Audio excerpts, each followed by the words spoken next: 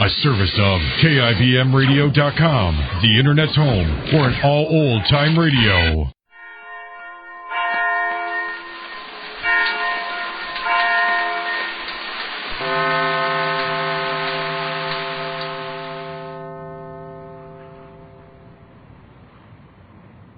Mrs. Bungalow and down to the radio station. First to the bungalow. Dinner is being served, but Jane paces the living room studying hard. Neil enters from the dining room. Listen. Jane, how about your dinner? Oh, don't bother me now, Neil. Can't you see I'm busy studying these questions and answers? But Ace is getting upset about your not eating anything. He was coming out here to make you come in and eat. It's a good thing I beat him to it. If he'd have seen you in this list of questions... Neil, do me a favor quick, will you? What? Hold this paper and see if I know them. Not now, Jane. You're going to give the whole thing away. I came here tonight to have a laugh on those two when we listened to the program. Now, come on in and have some dinner. Oh, wait just a minute. Ask me the first question. Go ahead and see if I know it. Ask me. Who was it who said, I would rather be right than be president? And I say Henry Clay. Now, the second one, That's right, Neil. Jim, but look, you've had all day to study those. This is no time... I want to be perfect, Neil. I'm even going to study them in a taxi going over there. Now, don't pull this list out at the radio station. If you do, when they see you, I'm going to get in a lot of trouble. Now, come on, Jane, please, have some dinner. I'm not hurry, Neil. How can I think about food? Oh, ask me some more questions. Go ahead, Neil. I think I've got them all, but I want to be sure. Oh, Jane, you're a problem.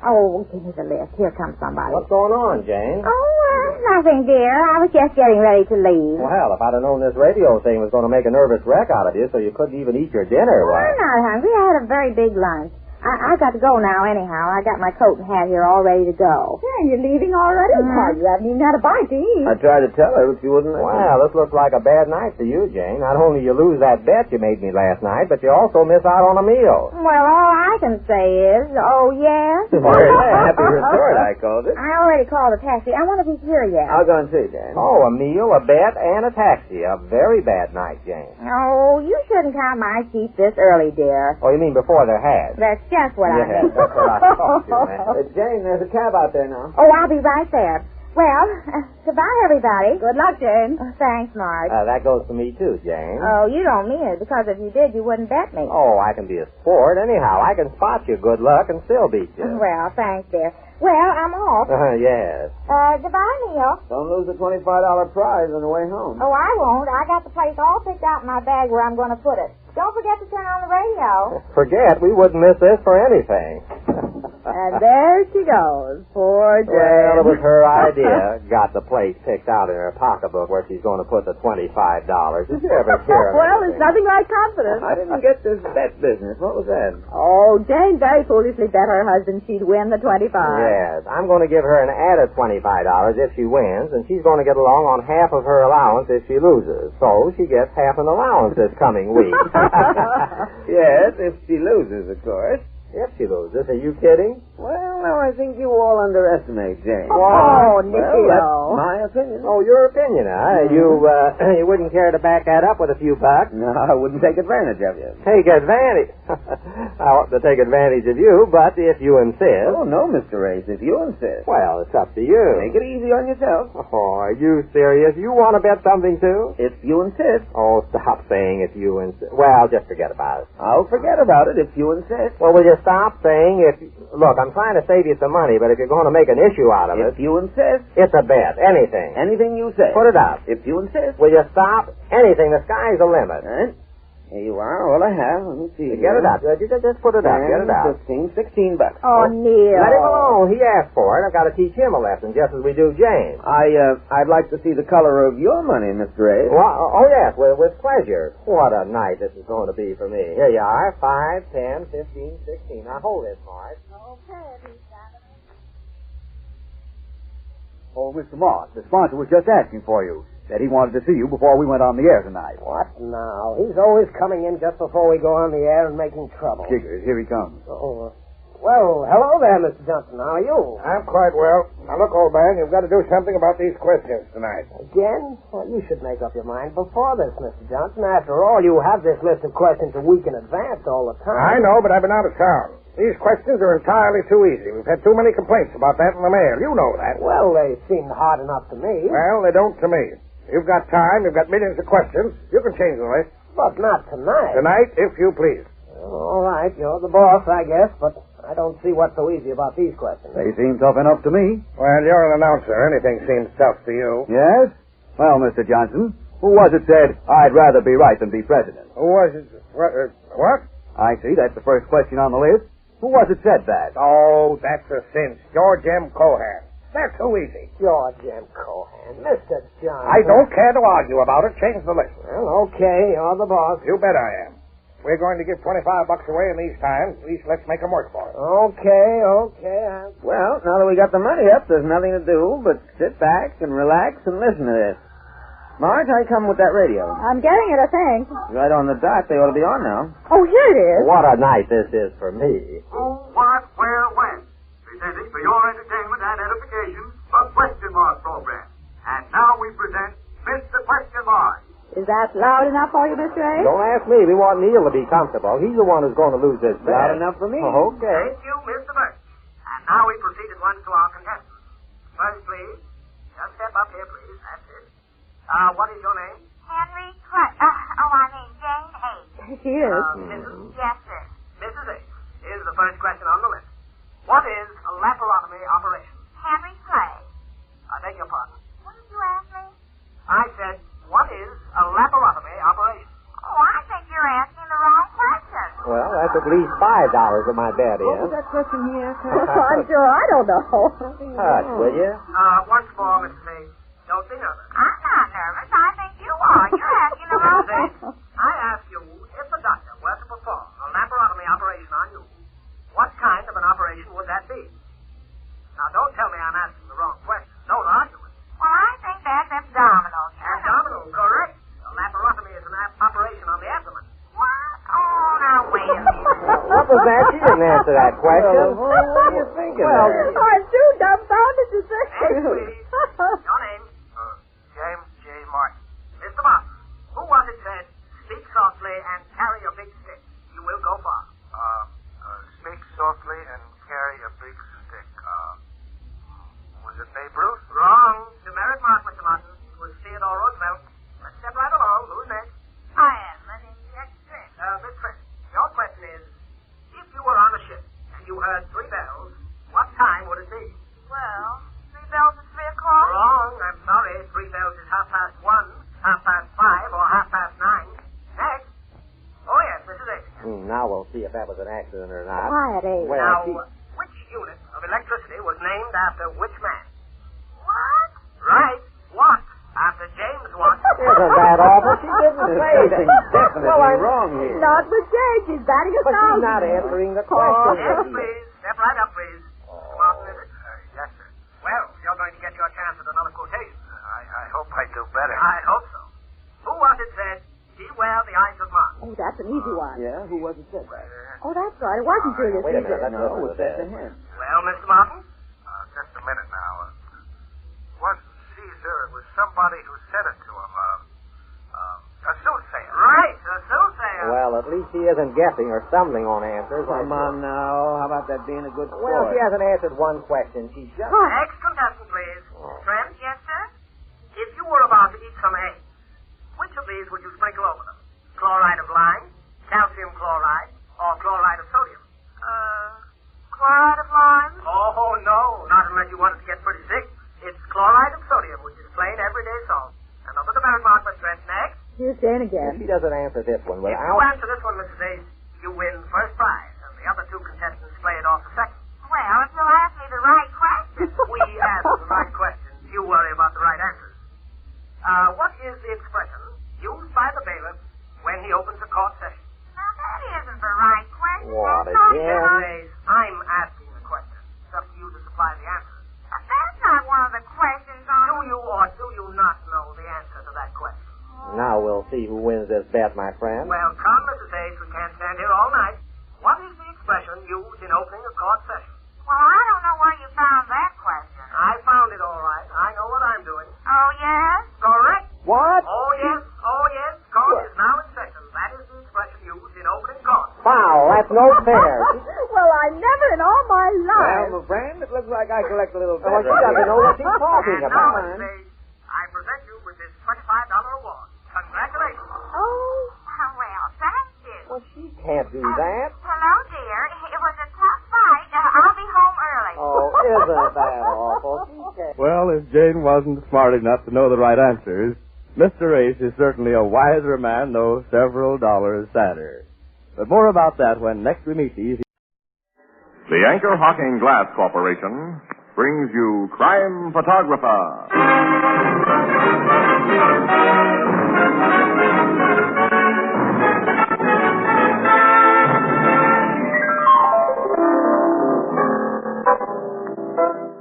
Gee, it's hot today, Casey. Here it is, only April 24th. April 24th, the anniversary of Ethelred. My anniversary, Casey? You know I ain't even married. I didn't say you, Ethelbert. I said Ethelred, once King of England. Oh, what's he famous for? Oh, who knows? But everyone knows what Anchor Hocking is famous for. Anchor Hocking is the most famous name in glass.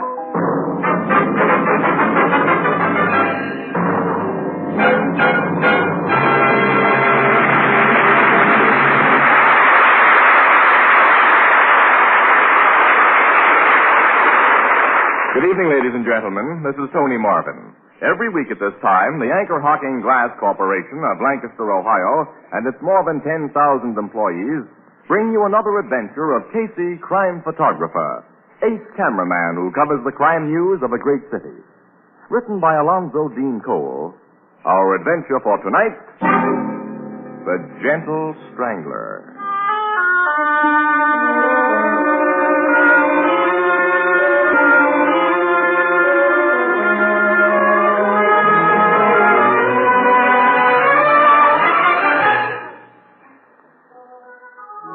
April, spring, around 9 o'clock in the evening.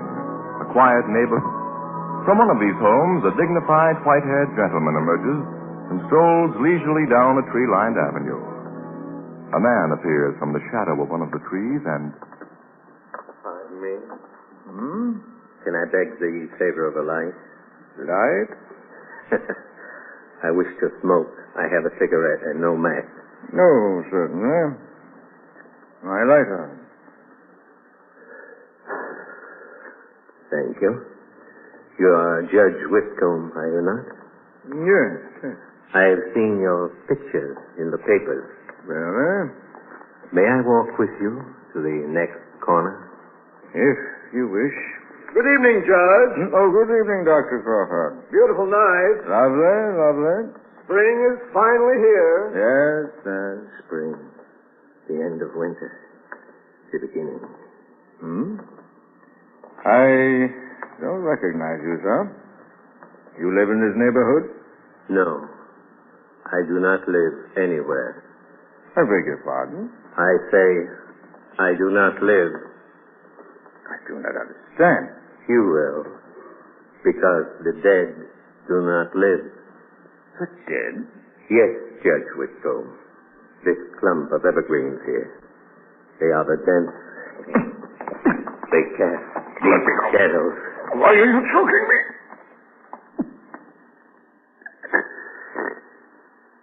You see, Judge, you do not live anymore. You do not live.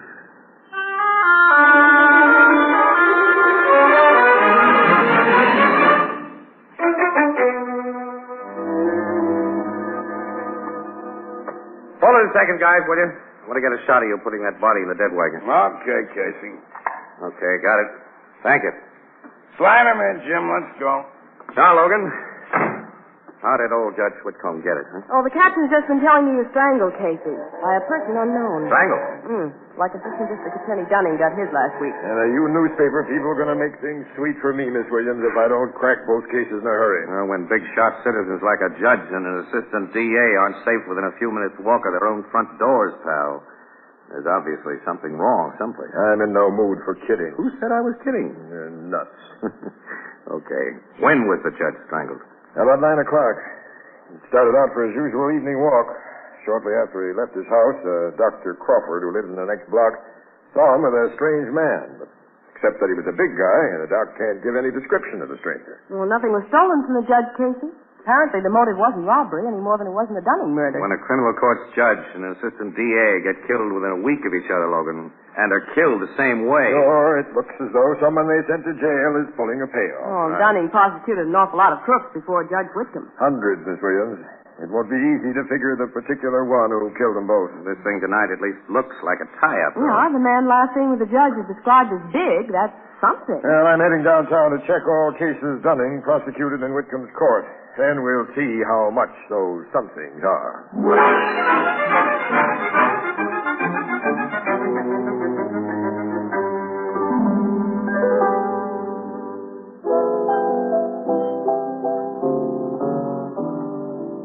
Joe, will you take care of that lady over at the table?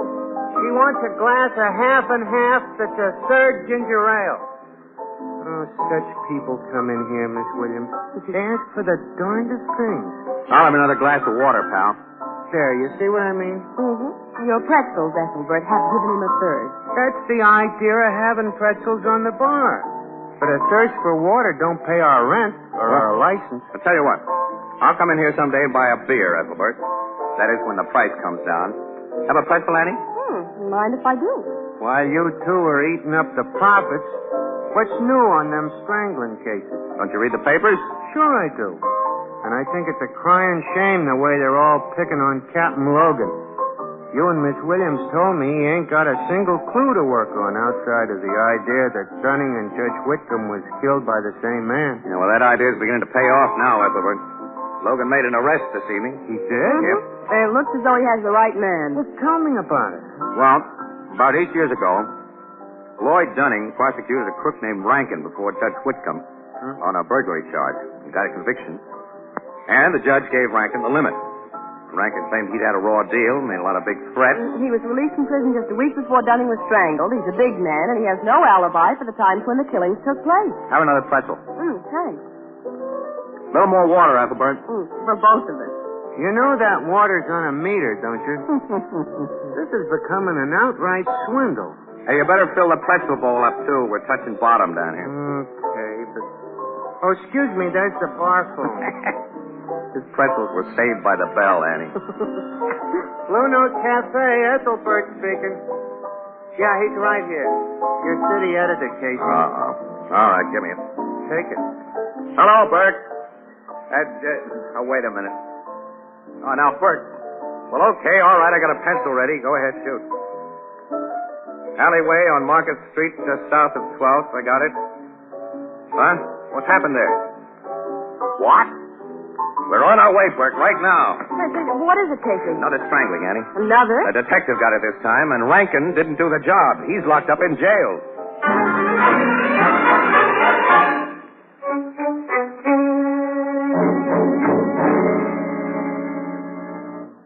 That corpse was Barney Lennon, Casey. One of my homicide guys, and one of the best. Yes, he was a swell cop, Logan. Swell guy, too. Now, this strangler must be an awfully strong guy. Barney was no pusher, right? Well, the strangler must have gotten him unaware. He must have. You know, Barney Lennon must have arrested the man whom Dunning prosecuted and Judge Whitcomb sentenced. Oh, maybe these three stranglings are wholly unrelated. Maybe we're dealing with a maniac. Well, the killer may be a maniac, Logan, but it's stretching that long arm of coincidence too far to believe that these three jobs are unrelated. Yes, 3 law enforcement officers in the same way and within 3 weeks. Yeah. A job a week. The killer may give us proof of relationship, Logan. Next week.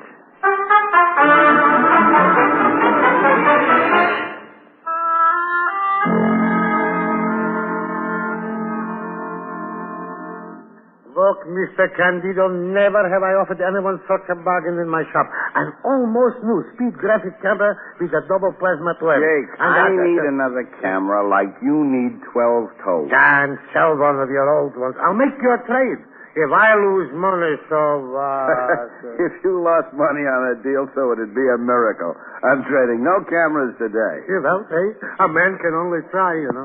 Send out that stuff I ordered first thing in the morning, will you? For you, Mr. Candido, I'll have it delivered as soon as I open the shop. And don't forget, I need those photo folders especially. You'll get them. The new business is doing good, huh? I can't complain.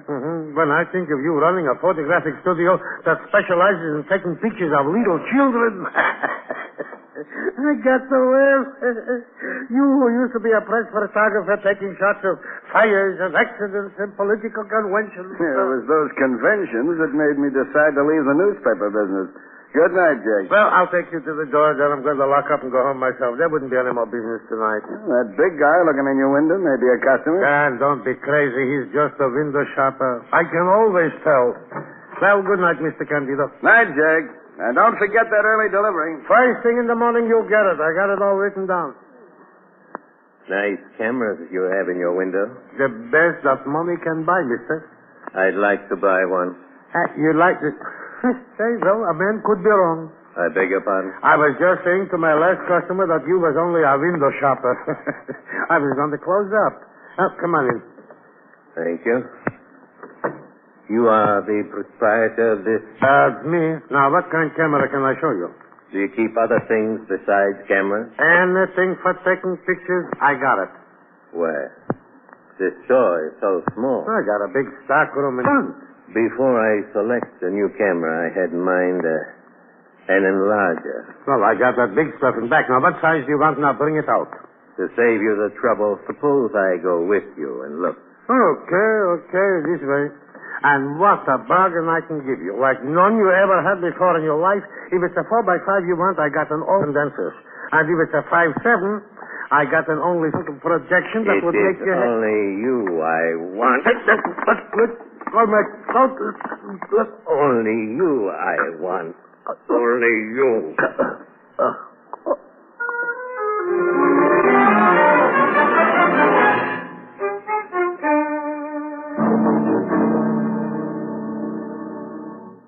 Strangling proves we're dealing with a madman, Casey. This Jake Blumberg had nothing to do with the law. He simply ran a little camera shop. Jake once had something to do with law enforcement, Logan. Yeah? What, Casey? He was a star witness, Annie, in a murder case. Oh, hey, I remember now. Yeah, I thought you would, pal. It was his testimony that got that Ivanov girl a death sentence. Mm-hmm. You remember the rest? Barney Lennon arrested her. Dunning prosecuted her. Judge Whitcomb sentenced her. Right. Casey. Yeah. I'm the guy who dug up the evidence against her. I must be next on the Strangler's list.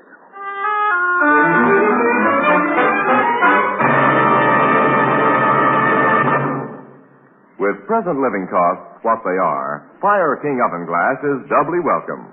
One, because Fire King Oven Glass is a product of Anchor Hocking, the world's largest makers of household glass, its cost is incredibly low, and each piece is guaranteed for 2 years against oven breakage. Two, Fire King Oven Glass lets you make delicious, healthful meals out of leftovers of all kinds and out of inexpensive ingredients. And foods baked in Fire King Oven Glass inside the oven retain all their precious vitamins and delicious flavor. So ask for Fire King Oven Glass by name at your favorite chain, variety, hardware, and department store. Beautiful, practical, inexpensive Fire King Oven Glass is a product of Anchor Hocking. The most famous name in glass.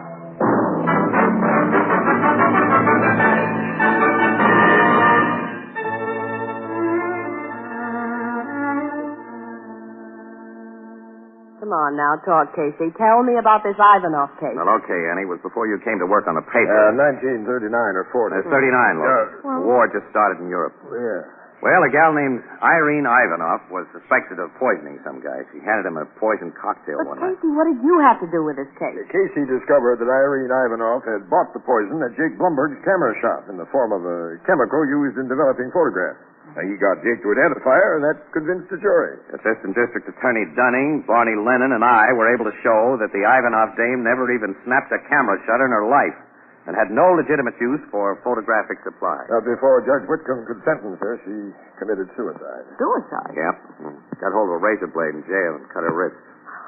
When her mother heard the news, she had a fatal heart attack, and they were buried together. Now, this Irene was an only child. But, Casey, how does the Strangler tie in with this? You say the Ivanov girl was an only child, and that she and her mother are dead. Mm-hmm. Well, what about the father? Before the murder, he had gone back to Russia, Annie. The Soviet government, with a war headed its way, kept him over there. When he heard what had happened to his wife and daughter, Miss Williams, well, the poor fellow had to be put in a madhouse. Or do you think he's been released and is back in this country? It's possible. After what's happened, I'd say it's probable. Oh. Well, then all you have to do is to find him Miss and... Williams, how do you find a man you've never seen and who has no criminal record? Now, the only thing I can remember, even being said about him, Logan, in a descriptive way, I mean, was that he was a big and a gentle guy. I don't remember the gentle part, but his bigness clicked with me as soon as you mentioned the Ivanov case. Did anybody see a big guy come into this camera shop before Jake was killed? I don't know, but the last sale he made before he was killed was for stuff to be delivered to a Mr. P. Candido. Candido? Yeah, here's his order book with the name and address. Hey, that's Pat Candido. Pat? Sure, Pat Candido. You know him, Logan. He used to be on the news. Yeah. And if Pat happened to see that big guy... It's been his business to notice things. Come on, we're calling on Candido right away.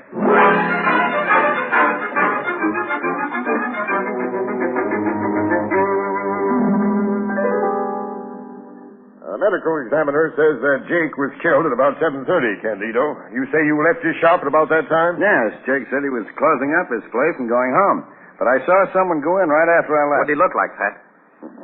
He was big, Casey. That's all I can tell you about him. Oh, you got to tell us more than that, fella. That guy was Jake's murderer. Now think. I've been thinking. He was just a big guy I saw looking in a window and never expected to see again. And you were supposed to be a hot press photographer before you got soft and went into the baby picture racket. You were supposed to have a nose for news. Oh, was my nose supposed to tell me he was going to commit a murder? Oh, I'm sorry, Pat. I'm sorry I let you down, Casey, but I just don't remember. Wait a minute. That big guy has eyes like a baby's. Like a bit? What do you mean? I take pictures of young kids all day, and, well, the babies, the infants, their eyes are different. They seldom focus when they look at you. They seem to look through you and all around you and not at you. Yeah, I know what you mean, Pat, but that isn't much help. But the best you can do for us, huh? That's all I can do for you. Yeah, well, thanks, pal. At least more than we had before. Well, now, that isn't enough to give Casey warning of a man who undoubtedly intends to strangle him next week. Now, what are you going to do about that, Captain Logan? Don't worry, Miss Williams.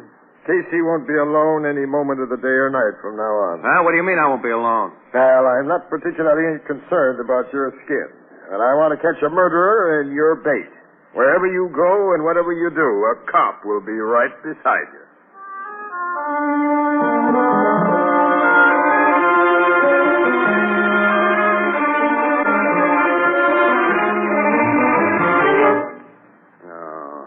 You know, I feel like a 2-year-old kid that isn't allowed out without his nursemaid. It's bad enough in the daytime, but when I have to look at one of you cops in my own apartment at night here... I don't like it any better than you do, Casey. If you're a pleasant company, it wouldn't be so bad, but you do nothing but gripe. Well, I'm sorry, Mac. Would you like a drink? I would, yeah. But if I touched a drop and the captain found it out, I'd be back to pavement pounding in a uniform. When he gives orders to guard a guy, he means you don't do it with liquor under your belt. And that isn't even any sociability with you, Lugs. Well, you ought to be glad we're on our toes. You know, Casey, it's just a week ago tonight since Jake Blumberg was knocked off. And you're next. I could handle that strangler by myself. I'm not anemic, you know. You don't know the guy, Casey. Wonder if Ivanov has a Russian accent. No, it isn't likely. He was brought to this country as a kid and lived here most of his life. Yeah, that's right. Well, it's almost midnight, Mac. Yeah. Start work tomorrow on the 8 a.m. shift, so I might as well hit the sack again. Yeah, I'll be able to do a little sleeping myself tonight. Hope my relief shows up at 12 sharp. Who is your relief tonight? Oh, some guy named Norris. I don't know him. He's a uniformed cop from the precinct house. A uniformed cop? Yeah, Detective Bureau has enough men to do all its work right now, Casey. We homicide guys especially have more than we can do. I know that. Of course, a plainclothes guy like me will pick you up in the morning. That'll be something I'll look forward to. Yeah. Well, I hope Patrolman Norris won't mind a little fancy snoring. Well, I'm going to change into my pajamas.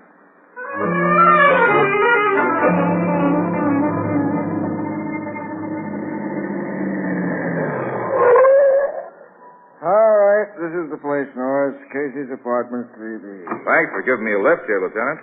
It's all right, I was going this way.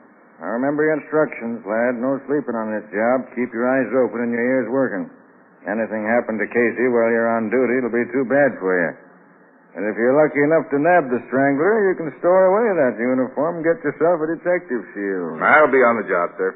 All right, you find a drive it yourself elevator back to the lobby stairs. Good night, Norris. Night, Lieutenant.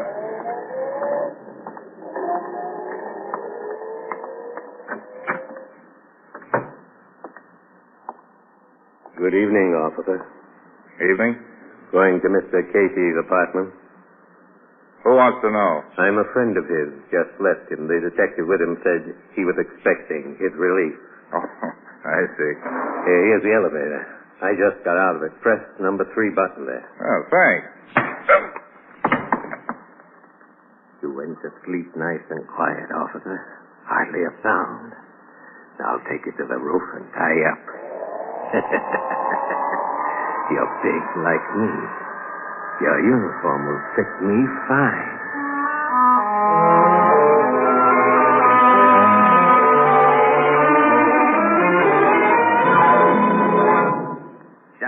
That relief cop is over 5 minutes late already, Casey. Well, you're actually off duty now, Mac. How about that nightcap? No, thanks. Not till the guy gets here. Here I'm all ready to hit the beauty rest, and you keep me up because I will give you a little hospitality before you shove off. Well, there's your relief. No. Now I'll get him. Yep. Keep away from that door, Casey. What do you mean? It just might be the bird I'm guarding you against. Oh, nuts. Who's there? Officer Norris, 23rd Precinct. Okay, just a minute. Cop with a list. One of our best dicks on the safe and loss squad, Stutters. Yeah, I know him. All right, come in, Norris. Thanks. I'm your relief. Yeah, and a late relief. I'm sorry. It couldn't be helped. Yeah, well, I'm sorry, too. All right, give me that nightcap, Casey, and I'll get out of here. Okay, Mac. How about you, Norris? No, thank you. I guess you know your orders. Yes. You know, I never run into you before, Norris. My name's McAvoy. Nice to know you. I'm Casey. Nice to meet you. All right. Here's your poison, Mac. Oh, thanks, Casey. Well, here's how. How? Well, I'm heading for home now. You lock the door when I go out, Norris, and take care of this lug Casey. I'll take care of him. You'll find me a pain in the neck, but you'll have to stand for that. Sock him if he gripes too much and put him to sleep. I may do that. Come on, get out of here, Mac. Yeah, I'm on the way, Casey. Good night. Good night. Good night. Now, I'll lock the door. I'm going to bed, Norris. There's a lot of magazines on that table for you to read if you want. The books and the case and this bottle. Help yourself to all of them. Thanks very much. You got a long, dreary night ahead of you. All nights are long. Well, I'd hate to have your job, sitting up guarding a guy that snores. Maybe you won't snore tonight. You're an optimist. Yeah, good night. Good night. Say, Yes? how did a guy like you ever decide to be a cop? It was a means to an end. What end? Excuse me, I'm getting kind of personal on such short acquaintance, but you seem such a gentle sort of fellow that I... Gentle? Why do you look at me like that, Mr. Casey? It's sizing you up. How do you size me up? Okay. You're okay. Think I'll have a nightcap. I prescribe it. Sure you won't join me? No, thank you. Detective McAvoy should be out of the building now. Well on his way home, don't you think? Yeah. I think so, too. And since we won't be disturbed... No, you don't! My eyes! The whiskey! I've got a full glass right in them. I even off. I've got my hands on you now. You'll die like the others who killed my daughter. Hey, you can't move so quick. But you're not going to strangle I can see. Again, I have a gun. You won't use it, though. How was that precise? Now try this on your whiskers.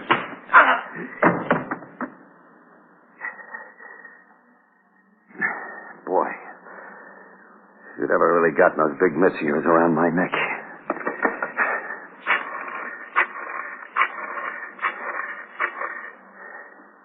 Hello, headquarters. Give me Captain Logan, will you?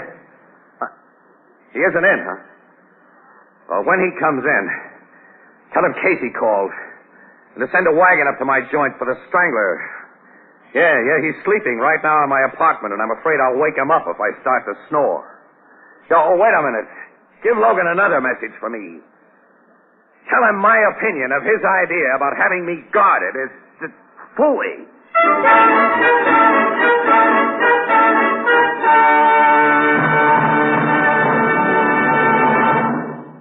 Breakfast time tomorrow morning is a long way off, and that makes breakfast just about the most important meal of the day.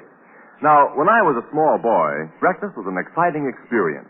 On my grandmother's table, there was always a great plate of hot golden brown toast and at least a half dozen different jellies, jams, and preserves to add zest and sparkle to those good old-fashioned breakfasts. Now, that's one reason we're so glad tonight to salute the Preserve Industry Council of America for its magnificent campaign to brighten up the breakfast toast with mouth-watering strawberry and apricot, sweet tart orange marmalade, and blackberry jam, fragrant apple butter, and currant jelly. Why, how much more inviting they can make your breakfast table. They whet young appetites, provide quick energy to see you through the day.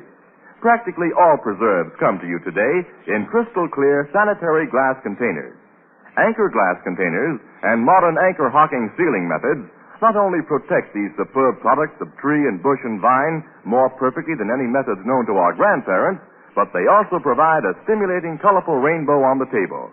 Always serve a variety of jams, jellies, and preserves at breakfast.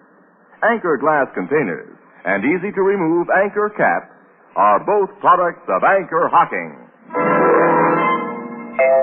The most famous name in glass.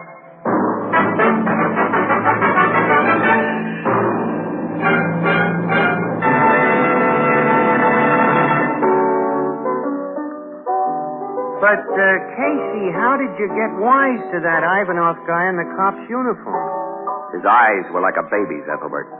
They didn't focus. The eyes of mad people are often like that. Yeah. And Ivanov is as crazy as they come, poor devil.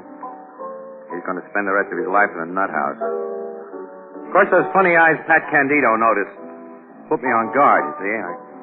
I filled that whiskey glass just in case. I wasn't going to take any chances. Ivanov had the cop's revolver, Ethelbert, in case he couldn't take chances. Right. How'd you find the cop whose uniform Ivanov had taken? He was on the roof, tied up and gagged. Otherwise, he was okay. Ivanov had been listening outside Casey's door. He heard the name of the cop that was to relieve McAvoy, and that McAvoy didn't know him personally. So he just put poor Norris to sleep and took his place.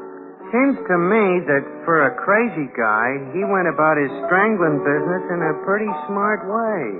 Well, insane people often have a very sane side, pal.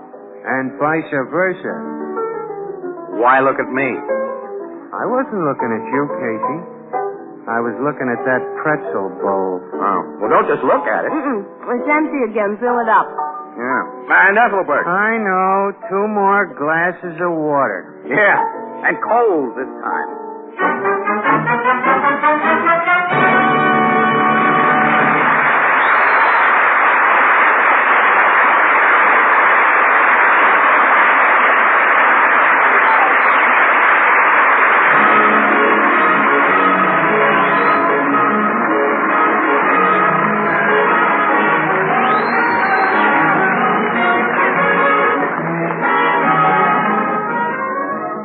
Crime Photographer, starring South Cotsworth as Casey, is brought to you each Thursday by the Anchor Hocking Glass Corporation and is directed by John Dean. The original music is by Archie Blyer, and the program features Miss Jan Miner as Anne and John Gibson as Ethelbert. Herman Chittison is the Blue Note pianist. Thursday night on CBS is the biggest show in town. So stay tuned for exciting dramatizations on Reader's Digest Radio Edition, which follows immediately over most of these stations. Next week, part of the country goes on daylight saving time. If your area remains on standard time, tune in your favorite radio program, Crime Photographer, 1 hour earlier.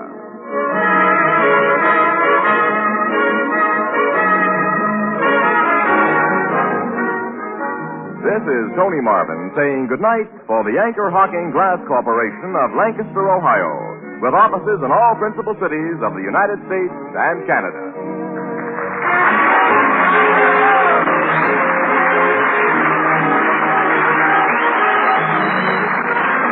This is CBS, the Columbia Broadcasting System.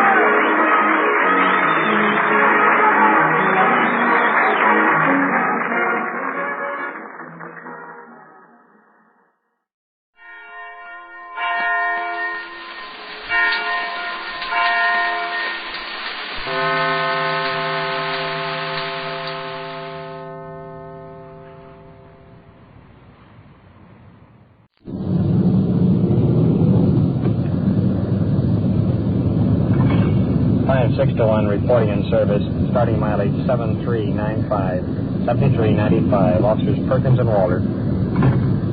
201-10-4, mileage 7395, 6:08 p.m. Unit 56 in service on the night watch.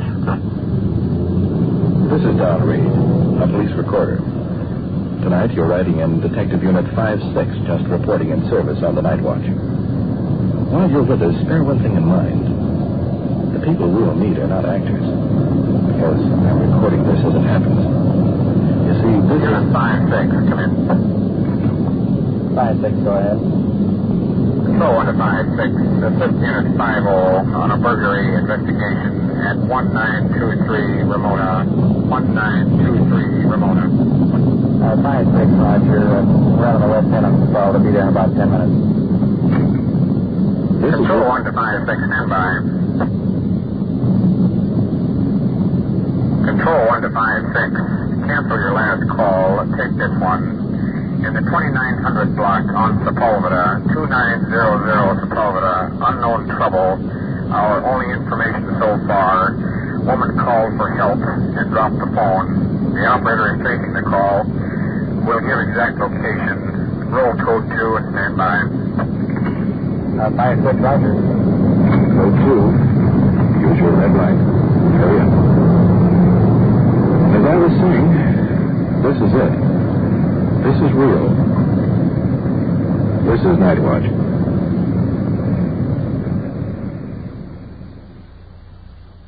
Night Watch, the actual on-the-scene report of your police force in action. There are no actors. There is no script. Every voice, every sound is authentic. The investigations are recorded as they actually occur. Night Watch, presented with the cooperation of the Police Department of Culver City, California, W.N. Hildebrand, Chief. We switch you now to Detective Unit 56, somewhere in the field, and to police recorder Don Reed.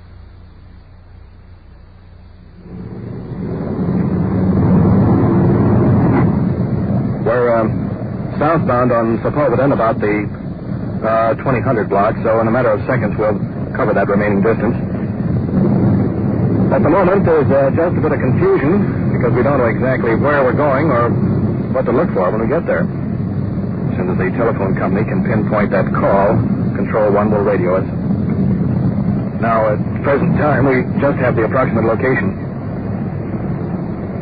I was just thinking, a couple of weeks ago, we answered a similar call. A woman was calling the station about a dog license and suddenly dropped the phone and screamed.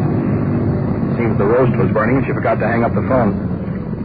Hold on, we're going to flip a turn. Sometime before that, we had the same deal. This time a man shot himself. That's what they mean, unknown trouble. Can't be anything. We're in the immediate area now. Slowing down. Checking the houses as we go. So far, nothing unusual. Most of the houses are full of Roger, 56. On your unknown trouble call, the operator states that the call originated at 2913 1/4 North Sepulveda. At 2913 1/4 North Sepulveda. 56, Roger. We'll be code 6 of that location. Kirk, flip your light on that White House over there. No, that's it. It's 13 must be in the rear, huh? Yeah, that's it. Yeah. Watch it.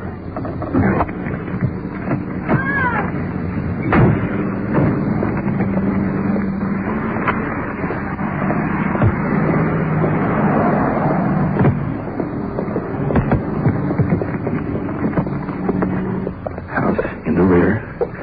It's a small bungalow.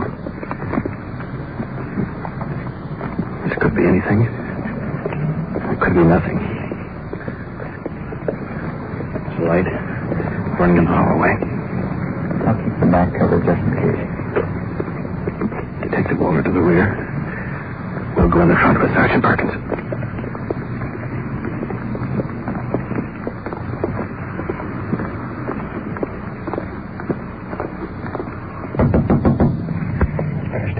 door down. Yeah, okay. Police officers, open up, will you, please?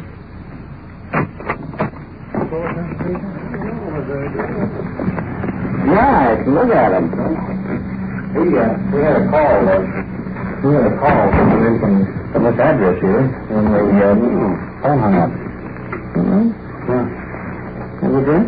No. Really okay. Thanks. Did you or anybody here call the station? Man, intoxicated. Says everything's okay. I'm the one called. Wife coming out of the bedroom, Oh, he was drinking my armed with a coffee pot. He's going to jump in the car and run off. Said he was drunk. Just because I was late getting home with the children, I took him to the fair. He knew I was taking him to the fair. And for the first time in their life, I took him to see the show. They had a circus. And I called him. He said, well, let's stay home with you, please. I'm plenty drunk anyhow. Well, he never drinks. And why he's doing it for some grudge against me or something. Anyhow, he started cutting up, and so when I hung up, I would have told him right away. He run out the back to get in the car, and when he did, I run behind him and took the keys away from him. When I come back, I left the receiver down, but by the time I got the key and got back in, well, he... Well, we had the operator trace. Yeah, I knew you would. I knew you would be up. I thought you would. I waited. I didn't pull my clothes off until later. I thought you would trace it and come on. Is everything okay? Yeah, it's okay now. He's quiet it down. Everything under control? Well, he better be. I'm beaming. You didn't think I'd call you.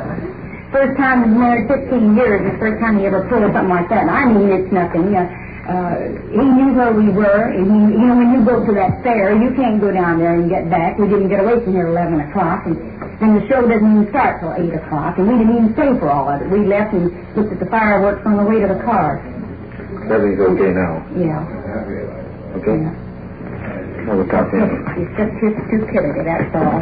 I can handle him. I'm a beanie, but he's a hemophiliac. He's a bleeder, and you don't dare hit him over the head with anything, you know. Now let's go in the front room. Husband slumped in chair. Several empty whiskey bottles on the table. I'm just having a good time. You don't normally drink. No. What's the reason? It's right here from 6 to 1 in the morning. Nobody shows up. You think you got a drink or something. You weren't going to go take your car out someplace, were you? I was going out and get drunk. Get drunk? I'd hate to see you in the I'm not drunk. No, but you've been drinking heavily. I've been drinking since 6, but that's what you call a handle it. How much you been drinking? What's on the counter out there? Well, as long as you stay in your own home and... I didn't mean what she told you, Jack. Well, don't go out and get in the car, though. Stay inside, okay? Okay. And no trouble. No trouble. All right. I'm sorry it's bothered you. All right, bye-bye. We'll see you later. Okay. Bye-bye.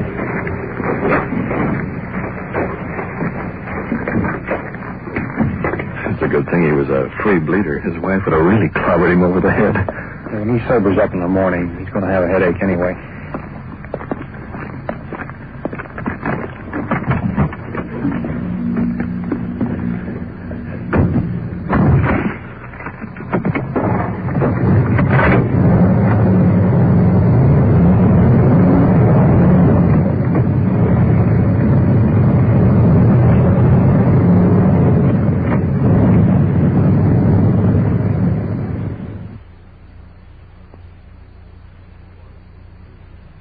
Listening to Night Watch and following the activities of a detective unit on its tour of duty.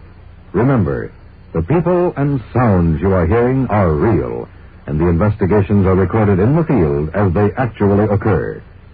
We'll bring you the final results of tonight's action at the conclusion of Night Watch.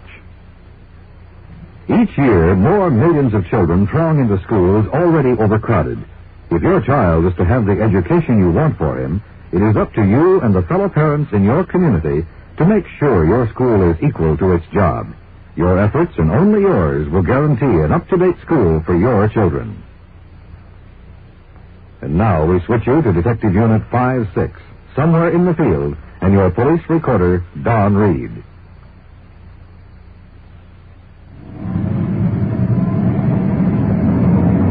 Unit 5-1 to 1. We have two 459 suspects trapped in the building at 3207 South Jefferson. Request immediate assistance. Control 1 to 5-1, stand by. All units in the vicinity. Officers need assistance at 3207 South Jefferson. 3207 South Jefferson. Two 459 suspects in the building now. Code 2. 5-1, 10-4. 5-6 to 1, Roger. We're rolling on the car. We'll approach from the north side. Two 459 suspects means two burglars in the building.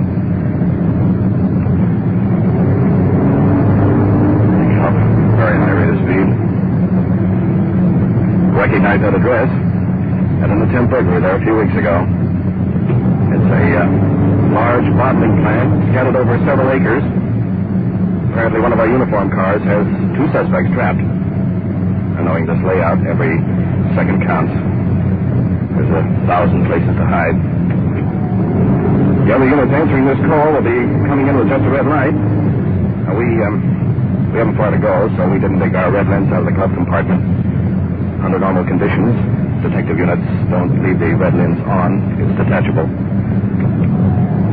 Matter of a couple more blocks now. Hold on, we're going to flip one. This is the unknown element. What's happened? Are they still there? Have they slipped out? Are they armed?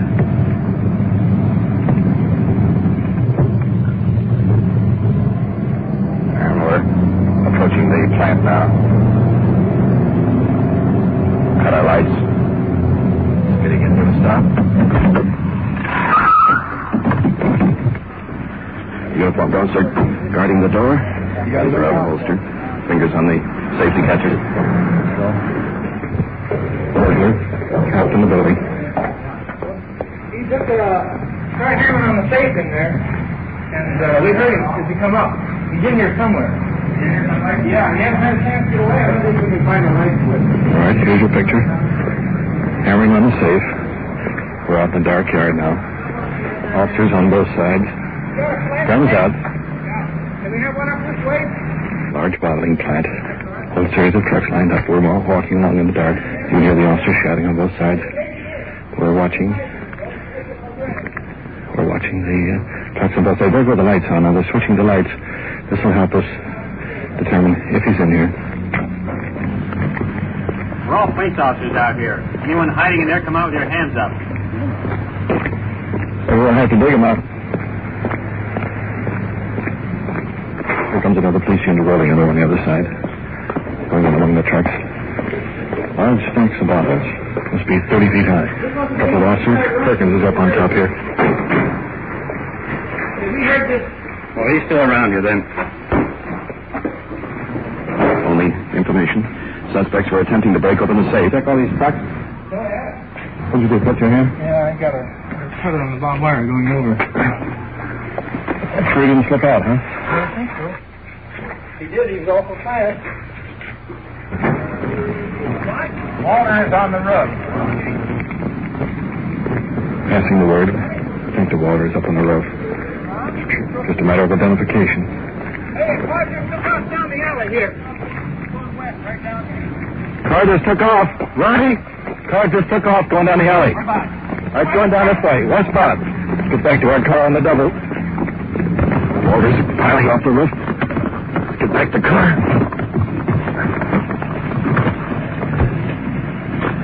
Sergeant Perkins driving.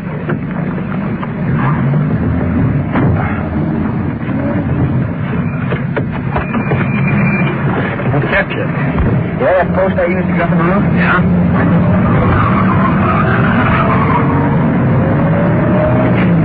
5-6 to 1 on this 459 call. One suspect may be leaving the area west through the alley and southbound on Oberlin in a light cream Mercury two-tone, possibly with a green top.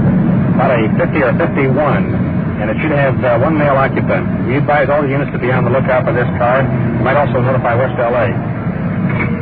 Control 1, 5-6, stand by. Control 1 to all units. Southbound on Oberlin. A possible 459 suspect. Driving a light cream Mercury 1950 or 51. two-tone with a green top. Contains one male suspect, maybe armed. Use caution.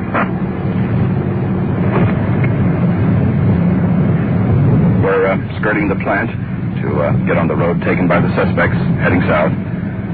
The geographical picture: on the left beyond the fence, open fields covered with grass, small shrubs. On the right, Bologna Creek, large cement viaduct, carries water down to the ocean. 5-4 to all units on this search. We've just contacted a citizen who saw a second male suspect leave the rear of the plant on foot. He's running toward the open field on Overland just a moment ago. Only description, dark suit and hat. Units 5-1 take the north side and 5-3 the south side. We'll cover that area. 5-6, can you read it? 5-6, go ahead. 5-6, Perkins, Lieutenant Kelly wants you to cover the Overland Bridge. Possible the suspect may head for cover under there. 5-6, Roger. We're right on top of it now. Control under all units in the search area. A detective unit will be code 6 in the Overland Bridge area. Heading down the dirt road toward the bridge. Control 1 just advised the other units that we're going to check out this bridge. Since we're in plain clothes, it's just a precaution against any mistaken identity. Especially since all of us, including the suspects, are wearing dark clothes. It's a little bumpy along here. Here we are.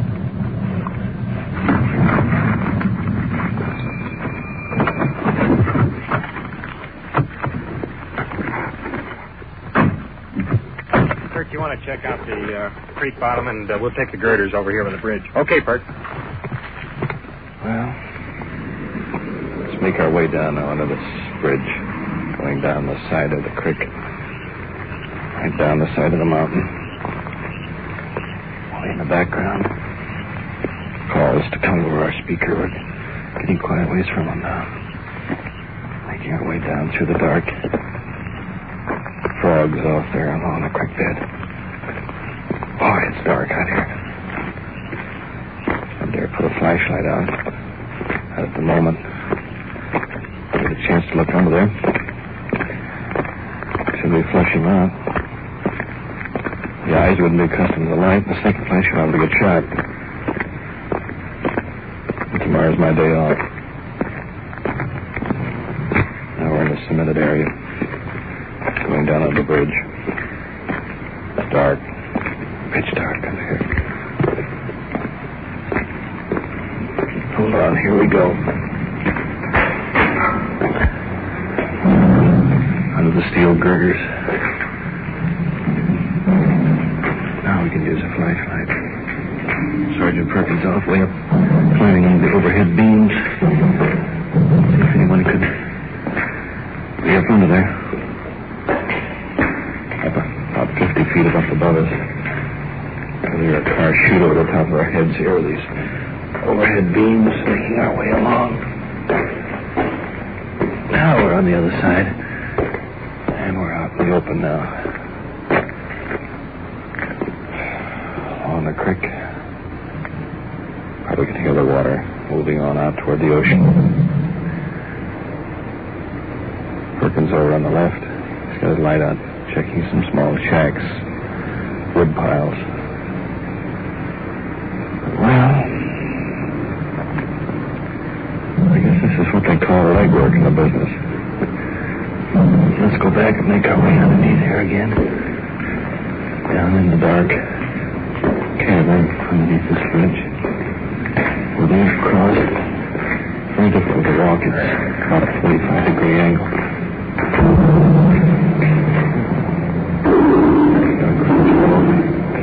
More cars over our head. Perkins shouting way out at the entrance. We're way in behind. Now we're on the outside. Make our way back up here again. On up the top of the cliff.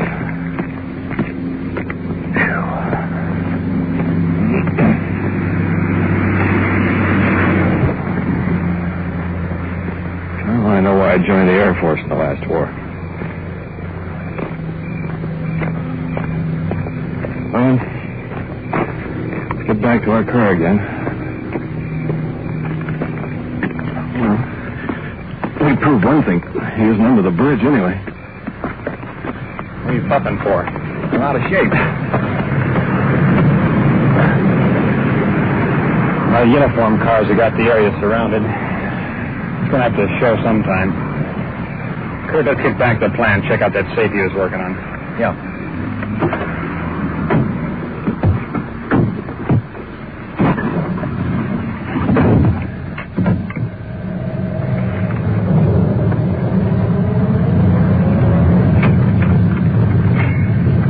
Six to Control 1. On this safe job down here, suggest you have the officers making the report make a notation that any information regarding the suspect or the suspect's car be kept out of the newspapers.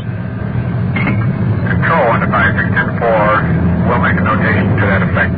KMA 394. Well, the object of that, of course, was to keep what information we do have out of the newspapers so that the suspects will not have any advantage.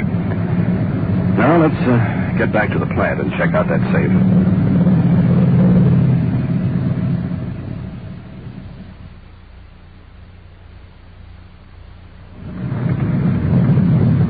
Up in front of the plant.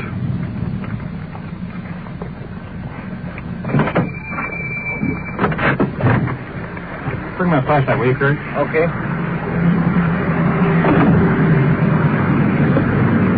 See, the fingerprint man is here.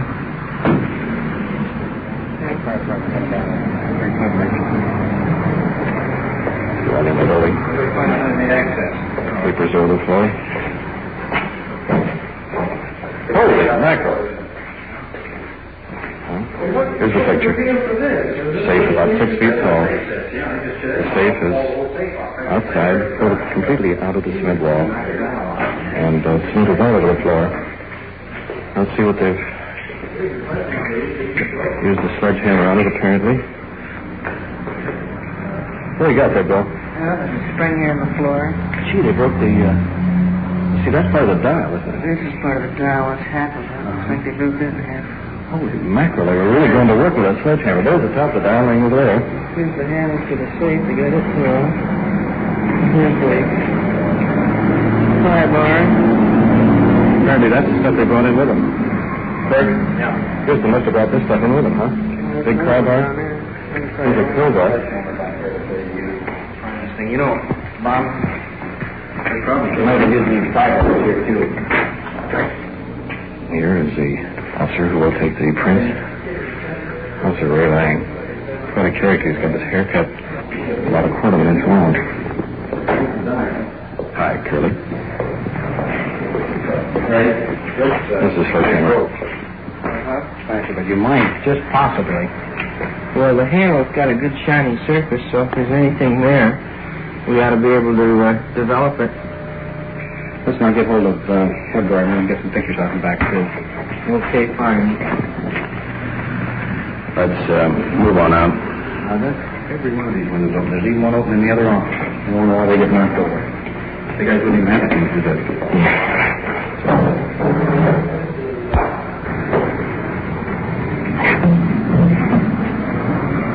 I guess that does it here. Walter, Perkins, heading for the car.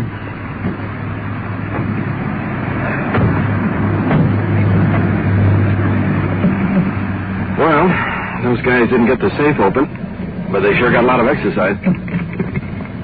So we didn't get them tonight. They didn't get the money either. Gentlemen, I say we should orange a cup of coffee. Anybody with me? Buying? Yeah, I'm buying. I can use this stuff. I can too, huh? How about I could even eat a sandwich? Wait a minute. Let's don't go overboard on this thing. Well, what are you buying, man? Coffee. Coffee? Yeah. Well, that's better than nothing.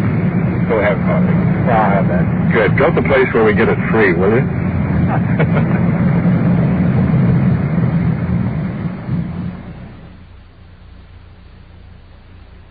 What you have just heard is real. Recorded as it actually happened on The Night Watch. And now back to police headquarters and Chief W.N. Hildebrand. I hope tonight's first investigation will give you an insight into one of the many problems faced by your local law enforcement officers. When they entered the house on the trouble call, they had to be prepared for any emergency. In reality, it was nothing more than a family quarrel. But regardless, the officers risked their safety in a fast run to the home because of the dangerous possibility that existed. Now, for a moment, I'd like to discuss the final case of the safe burglars. In a fiction program, the suspects would have been apprehended. But Night Watch is real, and in real life, the suspects are not always captured immediately. For example, several important clues as to the suspect's identity were censored out of tonight's broadcast. Considerable progress has been made on the case after many hours of legwork and long stakeouts. However, in the interest of security, up to this moment, no further facts can be revealed. In writing the Night Watch, remember you're listening while it happens. A police officer in the field must make a decision now. He has no way of determining the outcome in advance. His personal safety and your security is based on his training as a police officer. To help understand these problems is the reason for Night Watch. Thank you, Chief Hildebrand. You have been following the on-the-scene reports of your police force in action. Every voice, every sound has been real. Night Watch, brought to you through the cooperation of the Police Department of Culver City, California, is produced by Sterling Tracy and Jim Hadlock, with technical advice by Sergeant Ron Perkins, and is described in the field by police recorder Don Reed.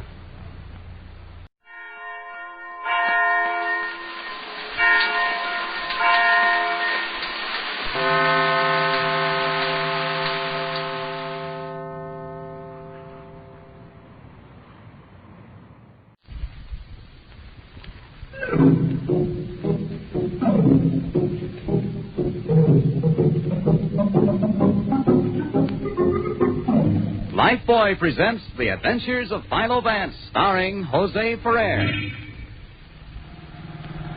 In the good old summertime, in the good old summertime, she's your Tootsie Wootsie in the good old summertime. La-da-dum. Happy Lane? On a night like this, Vance, no Washington assignment for me, no ridiculous detecting for you. Oh, I love it.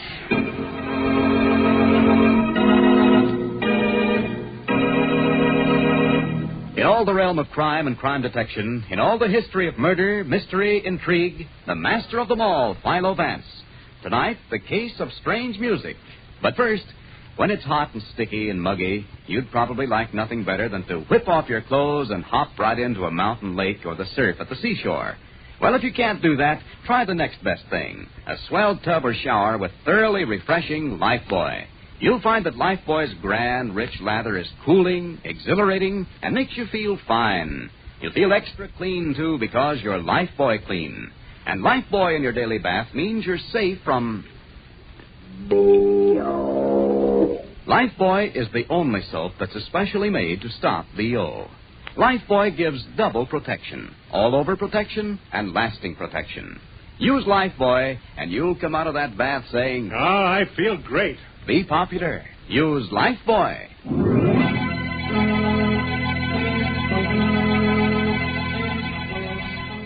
Tonight, the case of strange music. At the moment, Philo Vance and his friend, Lane Randall, are driving back to town after a dinner in the country, and Vance says, Not a care in the world. What, Vance? Nothing. I just said it's a beautiful night. I've had a good dinner. Curry will have a cold bottle waiting. I haven't a care in the world. Darling, how stuffy. A cold bottle indeed. Where did you pick up that expression? Oh, in the book, if you must know. Certain types of men invariably take their fair ladies back to their apartments for cold bottles and berths. Something like that. Just what types of men, may I ask? Amorous ones. Oh. Well, what's the matter? Don't you think I care, Lane? Really care? About your stomach, the way you sound. Oh, Vance, look! Where? There, it's a carnival. Oh, and a Ferris wheel. Oh, Vance. I haven't been to a carnival in ages. And a merry-go-round. Oh, Vance, let's stop, please. Idiot. You'd love it, too. You know you would. Well, come on, then. Only remember, I was all for that cold bird. Peanuts. Oh, don't they smell wonderful? Yes, I know. Boy, large bag, please, for my little girl. Elaine, dear, the car's back this way. Vance, a wax museum. Here we go again. What wax museum? Right there, see? The bloodiest crimes in history recreated before your very eyes, 25 cents. Oh, golly. Golly. This we've got to see. Oh, mister. I wonder if Van Johnson has this trouble. 2 tickets, please. Me and my gentleman friend. We want to see the bloody crime. What your gentleman friend wants, Lane, is something... Oh, don't be unromantic, darling. Come on. Remember that one, Lane? The Snyder Gray murder case? Don't they look real? Oh, here's Dillinger over here. See, he was coming out of a theater in Chicago when they got him. Oh, and look in this case. Vance, it's a... Oh! Lane. That man, he's real. You're a complete idiot. Look, Lane, it's wax, just like all the rest. Oh. Well, it gave me a shock. Funny. For a moment, I could have sworn... You've had too much pink lemonade, lady. Let's go, shall we?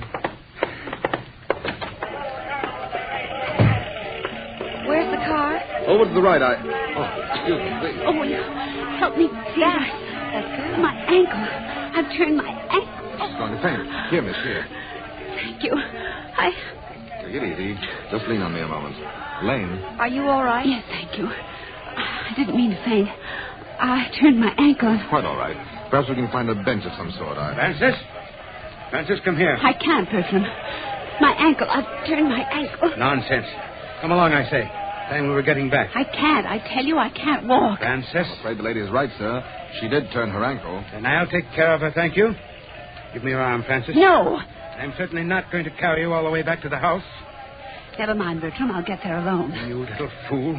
Must you make a scene every time we go out of the house? Give me your arm. That will do, sir. If you won't carry me, Bertram, I'm sure this gentleman will. What? Do you mind, dear? Francis, I warn you. Would you mind, Mr. Vance. Philo Vance. Mr. Vance, we live just through the field beyond here. Why? Newberry's my name. Mrs. Bertram Newberry. And this is my husband. How do you do? Francis, I demand that you stop this display and come home. Get away from this man. Yeah. Will you, sir? Mr. Vance, really, I can't make it alone. I'd be delighted. You don't mind, Lane? Oh, no, Vance. If you like, I'll walk in front of you with trumpets. And you, Mr. Newberry? Go on, go on. I warn you, Francis, someday you'll go too far.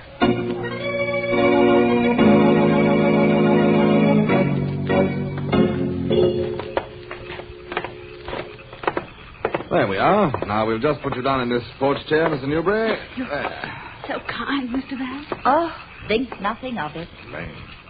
I'm sorry if your husband was disturbed, Mrs. Newberry. If you like, I'll try to explain that you did turn your ankle. Oh, don't bother, please. He's gone in the house now. He'll just sulk for a few hours. Let him. I see. Could I offer you a drink? You've been so kind. We should go, Vance. It must be quite late. It's exactly 5 minutes to 10. Oh, Ed, dear, I didn't know you were on the porch. I won't be for long, Aunt Frances. I'm waiting for a program on the radio. Oh, excuse me. This is my nephew, Mr. Newberry, Mr. Vance. Newberry, yeah. Oh, my dear, I'm so sorry. I didn't quite get your name. Mud. I beg your pardon? Miss Randall. Miss Randall? How nice. Francis, thank you. On the porch, Tom. I saw Bert going to the library. Oh, I beg your pardon. Tom, dear, these very nice people carried me home from that horrible carnival. Courage? Oh, what do you... Mrs. Newberry has a turned ankle. Oh, I see. He made you go, did he, Fran? It was easier to humor him. He insisted that we walk down there. His little joke. I see. Oh, I'm so sorry, Mr. Randall. Mr. Randall. Mr. Vance, Mr. Ronlander. How do you do? Mr. Ronlander lives on the next estate, our neighbor. Ha-ha. I didn't see you, Ed. Is that so unusual? Ed, dear, please. I have my car in the drive. Can I drop you people? Oh, thank you, no. We're parked just through the field. Ready, Lane? I am, Vance. You must forgive my husband's behavior, Mr. Vance. He has a rather strange sense of humor. Oh. His money went to his head. Ed, you mustn't. It's true, isn't it? He enjoys his little joke, Mr. Vance, like tonight. It amused him to make me dress up just to go to a country carnival. He insisted that I wear an orchid. It's very beautiful. My husband and I don't go out socially, you see. Tonight was his way of showing me a good time.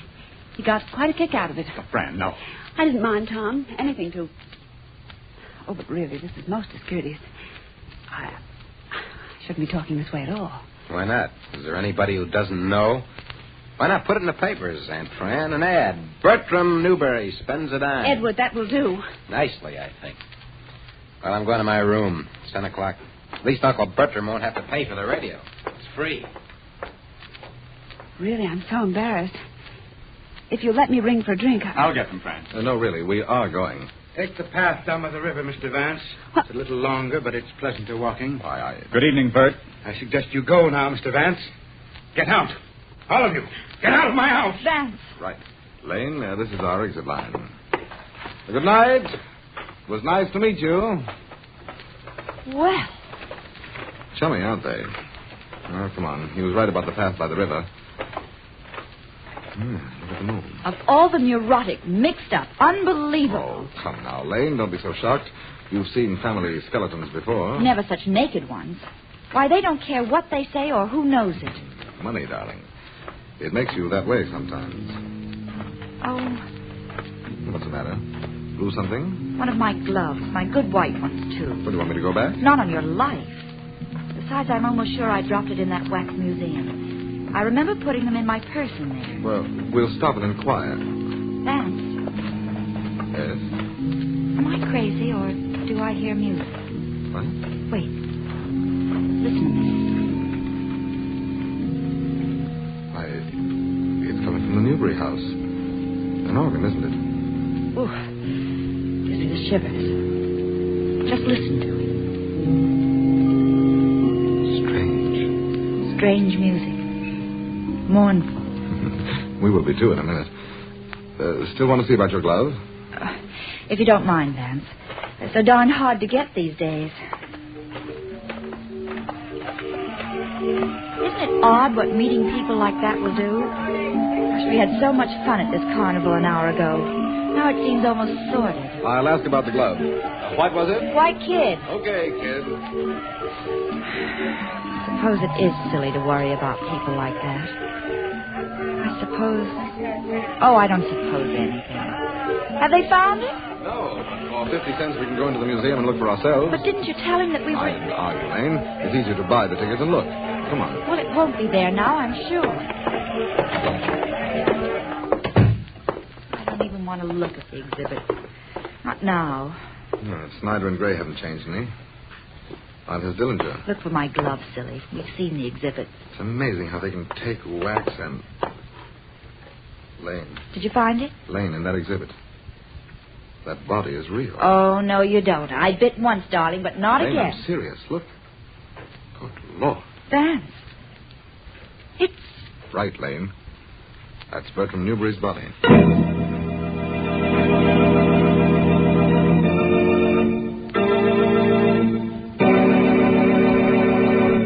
Bertram Newberry, his body part of an exhibit in a wax museum. We'll return in just a moment with more of the case of strange music. But first...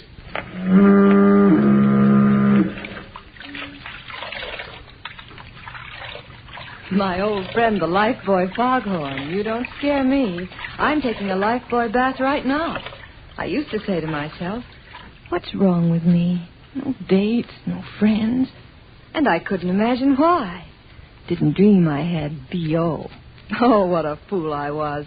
But I always feel safe now with Lifebuoy in my daily bath. I just love my bath with Lifebuoy. Such mild and gentle laughter. It really is divine. I just love my bath with Lifebuoy. So soothing and refreshing. It makes me feel fine. I'll be fresh and dainty no matter where I go. 'Cause my Lifebuoy bath really stops B.O. You try Lifebuoy. It's swell. And now, back to the adventures of Philo Vance.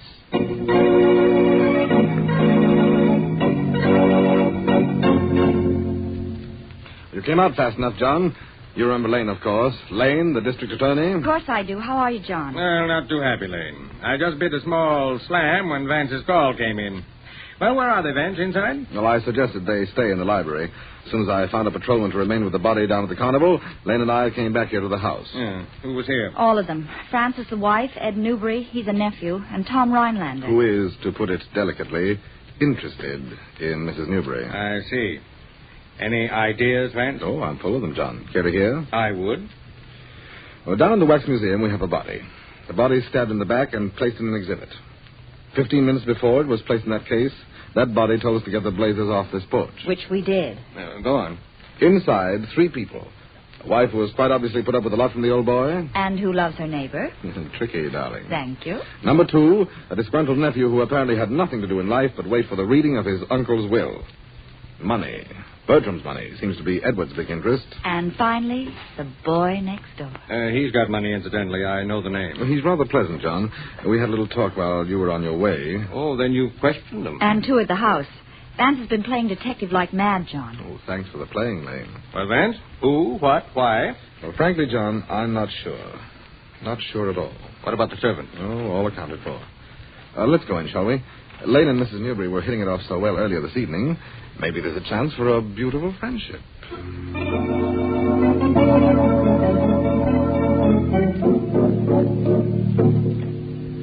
All right, son, what's your story?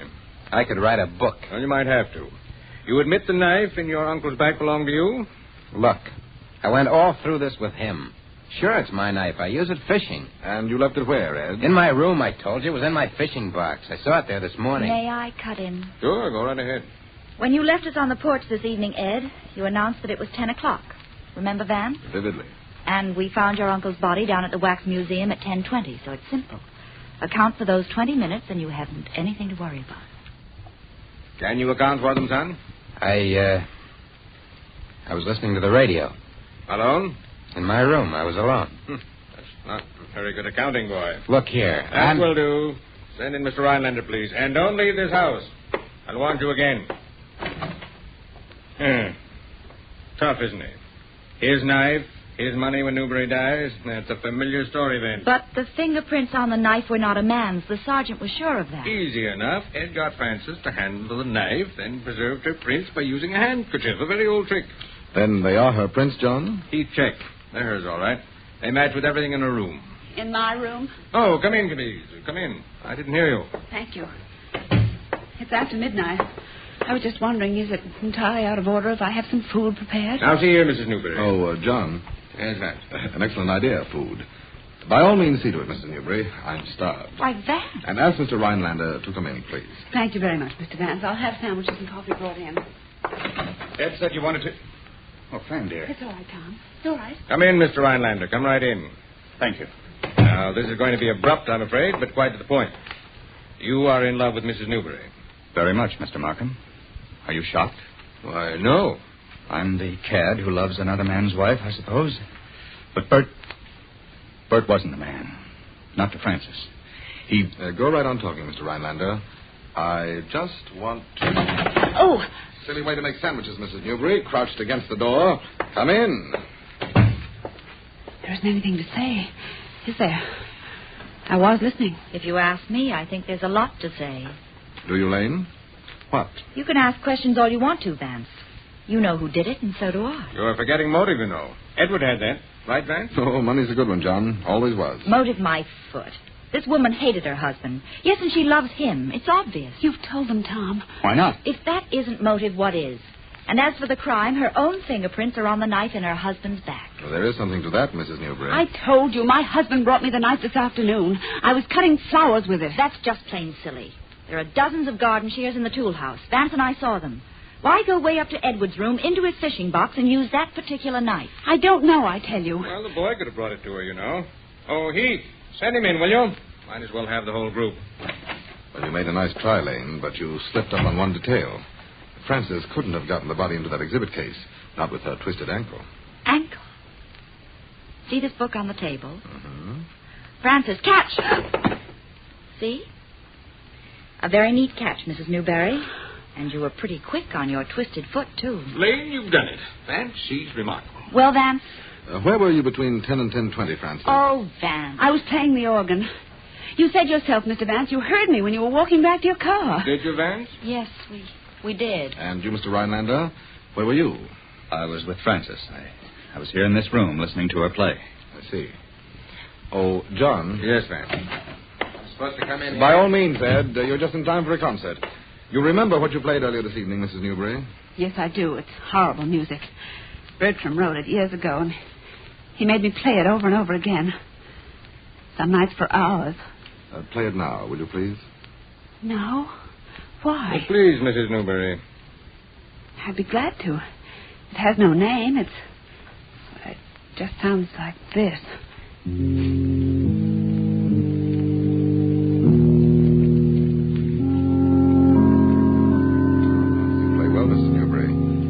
You're quite sure this is the music you played tonight? I told you. Well, that will do, thank you. Now, if you'll excuse me, I should like to offer a musical selection. Vance, you? It's quite easy on this organ lane. You see, it's equipped for automatic player rolls. Here's one I picked up about the house this morning. What have you got? Listen, Mrs. Newbury.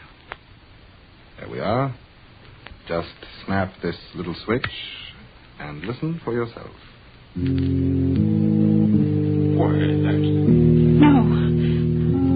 No, it can't be. Vance, it's the same music. Oh, surely. Of course, but Turn it off.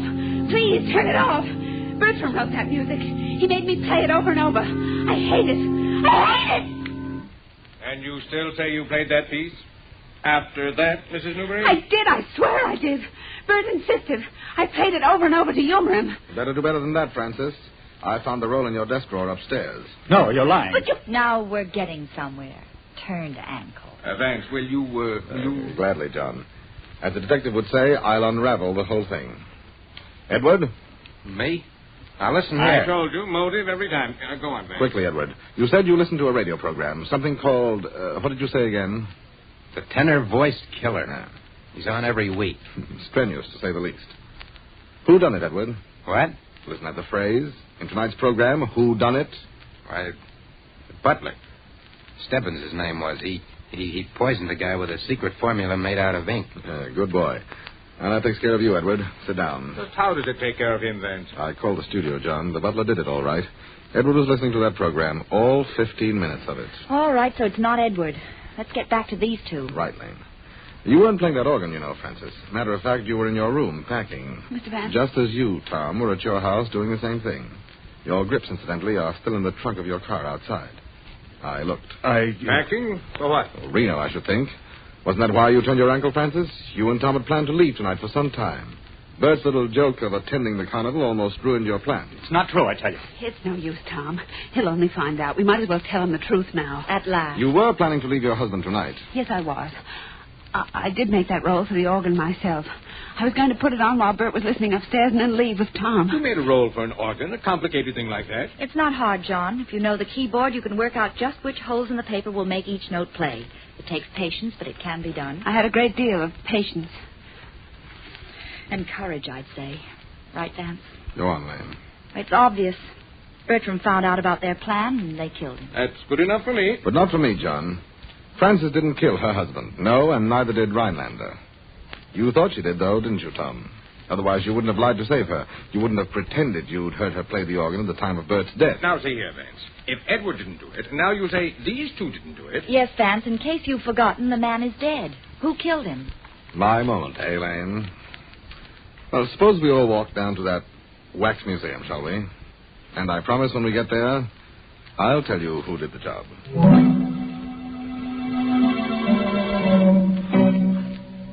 All right, Vance, it's all your show. Go ahead. Well, thank you, John. Now then, here's the original exhibit, as Lane and I saw it first this evening. Lippy the knifer, that's that figure in wax against the wall there, was standing just where he is now. His victim, also a wax dummy, was on the floor, just as you see Bertram's body now. I can't look. I'm afraid you must, Mrs. Newbury. Really, Vance, we know all this. Someone simply took the wax victim out of the exhibit and put Bertram's body in its place. Right, Lane. Look at Bertram's body, John. Face down, knife in the back. I see that. Now, look at Lippy here against the wall. A body made of wax, but strong as steel. These dummies are steel, you know, with a wax coating. Oh, Lane. Yes? Pull on Lippy's arm, will you? Pull hard. It's firm, all right. And the dummy's tied to the wall. Tied with your fish line, incidentally, Edward. What? Oh, this was carefully planned, Edward. By Very whom? carefully planned. By whom, Vance? In a moment, John. Now, we'll take the knife from Bertram's body like this. Oh. It's all right, dearest. And place the knife in the dummy's hand so. Notice, John. The handle pushes firmly against the hand with the blade pointing out. I see that. Now we roll up the dummy sleeve, pull down this rather intricate figure spring. Vance, what on earth is that? A spring, Lane. See?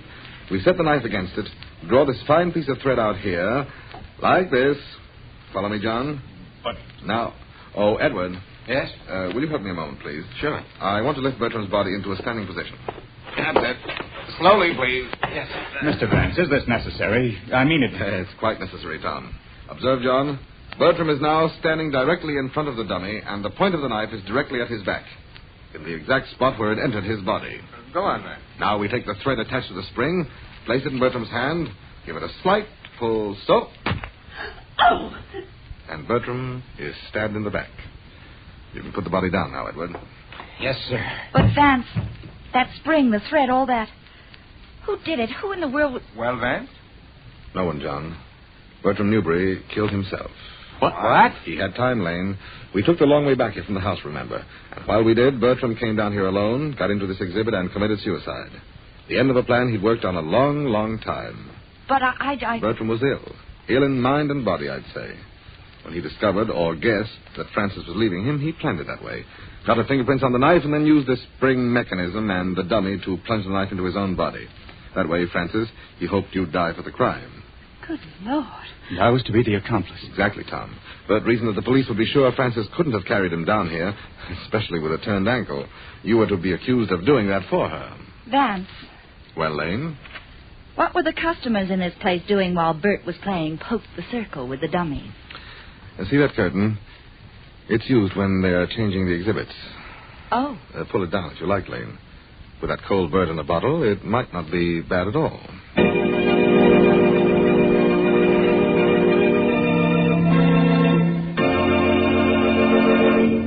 We'll return in just a moment to tell you about next week's adventure. But first...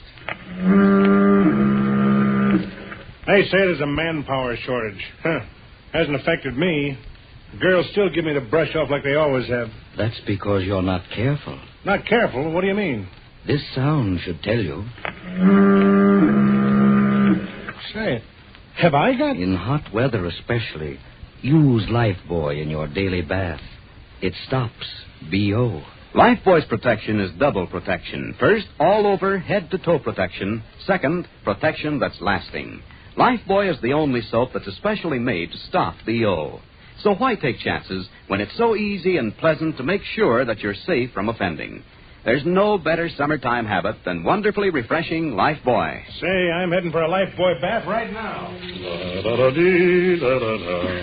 I'm singing in the bathtub, singing for joy, living the life of Lifebuoy. Can't help singing, 'cause I know that Lifebuoy really stops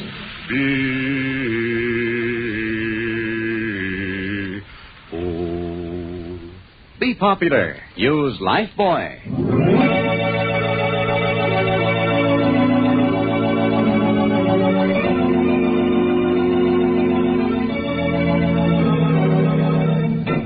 The script for tonight's program was adapted for radio by Bob Shaw from the characterization originally created by S.S. Van Dyne. Philo Vance is played by the brilliant young star of Broadway, Jose Ferrer. Lane Randall is played by Francis Robinson. And this is Don Hancock inviting you to be with us again next week at this same time when you'll hear... You know, Miss Randall, you do have green eyes. Lovely, clear green eyes. Get away from me. I like green eyes, you know. At night sometimes I dream about them. Hundreds of them. Lovely, clear eyes, all green. No! Put down that knife! Green and cold and lovely. Lena! Lane!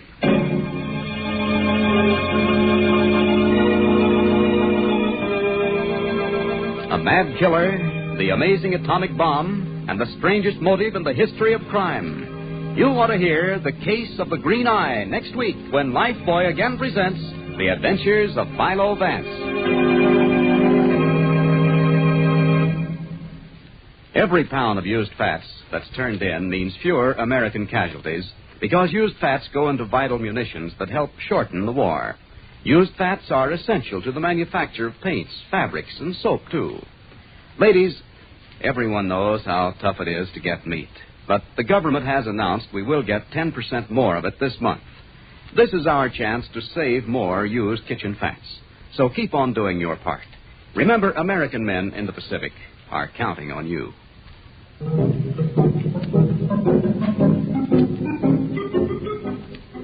For an easier wash day, get Rinso. You'll whistle while you wash because Rinso gives you a wash that's Rinso white.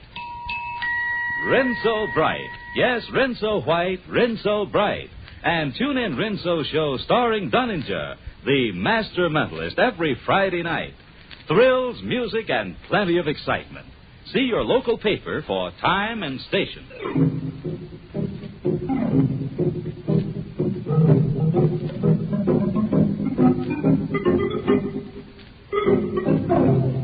This is the National Broadcasting Company.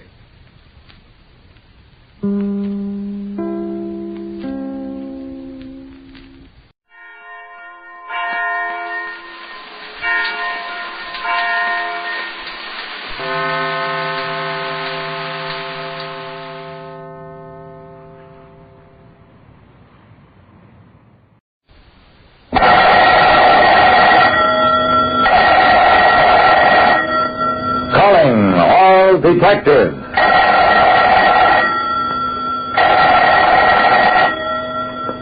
When a man tried to plunge into a burning building to save his partner, some called it heroism, but others called it murder. That is the situation on this page from my casebook, the casebook of Jerry Browning, private detective. When a private detective like me, Jerry Browning, catches a criminal, his job is only half done. The tough part of the job still remains. Proving guilt.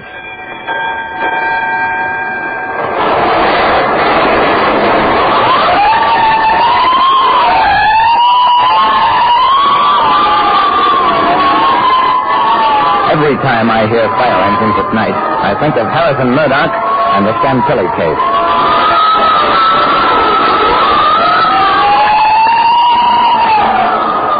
That's how the Chantilly case started. With a fire at the Chantilly Murdoch paint factory.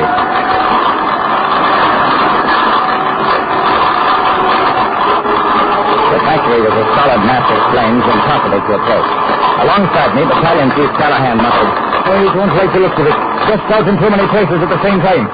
I'd been at the firehouse conferring with Callahan when the alarm came in. We were among the first at the scene of the fire. Saw flames burst out at a dozen points before they merged into a single roaring inferno.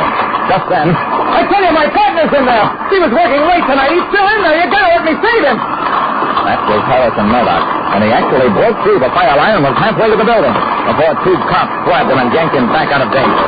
Moments later...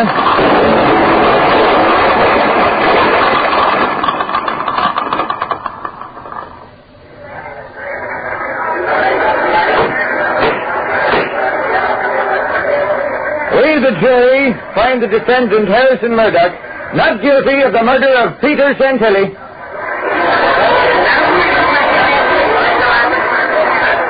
Yes, it was Harrison Murdoch, charged with having deliberately set the fire that killed his partner. The jury listened to his story of having tried to plunge into the flames to rescue Chantilly and believed him. Nobody else did.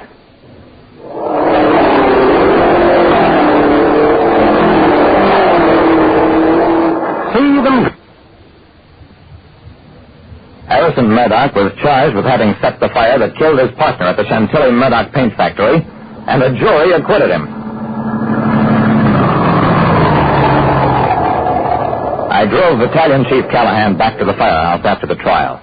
"Gee, I don't care what anybody says. Murdoch is a killer. He murdered Chantilly in that fire because he wanted the business for himself. That fire was incendiary, and I had plenty of proof." I shrugged. "Don't argue with me, Callahan. Sure, you had traces of the incendiary chemical. But the jury believed Murdoch when he said they were experimenting with that stuff to mix with paint to prevent color fading." "That devil had his defense all figured out in advance. Even had the place uninsured." "Yeah. And you insisting that his rescue attempt was strictly fake didn't help your case any." "Might well face it, Callahan. Nobody can touch Murdoch now that a jury has cleared him. Callahan stared at me bleakly. Jury, I'll never rest until I find some way of convicting him of something.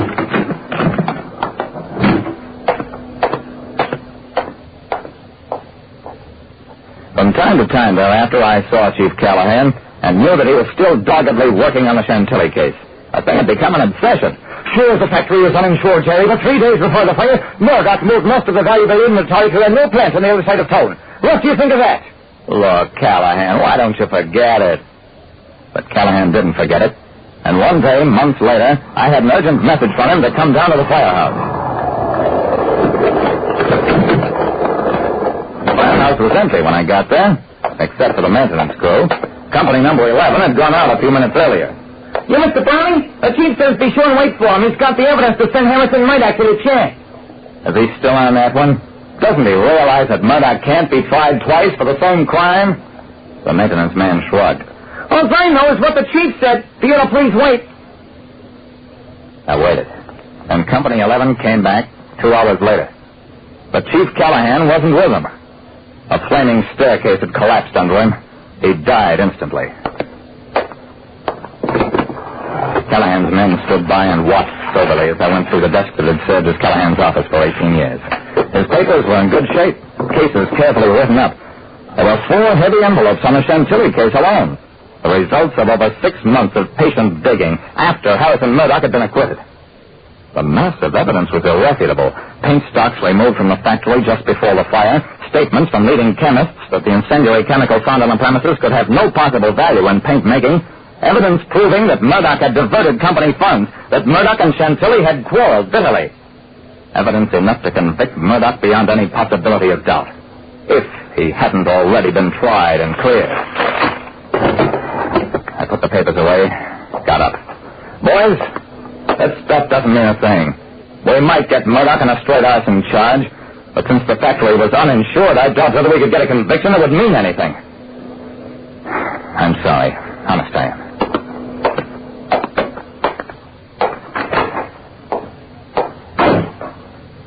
I went back to my office, sat down at my own desk.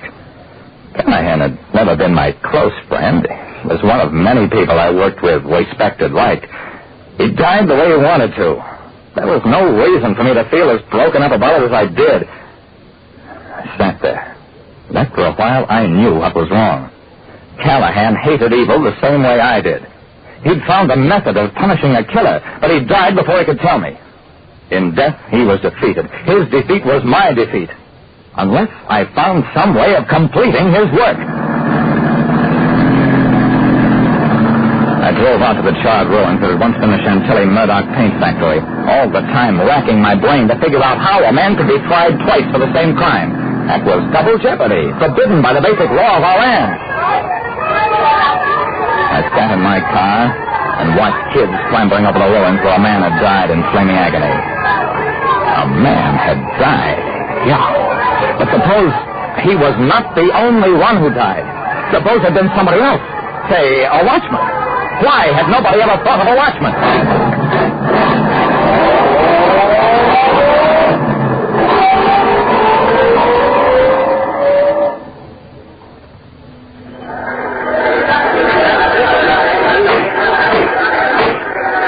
The defense admits there was a watchman, Michael O'Flaherty, at the factory. But the defense insists that O'Flaherty was sick and resigned his job the afternoon of the fire. The defense pleads for more time in which to locate Mr. O'Flaherty and to prove that he did not perish in the flames. It was another jury, another trial of Harrison Murdoch. And this time, we, the jury, find the defendant guilty as charged.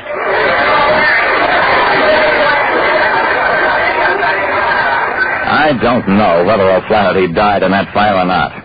I don't know whether that was the evidence Chief Callahan had stumbled over. I don't suppose I ever will know. What I do know is that the missing watchman was never located, and that Harrison Murdoch paid the full penalty. Like I said, I hate the sound of fire engines in the night. They remind me of death in more ways than one. Get this and get it straight. Crime is a sucker's road, and those who travel it wind up in the gutter, the prison, or the grave. There was a broken body in a quiet house, gunplay on a merry-go-round at midnight, and a boy and a girl in love running away, all because of one man's fine Italian hand. From the pen of Raymond Chandler, outstanding author of crime fiction, comes his most famous character in The Adventures of Philip Marlowe.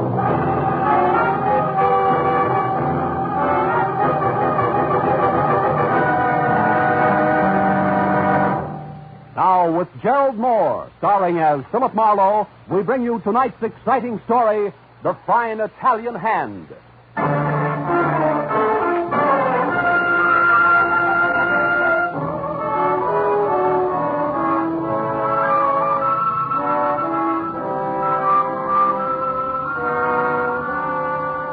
The day just past had been full of jarring contrasts, laughter hiding heartbreak, a woman dying of loneliness in an overcrowded city, a man who sacrificed everything to make a fortune and shot himself when he got it. The messed up byproducts of our hopped-up civilization. The thought of them stayed in my mind as I drove over the freeway to San Fernando Valley because the job I was on promised no change in the day's pattern of combining things that didn't belong together. When I parked at the corner of Magnolia and Van Nuys Boulevard, I was still trying to reconcile my new client, the owner and operator of a little amusement park for children, with a panicky voice on the phone that had begged me to come at once. It wasn't hard to spot. A heavy-set old man moving among the stampeding merry-go-round stallions and picking crumpled tickets like plums from the fists of laughing kids grabbing for brass rings. We never changed, do we? When he saw me, he hopped off. Nick, take over, please. Take over, Nick. You, Mr. Marlowe, maybe? That's right, Mr. D'Angelo. Oh, Mr. Marlowe, come this way to my little office. We got to talk right away. No time to waste. Oh, that's a nice little boy. I'm very proud of you. Now, you take your free ride with Nick. I got to talk to some business. Goodbye. Come in, Mr. Marlowe. Please, sit down. Thanks. Mr. Marlowe, I'm a very worried man. Yeah, I know about your son, you said on the phone. What sort of trouble is he in, Mr. D'Angelo? He's a good boy, my Bernardo. He's been to college. He's a veteran from the war with 2 bronze stars and a purple heart. Look, there's his picture, his uniform. Ah. He's a good boy. Sure. Now he's in a jam, is that it? Yeah. He's in a jam with a gambler, man named Safran.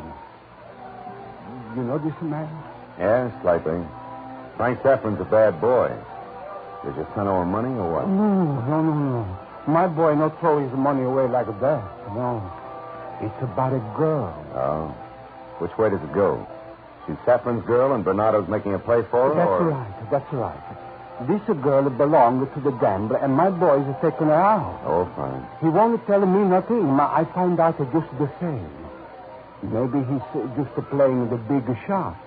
And maybe he really loses his heart. I don't know. Mm-hmm. It's gone too far. Now there's a trouble. My boy's going to be killed or he's going to kill somebody. And I don't know what to do. Well, what makes you think it's gone that far, Mr. D'Angelo? Maybe Safran will just get tough and scare Bernardo off, huh? Scare off? No, Mr. Marlowe. My boy don't scare off. He's pretty tough. He's a champion with the Golden Glove. Really? Yes. But tonight, that no help him. Bernardo come home tonight with his face all beat up. He won't tell his papa nothing. All he says is that the red-faced dog, I'm going to get even, I'm going to kill him. He's just a crazy man. My Bernardo, he won't listen to me. He pushes me away and he go out again. Red face. Doesn't fit Safran. You sure he was the one who had your son beat up? Oh, sure, of course. Who else? And just because of this dancer, this Paula, I don't even know her last name. Paula, huh? Yeah. What do you think I can do about this, Mr. D'Angelo? Chase Bernardo down and bring him home? No, that's no good. My Bernardo, he's too headstrong. No, Mr. Marlowe, I must find out something. I must find out if this girl is using my boy for a plaything or if she's really in love with him. What difference does that make with Safran? Well, if this girl really loves my boy, then I'll do anything to bring them together. Anything. Now, if this is only a game she play, then si se va così si va. What does that mean, Pop? Oh, that means if it goes that way, that's the way it goes. Uh-huh. And I know what I got to do. you find out this for me, please. Well, I don't know, Pop. It's not the kind of thing I like. Look, I know asking you to spy on somebody. Just to find out for me, please. I can't talk so good. With you, it's not so hard. I know, Pop, but really... So please. My boys and mama die, and now Bernardo's all I got left. He's a good boy. He should not get into trouble just for a cheaper game of love. Don't you understand me? I understood him, all right. And from what I knew of Frank Saffron, he had plenty to worry about with a hot-headed son who didn't know when to quit. Or maybe it was Saffron who didn't know when to quit. That thought, plus the $50 in advance, sold me. Mr. D'Angelo gave me a description of the girl he'd seen, but once told me that Bernardo had moved away from home. He didn't know where. That the park closed at 10 and that he'd be there all night, and that was all. My first step was to locate the dancer named Paula. So outside I said nickel to a phone until I called everything from ballet to burlesque, but got no Paula, which left only Frank Saffron's Easy Money Mill. It was a ranch house, California style, tucked under the hills south of Ventura, on a dead end called Sunburst. After I got the nod at the peekaboo window, I wandered through the bar and past the dice table, the door at back marked private, and went in. A tuxedoed rock pile with a boiled lobster complexion frowned up at me from the telephone as he talked, and waggled a thick, hairy finger. Two heads and So I both took of the them hint soft. and waited Now quietly for him to do finish. the whole thing over again. I don't care if it takes you a week. This joint don't soak up no $5,000 shortages. You guys find it. Goodbye. Well, what's on your mind, Toots? I don't seem to remember you being announced. It isn't a formal call. I'm just looking for an old friend. We don't have any old friends to spare, Toots. That figures. Mine's Paula. She's a dancer. I understand that Mr. Saffron knows her quite well. You might tell me where I can get in touch with her, huh? Oh, so you're a friend of Paula Baker's, huh?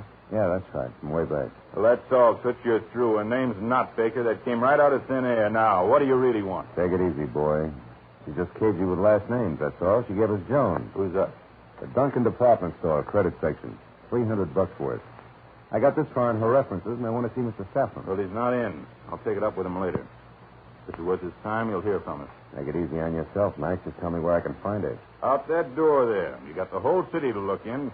And take your crummy business. Okay. Go on, No use hello. getting pushy. Hey, blushing boy, one thing more. What's your name? I want to get it straight, and I'll tell you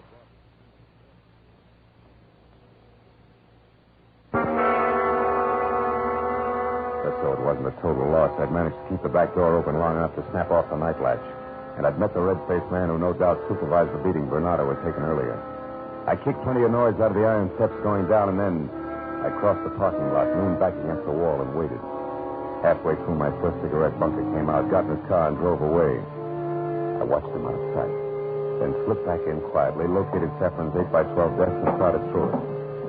In the top drawer, I found first a letter with the gambler's home address on it. And under that, a picture. One of smiling lovelies posed in front of a dance studio on Wilshire. She wore Paula's description like a snug pair of slacks, and dance instruction was a field in the fine art of hoofing that I'd overlooked completely. I closed the drawer and started out when I heard someone coming. I jammed my cigarette into the ashtray and ducked back against the door frame as the cleaning woman bustled in.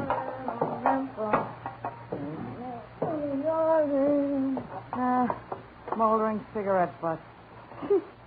No wonder this trap don't burn to the ground. Hey, somebody's been in here. Hold it quiet, baby. Shut up and I'll let you have some air again. Is it a deal? Okay. Hey, you don't belong here, mister. Neither do you, beautiful. Let's forget we saw each other, huh? Look, I'm a trusted employee here. Silence is golden. How golden? $5 worth. And if I hear one peep out of you before I get out of here, I'll come back someday and put glue in your soap bottles. Goodbye, baby.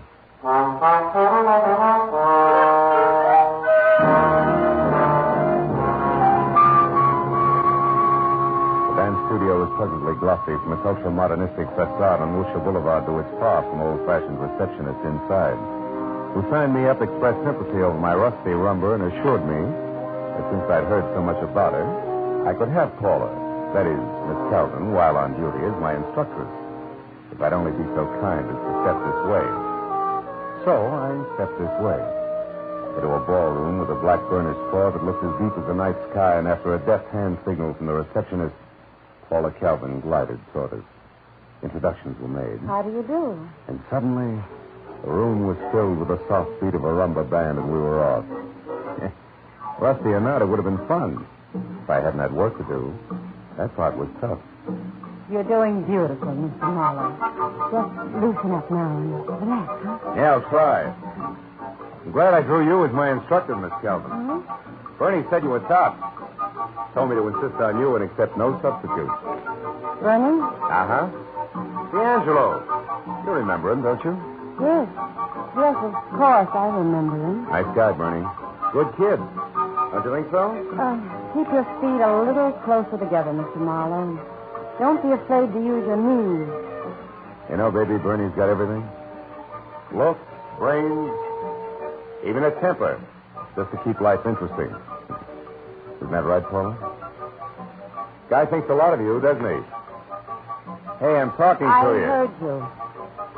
The next question, I suppose, is how do I feel about him? Yeah. Now it's your turn to loosen up and relax, baby. Listen, I resent being checked up on by anybody. When I want Bernie D'Angelo to know how I feel, I'll tell him. And when I want Frank Saffron to know, I'll tell him, too. And if you came here tonight for a Roomba lesson, then I'm old Mother Hubbard. Okay, Mother Hubbard. I want to find out one thing. Are you in love with Bernie D'Angelo? That's nobody's business but mine, mister. You could be real wrong about that, baby. When it's my mistake, then I'll make it all by myself, huh? Have you seen Bernie tonight? No, I haven't. And that's all the conversation you get. You can have the rest of your Roomba if you want it. No, thanks. I'll see you around, Paula.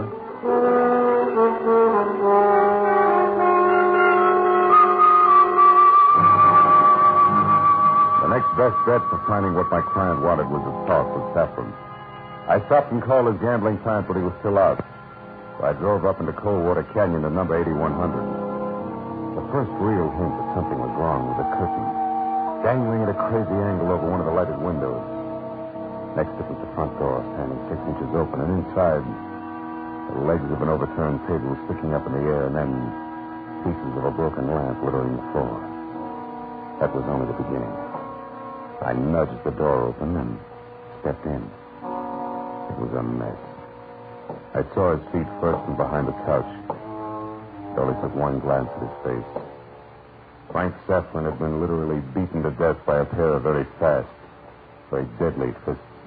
Don't move 1 inch, Jocko. Do I take 3 guesses or turn around and look? Bernardo with gun. Oh, I got it all right. It was his. Automatic, caliber .45, and I'll use it if I have to. Who are you? Name's Marlowe. One of Saffron's boys? You got a real talent for being wrong, haven't you, kid? Who are you? A private detective hired by one Ambrosio D'Angelo. Papa? Yeah. Because he was worried sick about his boy. But I told him to stay out of it. I told him it was my business. And you did a nice, thorough job of handling it. You did this, didn't you? Yeah. Saffron had it coming to him. I was beat up tonight on his orders. I came here to pay him back, but I didn't intend to kill him. Well, what'd you stick around for? I didn't stay He looks around. to me like he's been dead over an hour. I left, then I got word, and I came back just a few minutes ago. Yeah, I know. You found out he was dead, huh? Well, I guess I better call I the guess police. you better stand still. If you're really working for my old man, if you really want to help him, the best thing you can do is to get out of here and shut up about this until tomorrow morning. I don't work that way, kid. I'm going to call your old man and the police. And we're going to sit here until they show up. You won't give me a break. Not that kind. If you run, you haven't got a chance. We'll just have to see about that. I'm sorry it turned out this way, but it didn't. I got a lot of things to do. So take your ethics, Marlowe, and sleep on them. Go! Hurry, don't run. Come back.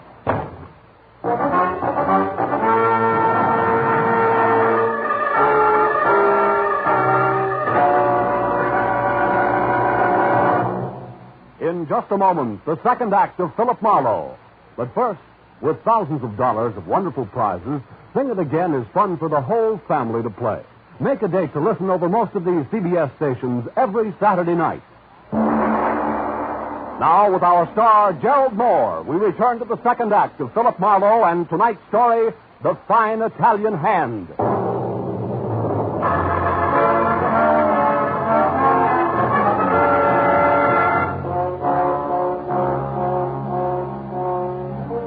splashed some water on my face and wobbled over to the telephone that was spilled across the floor near Frank Saffron's broken body. It was too late to do anything more constructive than call my client and, before he heard it from the police, tell him what his boy, Bernardo, had been up to. The kind of job that had given at least an eye tooth to get out of. So when I dialed his number and got no answer, I was glad. Even though it didn't quite figure that the elder DeAnne wouldn't be in. Now there was absolutely nothing to do but call the police or... Get away from that phone. But pay attention to a man who just stepped into the room. A man with a red face who also held a gun in hand. Oh, well, a department store, Dick. That's how he gets around. Or is it just that Frank's last name was Jones, too? You're overworking a bum joke. Also, I didn't do this. And who did? And how do you figure in around here and over at the club? Come on, smart guy, let's level. First, who are you? The name? Marlowe. And the trade? Private detective. Hired by who? Come on, let's not pull teeth. Who you working for, Marlowe? Quiet old guy named D'Angelo. Does nothing worse than run a merry-go-round for kids. Mean anything? Quiet old guy. Yeah, that must be the punk's old man, huh? Which means that the kid, Bernie, must have done this, right? Yeah, he did it.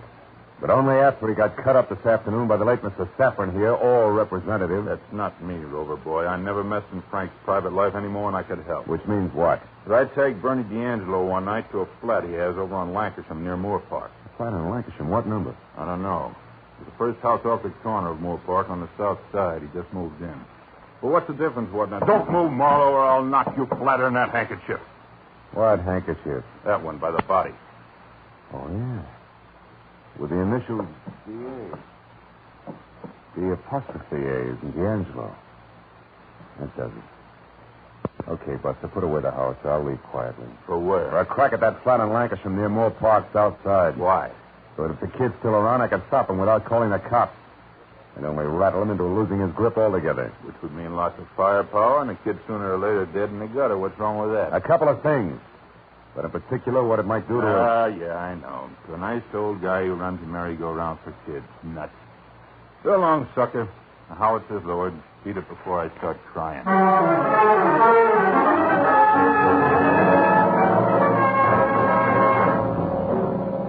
Bernie D'Angelo's flat on Lancashire turned out to be second floor rear and all that went with it. From the stout landlady to the very public payphone to the faint line of naked, unfrosted light bulbs. Too weak to disturb the shadows in the corridor.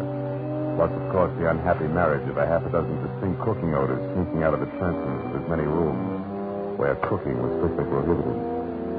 Bernie had room 9 at the end of the L-shaped hall.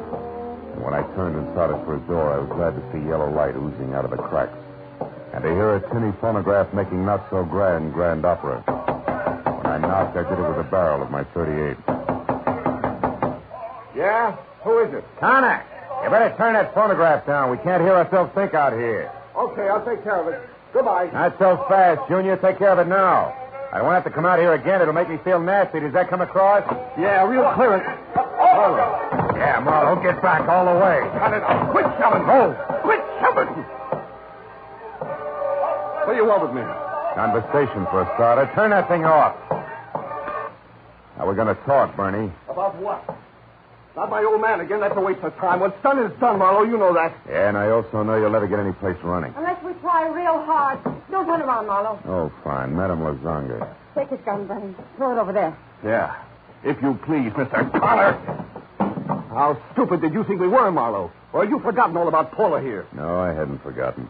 Just figured she might be on the other side. Then you figured wrong because there's never been any other side. Never been anybody but Bernie from the moment we met. Which is why you kept dating Frank Saffron? Which is exactly why I kept dating Frank Saffron. I didn't want him jealous and gunning for Bernie. I didn't want trouble.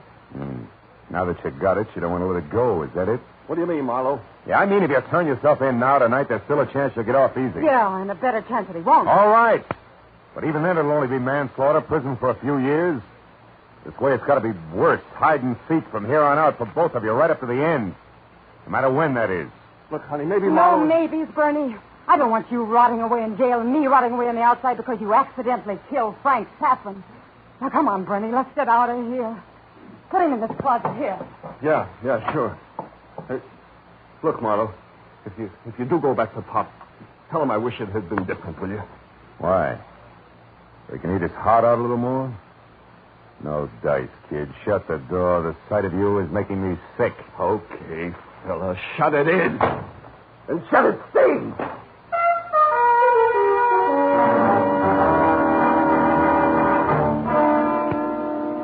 Best had been swinging wild, hoping that a lucky punch, no matter how low, would connect and jar some sense back into the kid.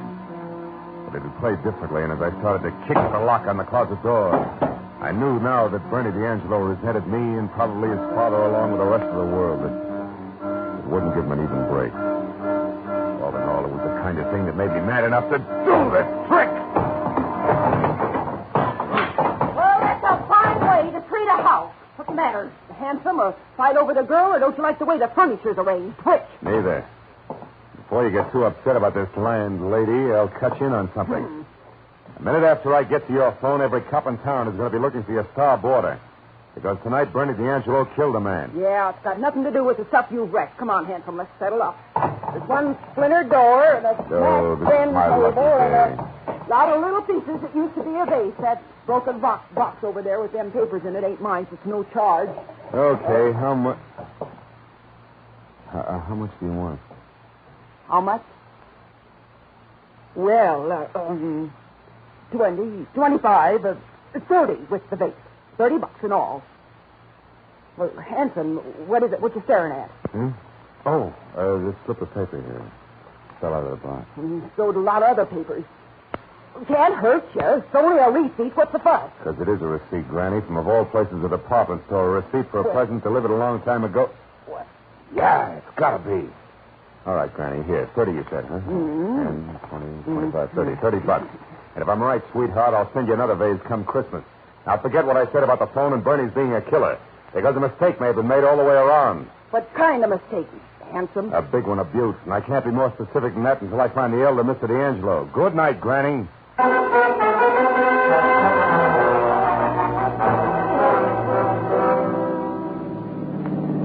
midnight, the San Fernando Valley is always sound asleep.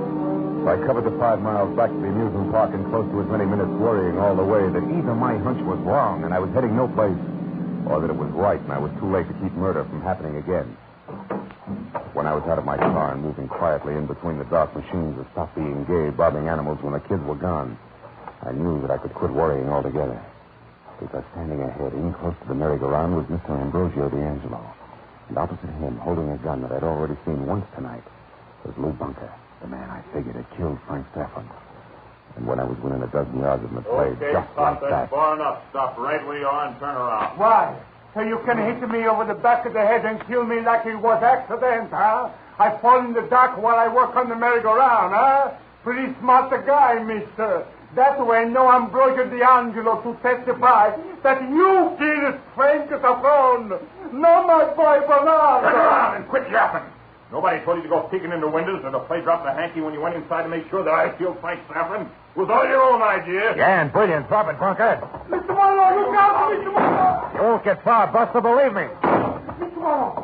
Mr. Marlowe, look out. He's hiding over there on the merry-go-round. All right, Pop. Now, I know how to get him out of where we... Yeah, so get down. Papa, you all right? It's all right. That's okay, Mr. Marlowe. Just a scratch. Don't worry about me. Just to get ready for Bunker, because I'm going to go over there next to the switch. He can't hide no more, Mr. Marlowe. I'm going to start at the merry-go-round and make him join us all around. I go now. Why, you fat old fool! There, Mr. Marlowe, he's around. Stop me! With pleasure.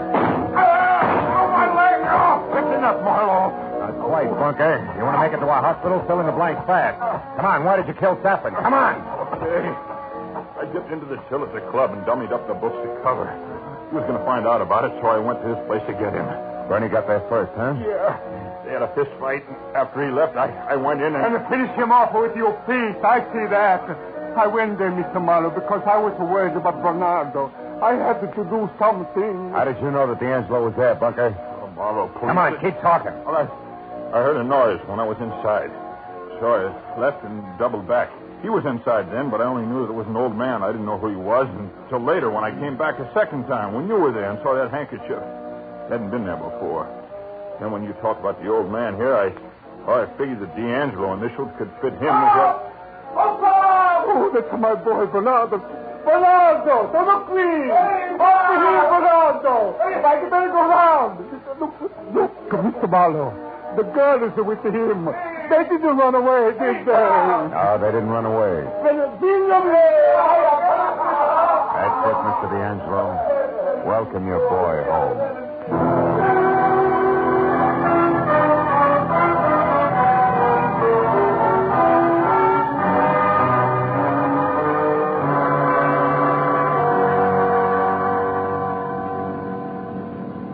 Mr. Marlowe, it's going to be tomorrow morning before all the policemen are finished talking with my boy and Paula. That's right. After that, everything okay. Mm-hmm. Okay, just because you talk smart to do both of them at Bernardo's flat.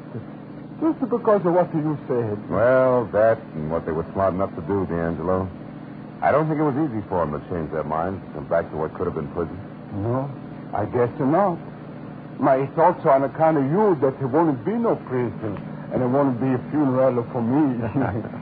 But, that's what I don't understand, Mr. Marlowe. What? When you tell the policeman that you know where to come and find a new bunker at my place because of a department store receipt, I get all mixed up. I can... I get off to here, please. All right, Bob. Well, the receipt was for handkerchiefs monogrammed D.A., Mr. D'Angelo, which would have been sent to you as a gift from your son. That put the idea in my mind that the handkerchief I saw at Frank Saffron's could be yours, not Bernardo's. Oh, così si va. Well, Mr. Marlowe, we are forever your good friends. Now I say goodbye here. Hey, wait a minute, Pop. This is miles from your place. I don't mind driving you home. Oh, no. That's all right. I just want to go around the corner. An old friend of mine is there. Oh. I want to tell him all about D'Angelo's good luck. Thank you just the same, Mr. Marlowe. Arrivederci. I watched him walk away. A quiet old man in a quiet, empty street.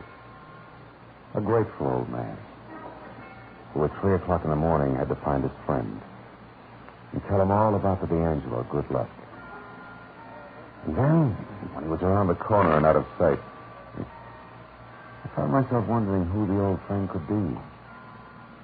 But a minute later, when I had driven as far as the corner and could see which way Ambrosio D'Angelo had gone, I knew.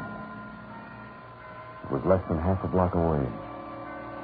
The familiar Gothic architecture, stone, stained glass, and the steeple reaching for the sky. And, his old friend.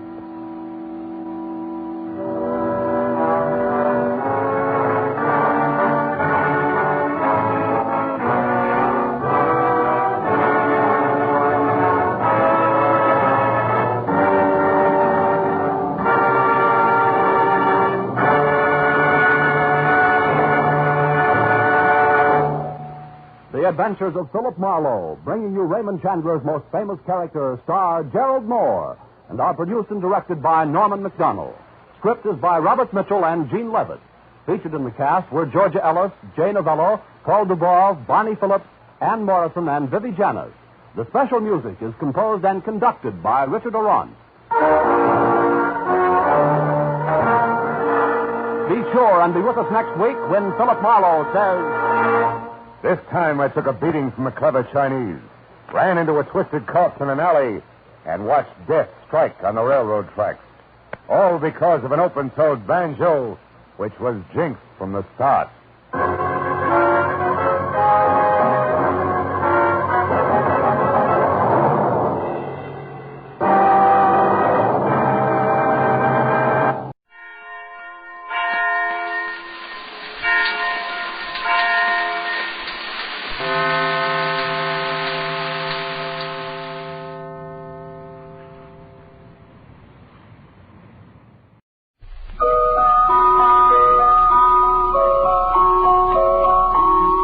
Pepsi-Cola, P-E-P-S-I. That's your smartest cola buy.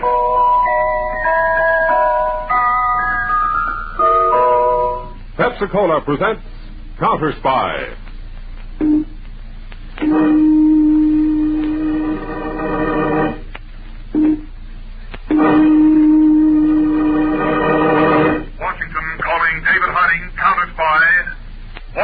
calling David Harding, Counterspy.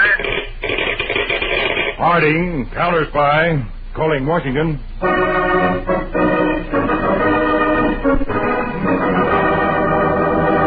United States Counterspies, especially appointed to investigate and combat the enemies of our country, both at home and abroad.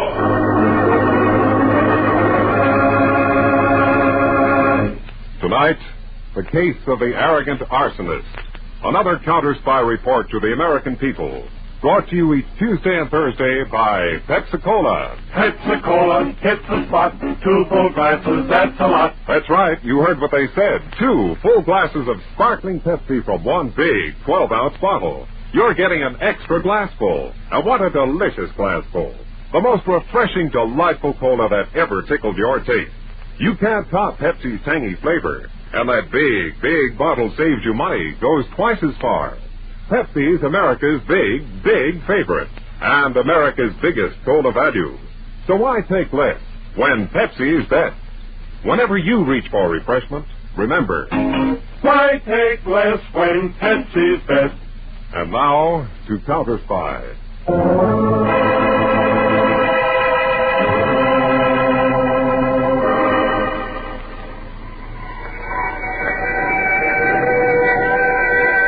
One of the most despicable of all crimes is the malicious setting of fire. Vilest of all criminals is the professional arsonist. We go back some years to a winter evening in Berlin, Germany. 2 men stand back from the crowd, watching the firemen fight their hopeless battle against the flames swiftly devouring the large building. The small man smiles proudly and turns to his uniformed companion. Exquisite. Exquisite, eh, Mr. Dietrich? Yes, Grant. Very beautiful. Did you ever see such wonderful flames? They dance like the lovely girls of the ballet, eh? Grant, tonight will be a turning point in history. I have no interest in history, Mr. Dietrich. I'm an artist, but with good business sense. Now that my work is done, it's the matter of the 50,000 marks. You have earned your money well, Grant. When you put the torch to the Reichstag, you've started a flaming symbol that will rage for years to come.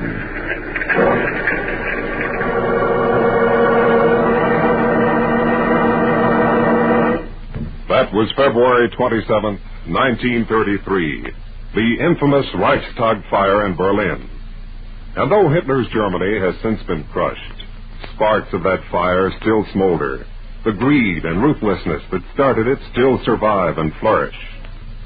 3 weeks ago in Tangier, North Africa, Karl Dietrich, still calm, still arrogant, waited in his sumptuous office.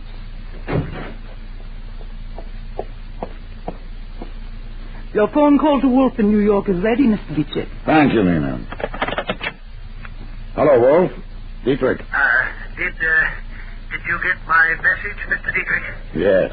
Miss Campo decoded it properly. Then I'll go right ahead and destroy the account books as I said in the message. You'll do nothing of the kind. But Mr. Dietrich, the federal grand jury meets here in New York at the end of next week. They're going to investigate all exporting companies. So you said, Wolf. They'll subpoena our books. They'll have a record of all the transactions. Don't let it worry you. But don't you see, they'll find out that my exporting company is just a dummy for supplying your combine with potential war material. Just leave it to me, Wolf. Oh, what can you do, Mr. Dietrich? You're thousands of miles away.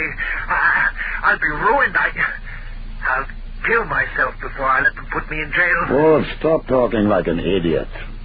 I'll handle everything. I'm taking the first plane for New York.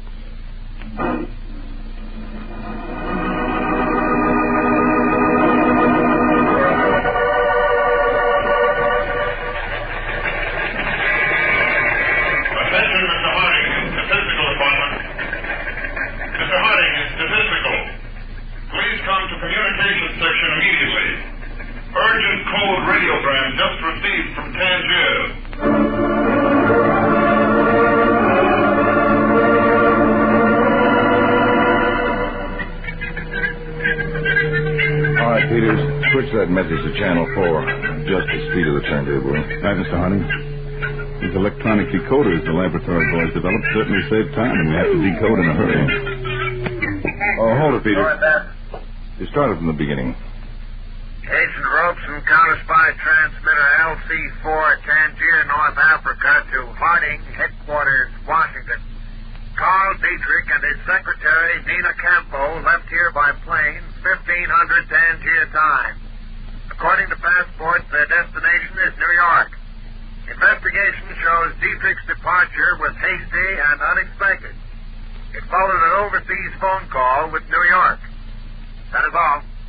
That tip you passed along the grapevine to Eric Wolf in New York worked, huh, Dave? Looks that way, Peter. You certainly pegged Wolf for the jittery type. He smells trouble, and right away he sends for Papa Dietrich. That was a smart stunt not to pull Wolf in for questioning. Well, Wolf's only a small cog in Dietrich's setup, Peter.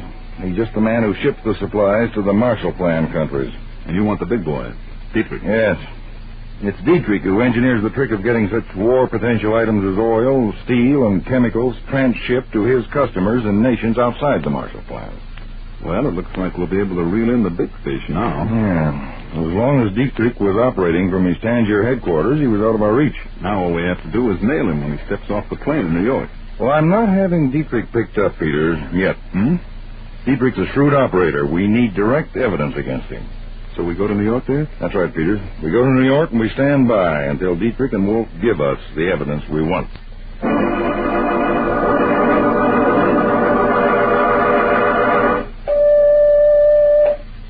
J-12 to Mr. Harding, New York field office. Go ahead, J-12. Dietrich and secretary Nina Campo registered at Hotel Tremont, suites 1803 and 1804. Eric Wolf was waiting for them in lobby. The three have just entered Dietrich's suite. That is all.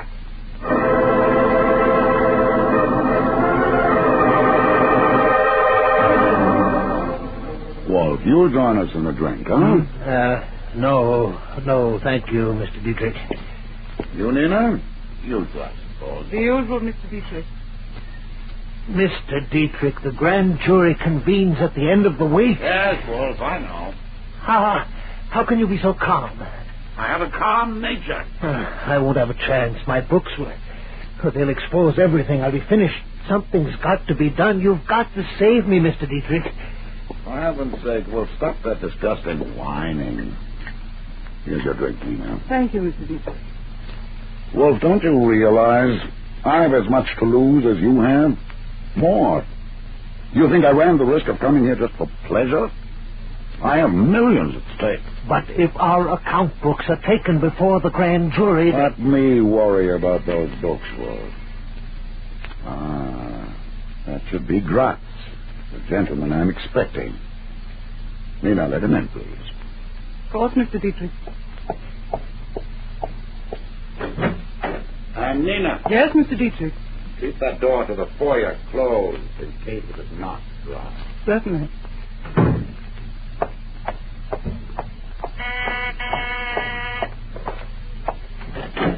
Hello, Nina. God. Well, come in. Why are you dressed in overalls? It was Dietrich's idea, precaution. I'm posing as a hotel utility man. Mr. Dietrich's in the other room waiting for you. And you, Nina? This will give you an idea. Oh, Nina, darling. We shouldn't take chances like this. Graz, how long do I have to go on working for Dietrich? Nina, you took the job with Dietrich, so we'd have inside information on anything especially good. But what's wrong with his knowing about us? Then Dietrich wouldn't trust you. If we're going to get what we want, he must have complete faith in you. Nina, darling, I promise you, after this deal, we'll have enough money to be free of Dietrich forever. Now help me with these overalls. I've got to get inside.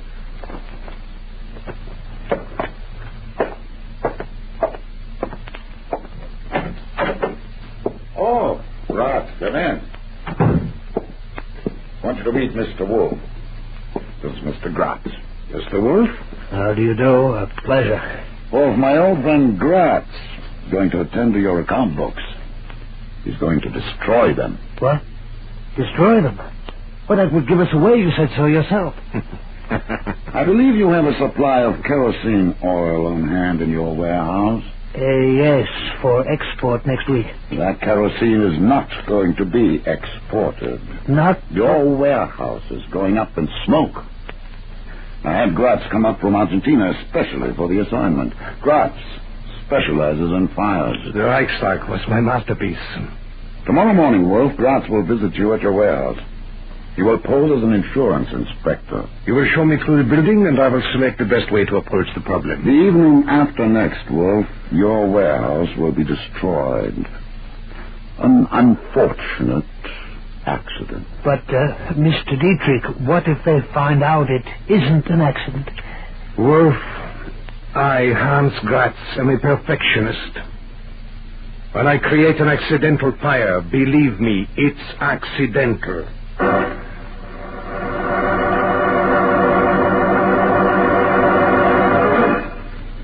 Peters in Patrol Car 3 to Harding, New York Field Office. Go ahead, Peters. Wolf just came out of the Hotel Tremont. He visited Dietrich for an hour. All right, Peters. Have J12 keep on Wolf's trail. Gotcha. Also tell J9 to stick close to Dietrich when and if he leaves the hotel. And one more thing, Peters. Yeah? Assign a man to shadow Dietrich's secretary. I'm curious to see where Nina Campo fits into this picture.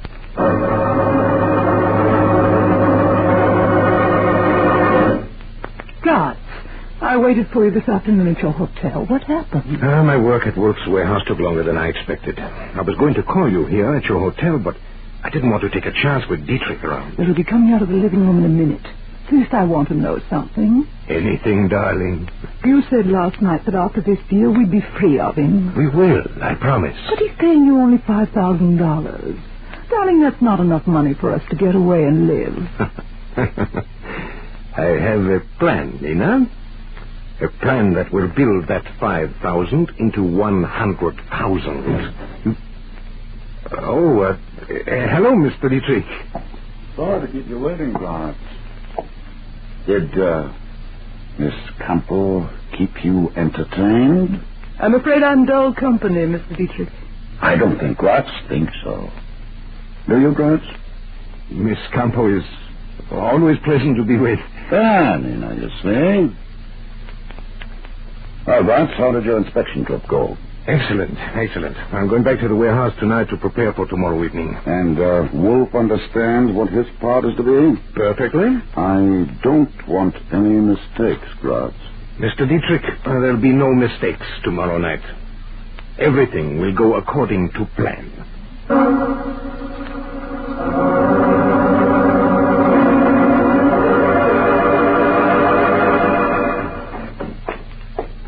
Harding, J12 is on the radio telephone with a report for him. Good. This is Harding. Relay J12 in on Circuit 5. J12, Patrol Car 4, reporting to Harding. Go ahead, J12. Wolf left his apartment at 9 p.m. and drove around town for 50 minutes. He just parked his car outside his warehouse. He's been sitting there about, wait a second. What is it? He got out of his car. Now he's opening the warehouse door and going in. Well, stand pat, J12. Don't follow him in. I don't want to scare him. Peters and I are on our way down. This may be it, Peters. You think Wolf's going into his warehouse for his records, Dave? Well, that's the way I expected him to react. If he does take those books out, he may deliver them to Dietrich. Let's go.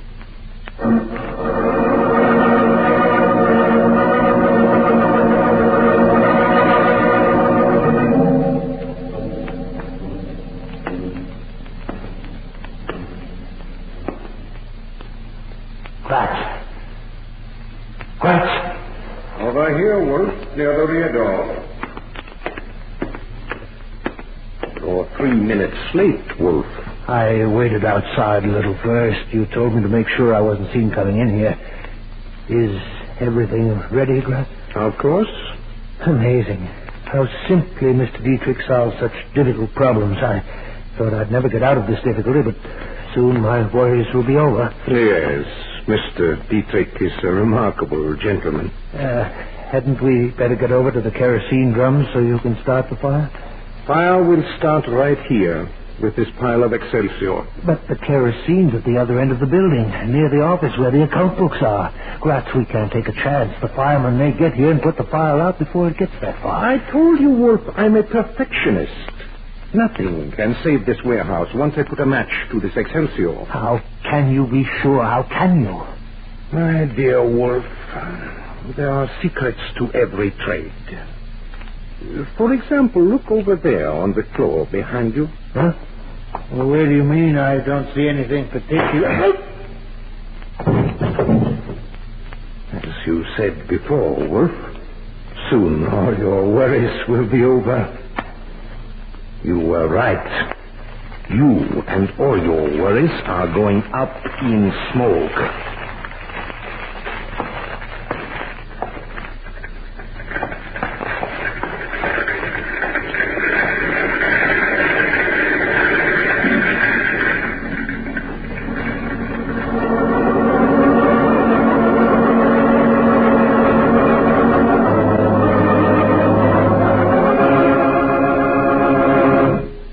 Back to Counterspy in just a moment.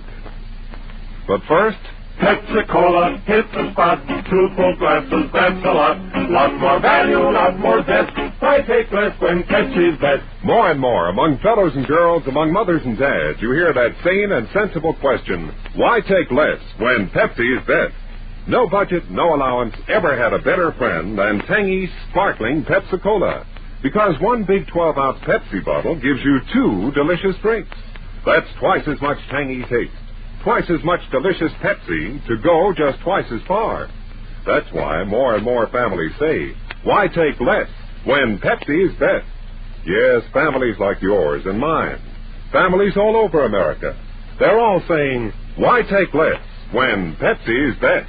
Pepsi-Cola hits the spot. Tastes terrific when you're hot. More and better than the rest. Why take less when Pepsi's best? Today, tomorrow, always. Get America's biggest cola value. Take home a carton of 6 big Pepsi bottles. Insist on Pepsi at the store. And say Pepsi at the fountain. Say Pepsi at the stand. Say Pepsi.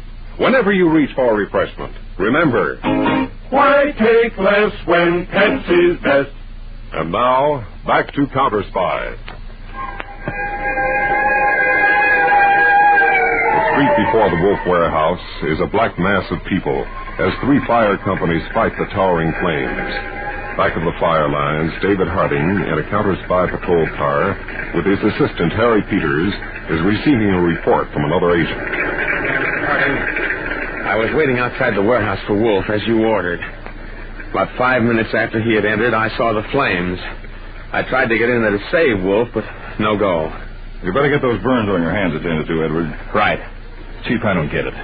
Wolf walks into that warehouse, and 5 minutes later it goes up like a matchbox. Well, it's got the fire marshal puzzle, too, Peters. That warehouse was equipped with every fire prevention device, including a sprinkler system. The only angle I can see is that Wolf became panicky. He was afraid we were getting too close, so he decided to get rid of his books by faking an accidental fire. But he was trapped in the warehouse. You go along with me? Well, that's a possibility, Peters, but there's also a possibility that Wolf got out by a rear exit. We should have had an agent at that rear exit. Yes, but Dave, you agree with me about the books. Yes, Peters, but I'm holding off any other speculation until we get a laboratory analysis of that fire.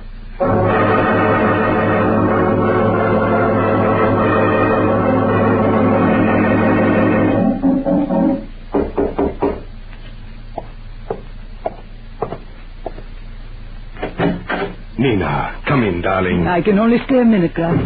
I told Dietrich I was going for a short walk. He said you told him everything went according to plan. Almost. Well, Dietrich said it was perfect. It was, Nina. For us. But not for Dietrich. I don't understand you. I told you I'm going to build that $5,000 into $100,000. Remember? Yes. In that fire tonight, Dietrich got only one of the 2 things he wanted. Wolf's death. Unfortunately, the second thing, the account books, they were not burned in the flames. What do you mean? I removed the account books from the warehouse. They are now right here in my closet. Oh. It would have been a crime to destroy them for only $5,000. After all, Nina, such valuable documents.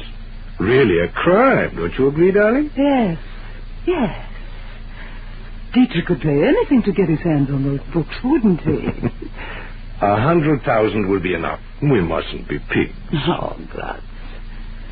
Graz, you're wonderful. Nina, I can hardly wait to see Carl Dietrich's face when I tell him the price is $100,000.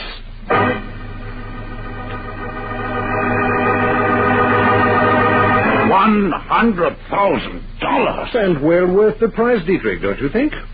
$100,000. Blackmail. And to think I once trusted you, Graz. Oh, we all make mistakes, Dietrich. Some are more expensive mistakes than others. Yours will cost you $100,000. And what if I don't pay? How can you afford not to pay? Your illicit trading business is worth millions of dollars to you. Why should you jeopardize it for a paltry 100,000? The grand jury meets Friday, Dietrich. I shall give you until Thursday to deliver the money. I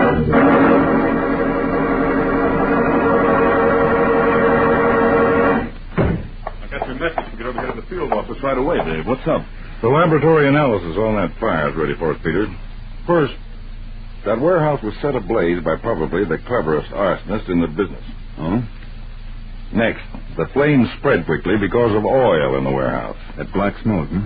We guessed that last night. Yeah, but here's something we didn't guess. Our chemist found globules of kerosene oil in the sprinkler system pipes and valves. The sprinkler system was apparently loaded with kerosene instead of water. As the lab reconstructs it, the arsonist started a small fire in the rear of the warehouse. The heat opened the sprinkler valves and the kerosene took care of the rest. That's right.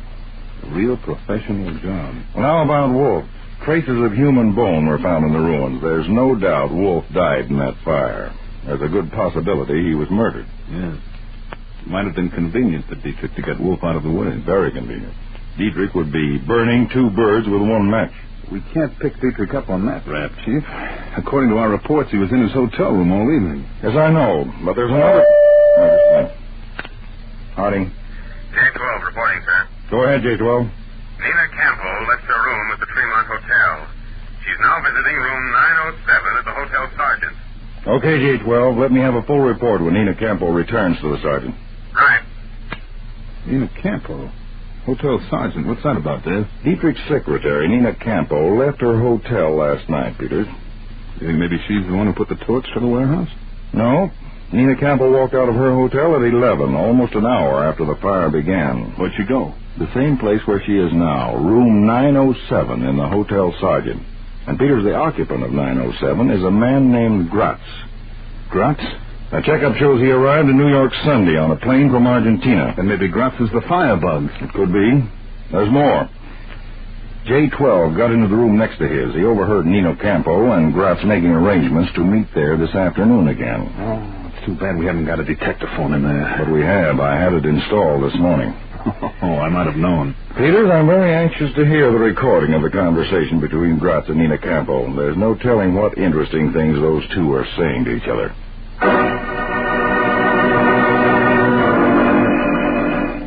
What did Dietrich say, Nina? You'll get the money tomorrow, Glatz. That's very sensible of Dietrich. Now, it's wonderful to see him squirm.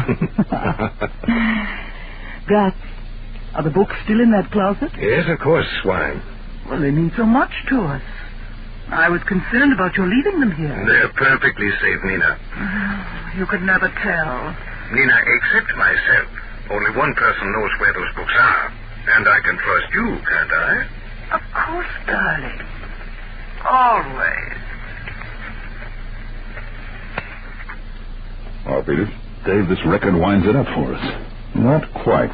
Aren't you ever satisfied? Yes, when I'm sure that people like Gratz and Dietrich get what they deserve, the electric chair. And what's next? Well, that's up to Gratz. And the way he feels about Nina Campbell.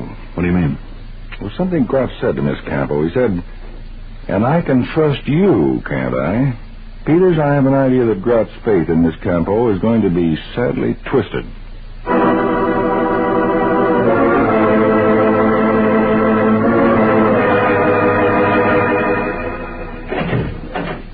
Come in, Gratz. haven't brought the books with you, Gratz. I have the money ready, but you were to bring the books. I brought this instead. What do you expect to accomplish with a gun? Hold me up? We'll talk about it in the other room. Move along. Very well.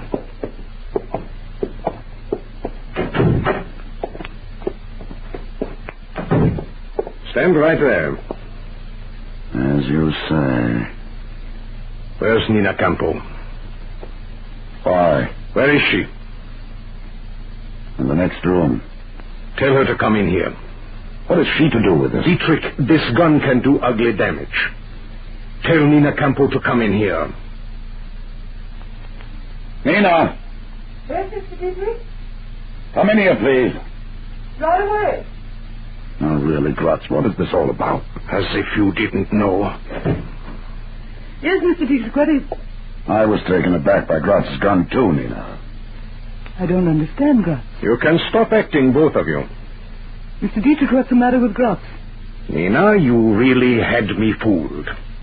Every minute you spent with me was for him. Gratz, I don't know what you're talking about. You are just using me all the time. Please. I don't understand. Where are they, Nina? They... The books. Wolf's account books. The ones you stole from the closet in my hotel room. I didn't, Gratz. You must believe me, I didn't. A nice scheme Dietrich had, Nina. Using you to keep tabs on me. Very clever. Believe me, I didn't steal those books. You were the only one who knew where they were. And that's why you were so worried yesterday. You were afraid I'd hidden them somewhere else. No. And when I was out this morning, you came into my room. That's not true. Ask Mr. Dietrich. Tell him, Mr. Dietrich. Tell him I haven't left here all day. But, Nina, you did. That's a lie. You know I wasn't out of here. Tell him the truth, Mr. Dietrich. Nina left the hotel this morning and was gone for an hour. Mr. Dietrich, you'll kill me. What a pity. Dietrich, it's a pity for both of you. Believe me, Gratz, I had nothing to do with this. It's all quite new to me. Evidently, Nina has played us both for fools. It won't work, Dietrich. You're both going to die. Wait, Gratz, don't shoot. Oh, I'm not going to shoot. What? I'm a perfectionist, remember. I deal in fire. Dietrich, you and Nina will have the same accident which disposed of Wolf. You see this metal tube? An incendiary. All I do is release the cap, then lock this door from the outside. In no time at all, it will be over for you, too. Drop that gun, Gratz. Never. Oh, my hand. Get his gun, Peter. Beside that chair. Got it, He was going to kill us. Thank heavens you arrived. Whoever you are. Dietrich, I don't think you'll like who we are. What? This is David Harding, chief of the United States Counterspies. Counterspies? Those account books of Wolf's. They're in the Counterspy New York field office, ready for presentation to the federal grand jury in the morning. What? Yes, Gratz, we got them out of your room, not Nina Campo. I had an idea that their sudden absence would provide the evidence I wanted, and it did. Evidence, Gratz, that will finish both your career and Dietrich's in the electric chair.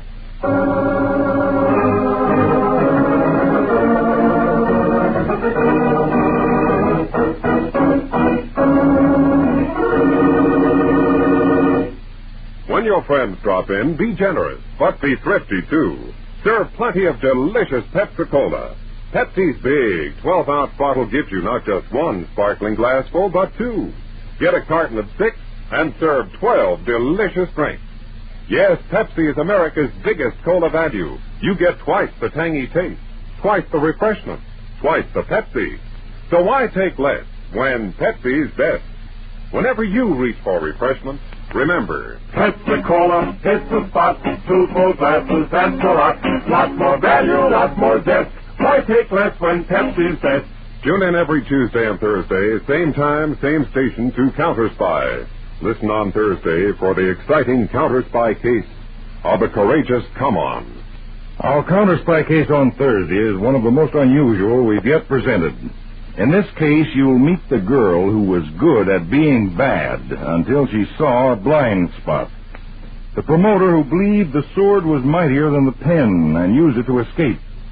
And the extraordinary half-man who had enough courage for two ordinary men. Be sure to be tuned in on Thursday, day after tomorrow, to Case of the Courageous Come on Counterspy.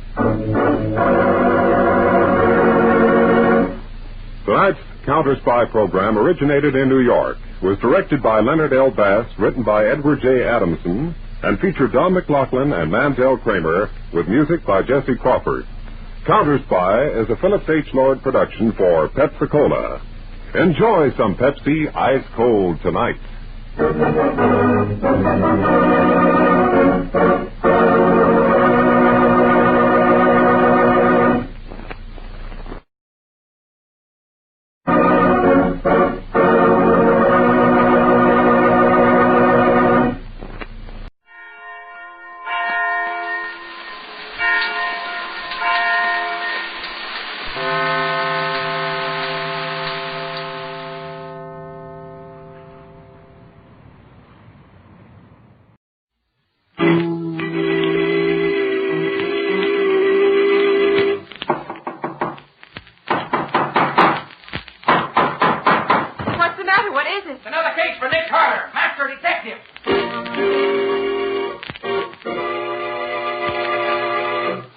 Another case for that most famous of all manhunters, the detective whose ability at solving crime is unequaled in the history of detective fiction, Nick Carter, Master Detective, presented by the three great Linex home brighteners, Linex Clear Gloss Varnish, Linex Cream Polish, and Linex Self-Polishing Wax, created by Acme, America's great producer of fine Acme quality paints.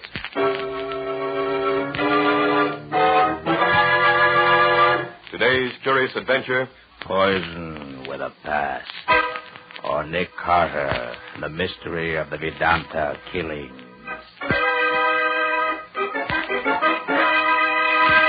In just a moment, we'll hear how Nick Carter was able to solve the mystery of the Vedanta killings and prevent the strange poison from claiming any more victims. But first, here's a good tip. Millions of American families are happier these days because women who run their homes wisely have learned about Chemtone, the miracle wall finish which makes every home more bright and inviting. Now those same wise homemakers are learning the modern way to new beauty for woodwork, furniture, and floors. The three great Linex home brighteners. Linex Clear Gloss to give lustrous, longer-lasting protection to every wood and linoleum surface. Linex Cream Polish to renew the sleek, gleaming beauty of fine furniture, and Linex Self-Polishing Wax to lend rich, satiny loveliness to any floor, wood, linoleum, or tile. Take the modern shortcut to new home beauty with the three great Linex home brighteners. You'll find them all at your hardware, paint, or department store.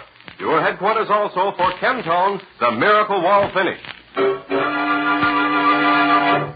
And now for today's mysterious adventure with Nick Carter. As we join Nick and Patsy in Nick Carter's office, we find Nick talking to Riley on the phone. But look here, Riley. I can't drop everything I'm doing and help the police department out every time somebody gets killed. Well, I'm not asking you to, Nick. But this is something special. I think you'll enjoy working on it. Yes, you always say that, Riley. Every time you get stuck, you tell me it's an unusually interesting case. But this time it is, Nick. Honest it is. All right, give me one reason why it's not just a routine murder case. Well, because the guy was killed while a lot of other people was around, and nobody knows what happened. The medical examiner is here, and he swears it's a poison case, but he's stuck completely. It's some queer stuff he never ran into before. Now, you're an expert on poisons, Nick. You ought to look into this. An unknown poison, huh? Was it given him externally or internally? We don't know. There's not a trace of evidence to show how it was done at all. And you know old Doc Buck is no slouch when it comes to poisons. No, Doc Buck knows his stuff, all right. And he can't figure it out? He's tried every trick he knows, Nick, and nothing seems to work. Look, will you take a run over here and see what you can make of it? Okay, Riley, what's the address? The Hamilton Apartments on Riverside Drive, apartment G4. I'll be right here waiting for you. We're there in 20 minutes, but it better be good. Oh, it is, Nick. You won't be sorry. So long. So long. So he managed to rope you, did he? I don't know whether he's roped me or not, as you so elegantly put it. He's got me interested enough, so I'm going over and have a look at it.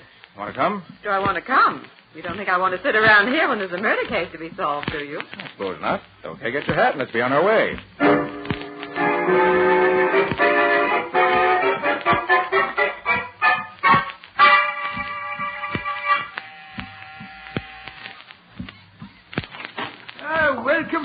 gathering, Nick. And you too, Patsy.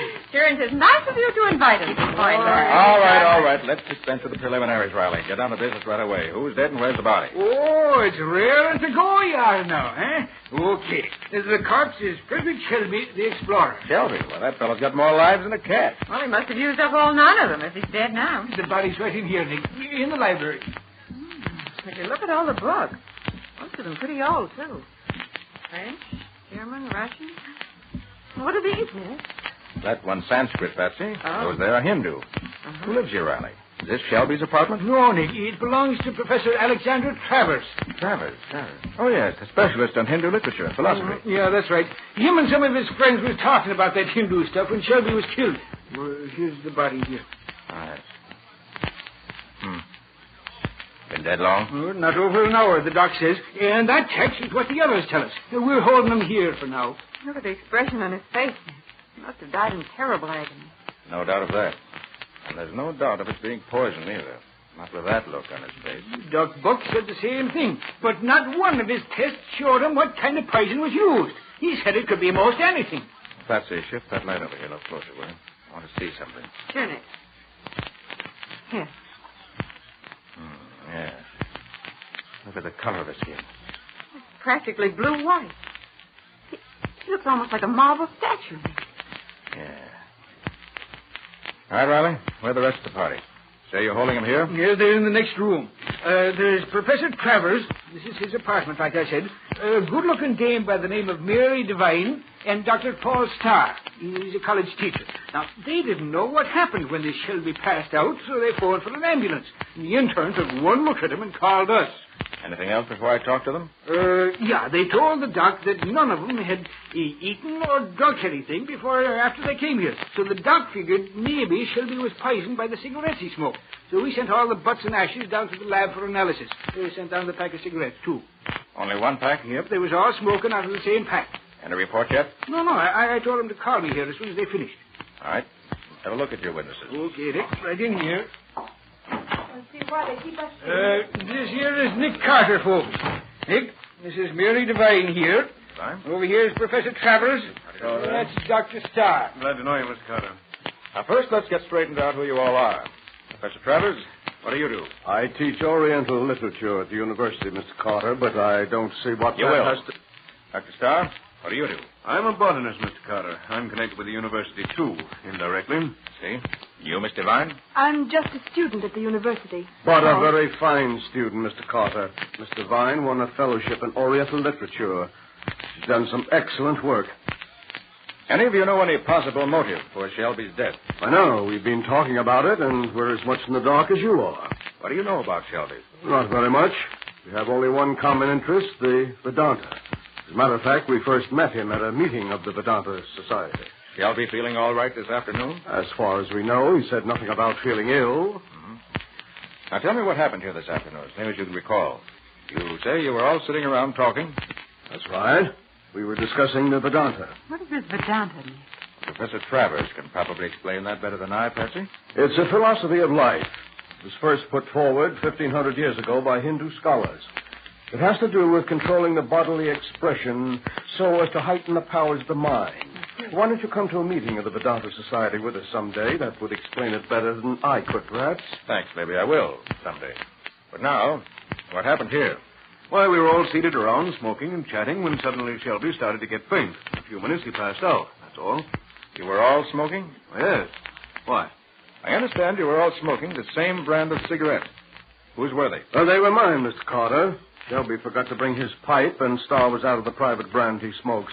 I had a full pack, so I used mine. Even Starr smoked one. He usually wouldn't look at any cigarette that wasn't his own private mixture. Anything else you can think of? No, I think not. Well, that's all I know. Nothing happened that was really unusual, except that Mr. Shelby died. All right. Give your names and addresses to Lieutenant Riley. And don't leave town until we tell you you can. That's all. Good. All right, Mr. Carter. Well, Nick, what do you make of it? I don't know. No apparent motive, no suspects, unknown poison. Of course, it's too early to know definitely. It couldn't be suicide, could it? No, I don't think so, Patsy. I'm pretty sure it's murder. But I'm also sure the murderer covered his tracks very thoroughly.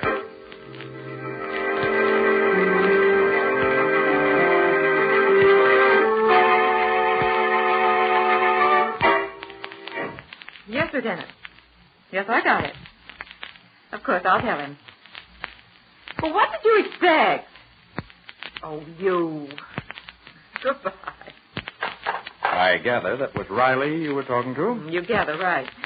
He said to be sure and tell you that the laboratory reports absolutely nothing wrong with the cigarettes or the butts or the ashes. All normal and natural. Too bad. Sort of hoping that... Well, never mind. There's an answer somewhere, and I'll find it yet. He also said to tell you that Mary Devine was coming in to see you very shortly now. Did he say what for? No, just said she was coming. Maybe she remembered something that... Oh, I'll get it, Nick. That may be Miss Devine now. Or a bill collector.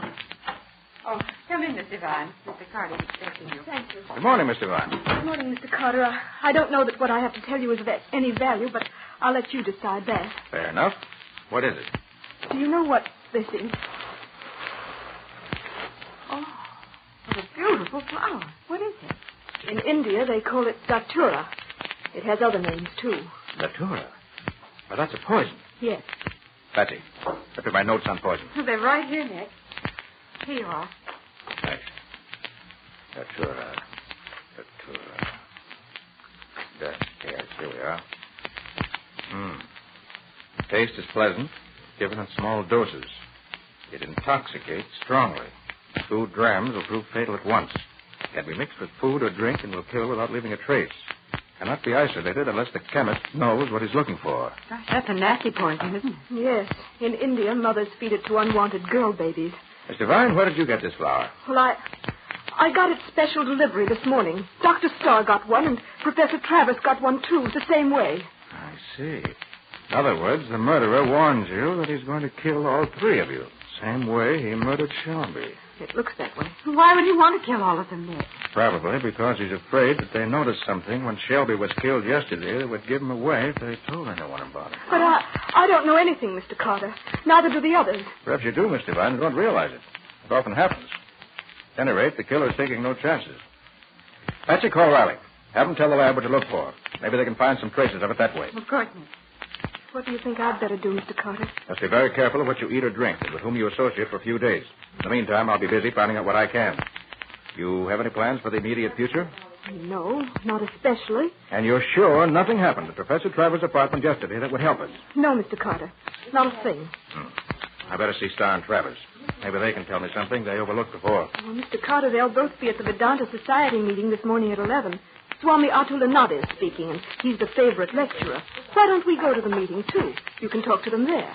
Excellent idea, Mr. Devine. Riley says he'll take care of notifying the lab. Thanks, Betsy. Mr. Devine and I are going to a meeting of the Vedanta Society. You better stay here in case Riley does learn anything. I'll call you later. You ready, Mr. Devine? Yes. All right, let's go.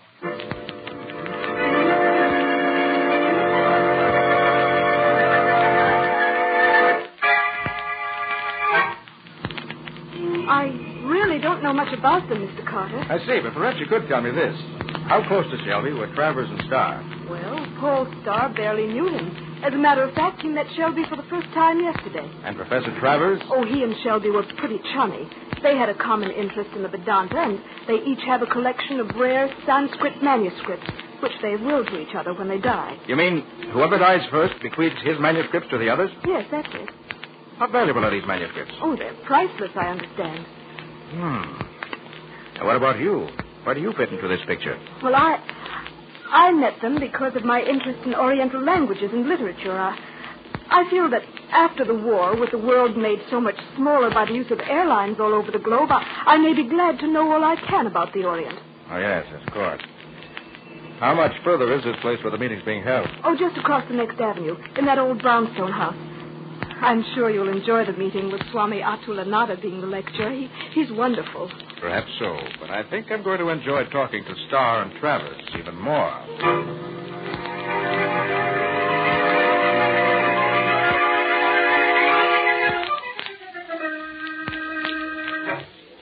Well, Mr. Carter, wasn't he wonderful? Yes, that's very interesting. Much more intellectual than I expected. Well, Mary, I see you've managed to convert Mr. Carter. That's fast work. Well, I wouldn't call it conversion, Dr. Starr. My main reason for coming here was to talk to you and Professor Travers. Yes. You want to talk to me, Carter? I do, just for a few minutes. Well, suppose we have lunch first and then talk later. Oh, good idea. Where shall we go? Let's go to the Bombay Curry Shop, the best place of its kind in town. Excellent. I'm starved. How about you, Miss Carter? I could certainly eat something. Well, come on then. The Curry Shop it is.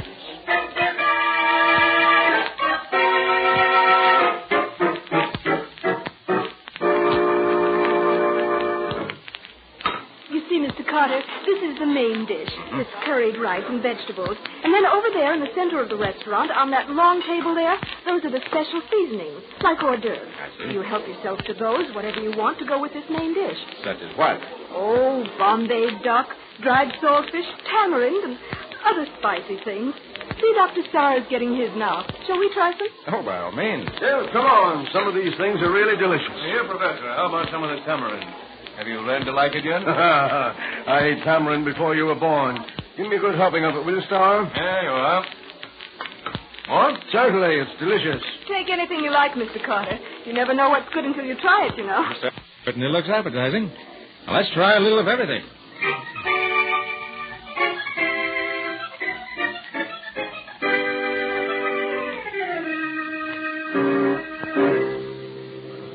Well, that certainly was good. I enjoyed that meal. Yeah, I thought you would. Cigarette, Carter? Well, no, thanks. I don't smoke. How about you, Star? Care for one? No, thanks. I prefer my own special mixture. Dr. Starr is a cigarette fiend, Mr. Carter, but he won't smoke anything but his own brand. Says any other kind makes him sick. Well, gentlemen, now that we've taken care of the inner man, I'd like to ask you a few questions about Shelby. Sure. Sure, ask away. What we don't know, we won't tell you. Why, Professor, I believe you're drunk. Drunk? No, sir. I never touch a drop of liquor. It's too It's not good for you. Well, you are drunk, Professor. Don't try to kid us. I'm not. I know what's eating you. You're jealous. I'm a better man than you, and I proved it, didn't I? I don't know what you're talking about. No? You're a liar, Star. You know all right. But she would...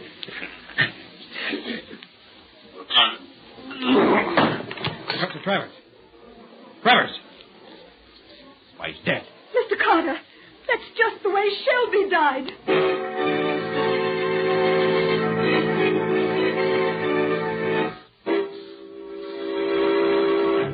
Well, here's another clue for Nick in his effort to find out who killed Shelby and how. Will he be able to track down the murderer before any more killings can take place? We'll see in just a moment. Do you youngsters track in slush? Do those umbrellas drip puddles in the hall? Does the dog leave muddy paw marks on all your shining floors? Never mind. When you keep your floors protected with beautiful Linex clear gloss varnish, you'll find that it keeps both dirt and water right on the surface, where they're easy to clean away. And that same sturdy protective finish gives sparkling beauty as well to linoleum, floors, and woodwork. For Linex Clear Gloss has a gleaming, transparent luster that gives all your household things renewed attractiveness. And how well Linex Clear Gloss wears, resisting damage by hot grease, boiling water, fruit acids, perfumes, even alcohol. Use it on tabletops, on bathroom tile, on linoleum throughout your home. You'll find it the most satisfactory household finish you've tried, as thousands of other successful American homemakers have. What's more, Linex Clear Gloss Varnish is easy to brush on. So ask your dealer for Linex, Lin-X, Linex Clear Gloss Varnish. You'll find all three great Linex home brighteners and Chemtone, the miracle wall finish, at hardware, paint, and department stores everywhere.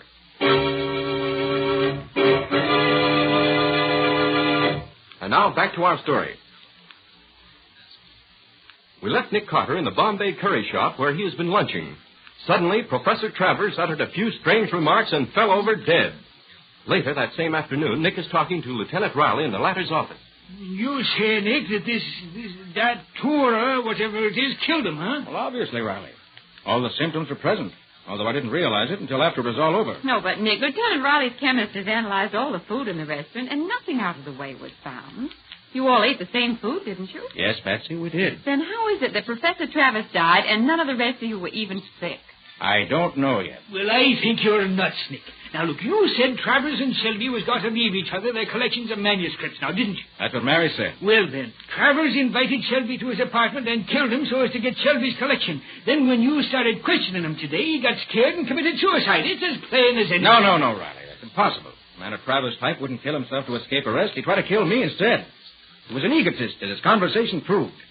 Egotists consider suicide a sign of weakness. But if it was murder, how was it done, Nick? Answer me that. I'm not ready to answer that yet. Well, have you got even one little clue that says it's murder? Just one. Yes, Riley, I have. You have? What is it? Why did Dr. Starr smoke one of Professor Travers' cigarettes when they were at Travers' apartment? When Mary tells me he'd rather go without smoking than to smoke anything but his own particular mixture. But they all smoked the same cigarettes that day, Nick. Only Shelby was killed where the Starr come in. And today, Nick, you said the Starr did smoke his own mixture. Yes, but facts are facts, Patsy. You can't get away from that. If Dr. Starr did something unusual, it probably was done for a reason. The fact that I don't yet understand the reason doesn't make it any less important. Nicholas Carter's office. Is Mr. Carter there, please? This is Mary Devine's mother calling. Oh, surely. Just a moment. For you, Nick. Mary's mother. Oh, thank you. Hello, Mrs. Devine. What can I do for you? Well, I just want you to know that Mary will be a little late in meeting you. Meeting me? Yes, she expects you to be there by 8 o'clock, but she'll be delayed 15 or 20 minutes. Just a minute, Mrs. Devine. She expected to be where? What? At Dr. Starr's apartment, as you asked her to. When did I ask her to meet me at Dr. Starr's apartment? Why, you phoned an hour ago. I did not. Didn't you? I did not. Well, whoever phoned said it was you, and said you or he had something important to tell her, and asked her to be at Dr. Starr's apartment by 8 o'clock. I'm glad you called, Mrs. Devine. I'll take care of it right away. Oh, what's wrong, Mr. Carter? Mary isn't in any danger, is she? Not yet, but she might have been if you hadn't called. Oh, Mr. Carter, please don't let anything happen to Now, don't Mary. worry, Mrs. Devine. I'll take care of her. And I'll take care of him, too.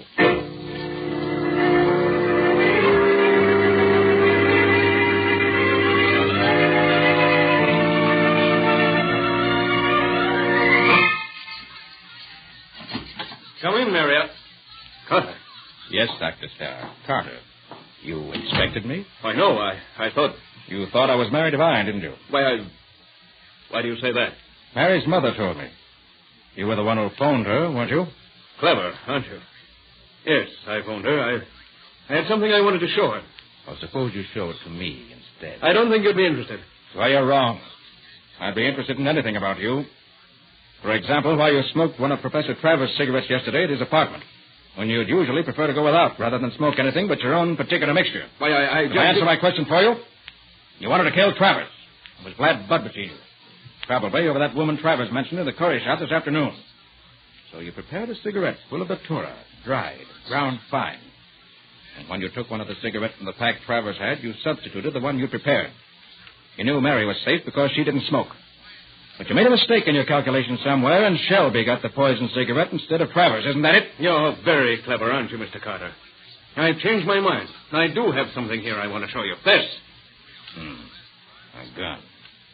Was that what you were going to show Mary when she got here? No, but I can't take any chance on you. No, just here you are. How do you know it was datura killed Shelby?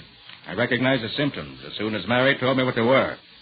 And they were the same symptoms as Travers showed when he died this afternoon. Died from eating tamarind sprinkled with datura powder, right? You seem to be always right, Mr. Carter. Yes, I got to the condiment table first, sprinkled the poison on some of the tamarind. Then I made sure Travers got it. Starr, why did you hate him so? Because he took my girl away from me. Took her away from me just because he wanted to prove he could do it. He didn't want her. In fact, after he got her, he refused to marry her. It broke her heart. And she killed herself. He's an egotistical beast. And having got rid of Travers, you felt you had to get rid of Mary, too, because she might unconsciously betray you some way, right? Quite right, my omniscient detective. Now that you've cleared up all the mystery, I'm afraid I shall have to get rid of you, too, because I can't have you going around. Mary. Come in. No one gets in here until after I've taken care of you. Well, you're wrong, Starr. I left the outside latch off when I came in earlier. You left the latch off? Come on in, Mary. Why, you... Don't take it.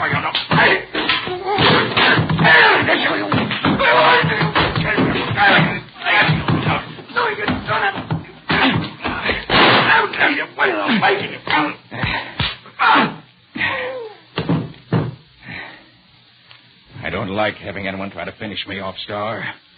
I prefer to do the finishing off myself. Just a minute.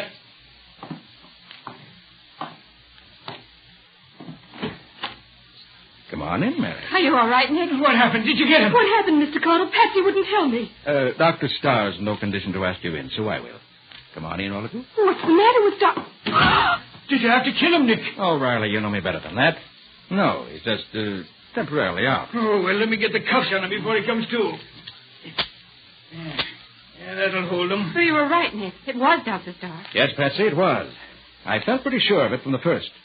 Because being a botanist and a specialist in Oriental plant life, he'd know all about the Datura plant. But I couldn't figure out any motive for him to want to kill Shelby. And that stopped me.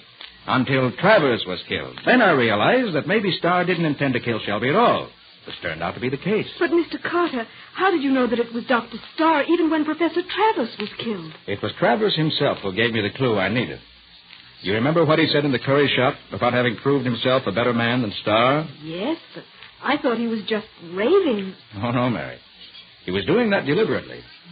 The Vedanta philosophy teaches control of the body to sharpen the mind, doesn't it? Yes, it does, but... I feel sure that when Travers knew he was dying, that's just what he did. By an extraordinary effort, he kept his mind clear enough to accuse Starr by giving me Starr's motive for killing him. But he did it by insinuation, so as not to warn Starr what he was doing. That's sure a new one on me. Using a Hindu philosophy to accuse your murderer. Yes, Riley, that is a new one. Just shows you how you can get something valuable out of anything you study. Every religion, every system of thought, every philosophy has something worthwhile in it, no matter how peculiar it may seem to us at first.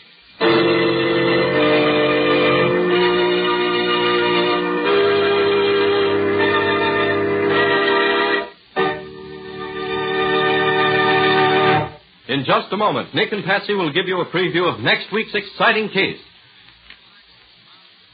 Thousands upon thousands of American men are fighting overseas, fighting for home as they remember it. One of the most important things we can do is to keep home as they remember it. And the most satisfactory way to care for your home is with those 3 modern shortcuts to household loveliness. The 3 great Linex home brighteners.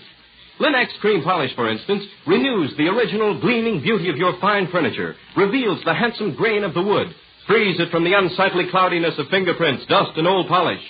And it accomplishes this result in one quick, easy application. For Linex cream polish actually cleans as it polishes. It cuts your job in half, saves you one whole step in your cleaning day routine. And when you've finished, you'll see that Linex cream polish has left no oily film on the surface of your furniture, for it dries hard so that no dust clings to it. Linex cream polish is truly the ideal method of caring for fine furniture. So use it regularly. Ask your dealer for it by name. Linex cream polish for fine furniture. You'll find all 3 great Linex home brighteners, Linex self-polishing wax, Linex clear gloss varnish, and Linex cream polish at your nearest hardware, paint, or department store.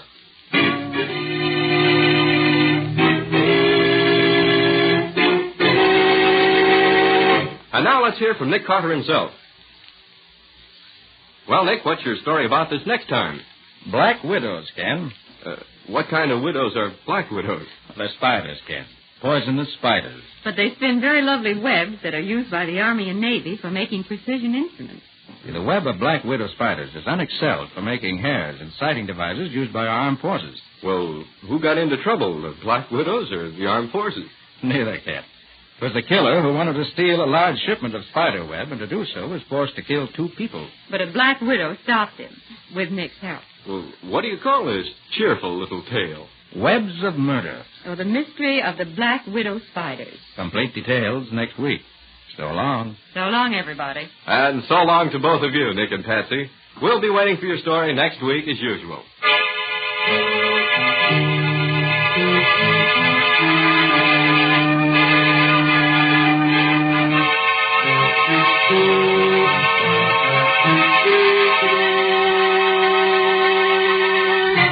Next week at this same time, listen to another curious experience of Nick Carter, Master Detective, entitled Webs of Murder.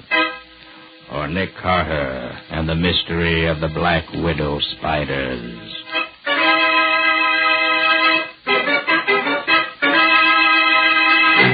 Nick Carter, Master Detective, is featured in Street and Smith magazines. Lon Clark is starred as Nick with Helen Choate as Patsy.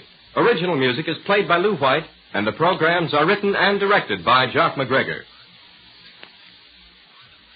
Nick Carter, Master Detective, is presented at this time and over these same stations each week by the three great Linex home brighteners.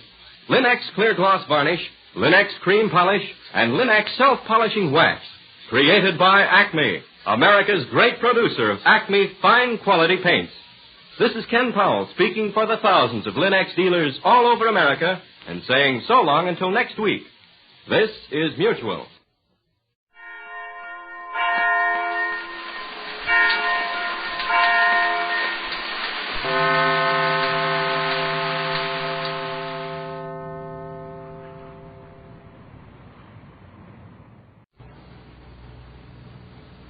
Wheaties presents Night Beat.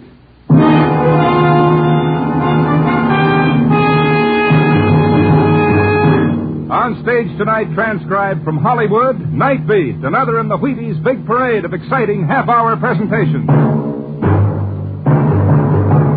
Night Beat.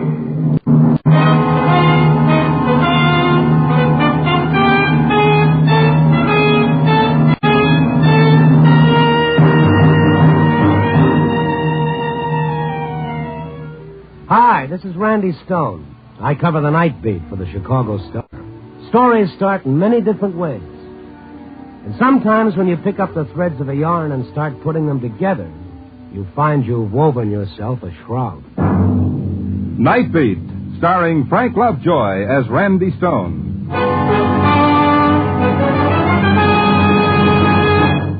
Did you know? Wheaties at 7 can help at 11. They really can. The world isn't half so tough to face when you've got a good breakfast under your belt. And it doesn't matter what part of the world you're facing either. Farmers can farm better, actors can act better, salesmen can sell better on a better breakfast. And that's what you start with when you start with Wheaties. Because here are flakes of whole wheat, with the vitamins, the minerals, the wonderful, life-giving energy of whole wheat. The very things you need to get work done that you're meant to get done in the morning.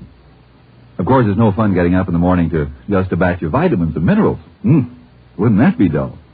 But it's fun, you bet it is, to lay spoon to crisp, flaky little flakes called Wheaties. Pour on the cold milk, put on the fruit you like best, and eat happy. Breakfast of champions. Breakfast for you. Come on now. See how Wheaties at 7 can help at 11.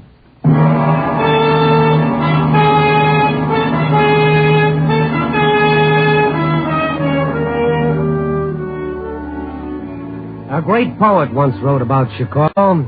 He said it was a city built by men with muscles and a willingness to use them. Well, Chicago is still full of willing people. Some willing to work and others willing to let them. You take Gus Reed, who broke jail last week while doing life for murder. Not that he ever became bent with honest toil. He just got crooked trying to avoid it. But now he was out, escaped with a famous hood named Neil Ramsey.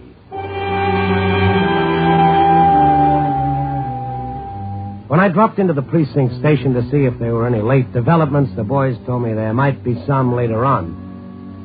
So I stepped out for a cup of coffee and a sandwich at Harpoon Louie's, a few blocks down the avenue. Oh, hello, Mr. Stone. Been several nights since I've seen you. Working hard? Well, I've been on the jump. What's good tonight? Got a fresh baked ham that's quite tasty. That's a deal. On white or rye? Rye, I guess. Mustard and pickle, I presume? Yeah, and a cup of coffee.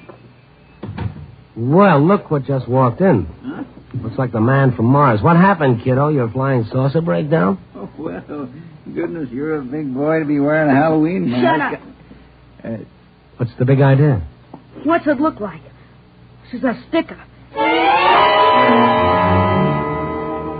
The kid was sandy-haired, skinny, and as nervous as a two-headed boy at a scalping party.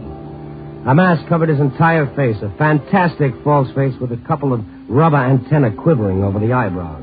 Very amusing, until you looked down and saw the .38 in his fist. All right. You, behind the counter. Open the cash register. And let's have it, quick. Well, all right. Easy with that gun, kid. Shut up, Neil. Empty your pockets. Anything you say. Easy on the trigger. Here you are. All right. You behind the counter. Just lay that money on the showcase. It isn't worth it, you know, son. I'll just stake that. As the kid stepped forward, his eyes on the money, I lunged swinging. He whirled as my fist smashed against his wrist. The gun hit the floor, and I snatched at his mask, ripping off a corner as the elastic snapped. He jerked away, tripping me as I grabbed him. I fell. The last thing I remember as my head hit the radiator was his white face as he jerked open the door and darted out. Help! Please!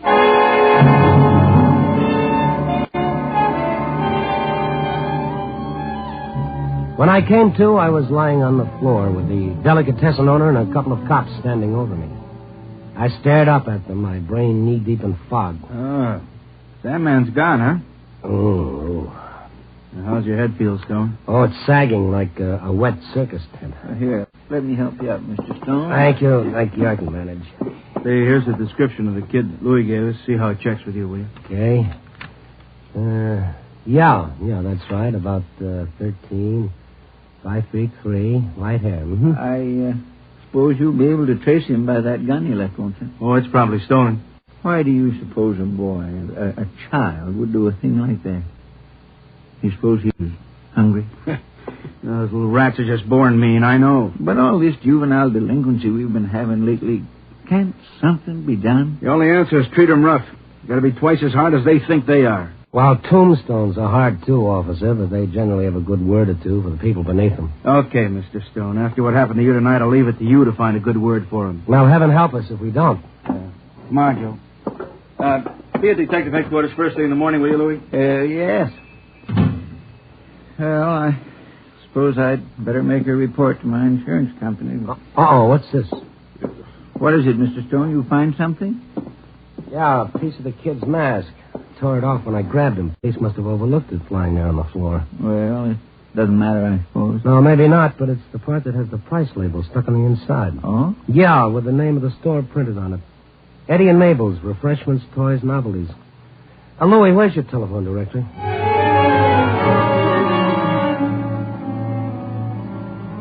The address turned out to be down in the low-rent district.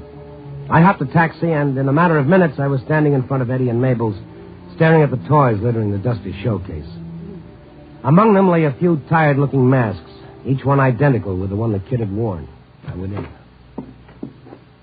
Yeah? Something I can do for you? I was just noticing those masks in your window. Have you sold any recently? Masks? Who sells masks this time of year? Why? Well, I just wondered. A drummer comes in and sells my husband masks. Imagine. In April, my husband buys masks for Halloween. Well... A hat he's got on him. 2 months we have these masks in stock, and how many do you think we sell? One. One single mask. A businessman, he calls him. Just when did you sell that one mask? Well, it so happens just this morning.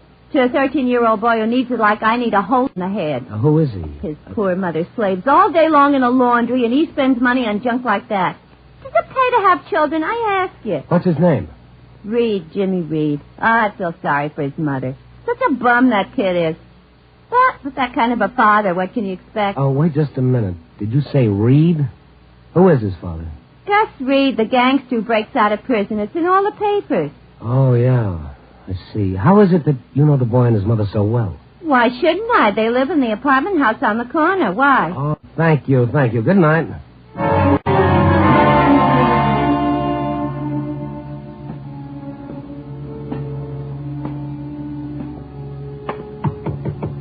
I could have sworn that I'd heard dim voices as I'd approached the door of the Reed apartment, but now there was nothing but silence. The silence of an enemy holding his breath. Who is it? Does Jimmy Reed live here? What's he done now? Are you Mrs. Reed? Yeah. Are you from the police? Oh, no, but I'd like to see him for his own good. Well, he's not here now. If you'll come back tomorrow, Look, lady, if I go now, I'll be back with a cop. Let him in. If it's so important. Come in, pal. No sense bothering the cops. I said come in. And keep those mitts lifted high. It was the infamous Neil Ramsey, the lad who busted out with Gus Reed. He stepped from behind the door, lean and dark, his mouth grinning, but his eyes as cold as rigor mortis. Eyes I'd seen staring from many an FBI poster and Rogues Gallery album. And behind him, the heavier, red-eyed Gus. Well, what are you waiting for? Come on in. Okay, Gus, I'll go along with the crowd. Those guns you've got look like a big crowd to me. Hey, Pop, that's the guy who jumped me at the delicatessen. Hi, Jimmy. The boy made a slight mistake, Gus. He didn't keep his eye on the sucker. You and your lousy $2. I would have done all right if you hadn't stuck your big fat nose in. Yeah, not much of a teacher, are you, Gus? But then I don't suppose I can blame you. You never had nerve enough to stick up anybody yourself. You shot him in the back and then robbed him. So I ain't got nerve, huh? Show him, Pop. Gus, don't.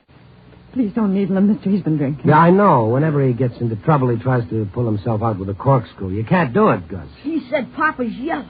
So I'm yellow, huh? Oh, sure. You're a colorful character, Gus. A red nose, white liver, and a yellow streak. Yellow, huh? Don't try it, Gus. Shoot, and you'll get the chair this time. Keep your hands up, yellow, huh? Gus, no! I'll show you. No! His gun butt cracked against my skull, and I staggered backwards, tripped over a constellation of stars, and fell into darkness. Why did you do it? Why did you do it? You've killed him! Killed him!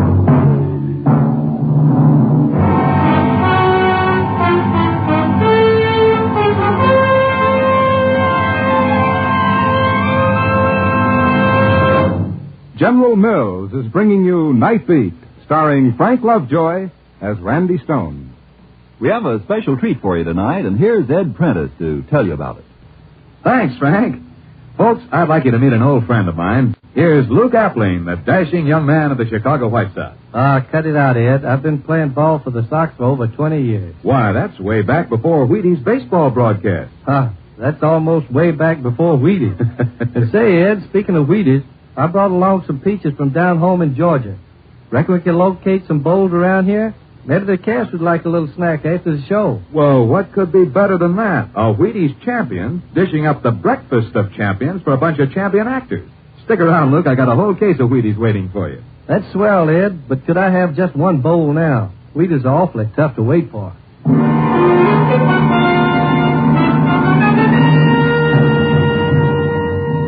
And now back to Night Beat and Randy Stone.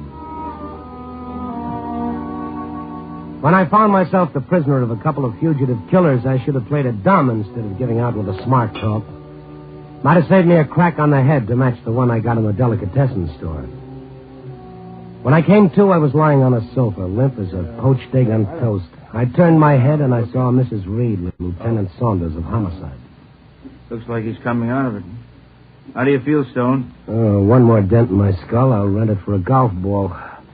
So Gus and Neil got past you, huh? Well, they won't get past the roadblocks we set up. How'd they get out of the house? Over the roof? Yeah, same way they got in, apparently. Old stuff. You should have figured that, Lieutenant. Oh, sure. Just like you figured on finding him there when you stuck your nose in. Yeah. Jimmy go with him? Jim's a child. Baby, he doesn't know what he's doing. He's a good boy, Mr. Stone. It's all his father's fault. He's twisted Jimmy. He thinks his father's a hero. Okay, Mrs. Reed, that wraps it up. We're through here for the time being.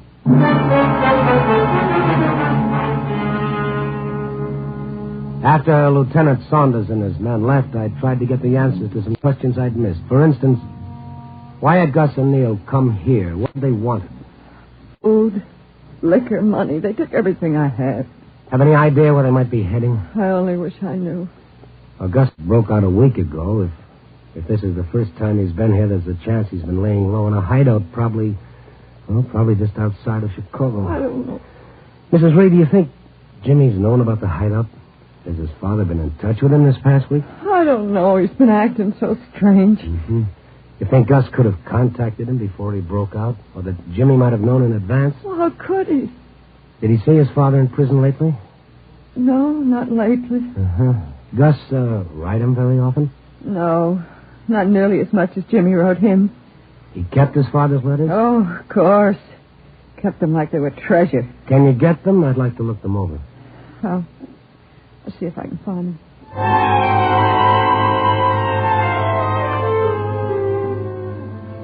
I studied the half dozen or so letters that Mrs. Reed brought me and found nothing. They were uniformly dull, stupid, and apparently without significance. That is, all except the last one. Jimmy got it a couple of weeks ago. Read it. Be a good boy and don't get mixed up with the old Lakeside gang or the bunch at the tavern. Abandon the road to evil. It doesn't sound like Gus, does it? Trying to get good with the prison censor, that's why. Putting on that hypocrite. I get homesick off and on. Your accident on the Compton Highway was tough. Yours truly, your own hand. Compton Highway? I don't know what Jimmy told him, but he certainly didn't have any accident. What about the Lakeside gang? Oh, I never heard of it. This bunch at the tavern he mentioned. Well, I tell you, it doesn't make sense. Jimmy would have told me if there'd been any trouble. I know he would have. Abandon the road to evil. No, you're absolutely right, Mr. Reed. Doesn't make sense. I held it up to the ceiling light, and there it was. Pinpoints of light gleaming through 8 words in the letter. What is it? Does this make any sense to you? Old Lakeside Tavern, abandoned road off Compton Highway. Lakeside Tavern. Of course. Gus used to work there. When? Years ago. It was a beer parlor. On an abandoned road? Well, it wasn't then. They built a shortcut later that bypassed it. The place was condemned. Well, I'd better be going. I'm going with you. On a hold? You can't stop me. Jimmy's there. We don't know that. Well, if that's where they are, he's there, and I'm going. Now, look, the best thing that we can do is go to the police and tell them what No, Mr. Stone, please. They'll be shooting. Jimmy will be killed. As long as he stays with... Even if he isn't, if he's arrested there, it'll make things worse for him than they are now. Please, Mr. Stone, let's do it my way. But what? What can you do? Well, get him away from there first before the police come. Well, I'll probably regret this, but come on.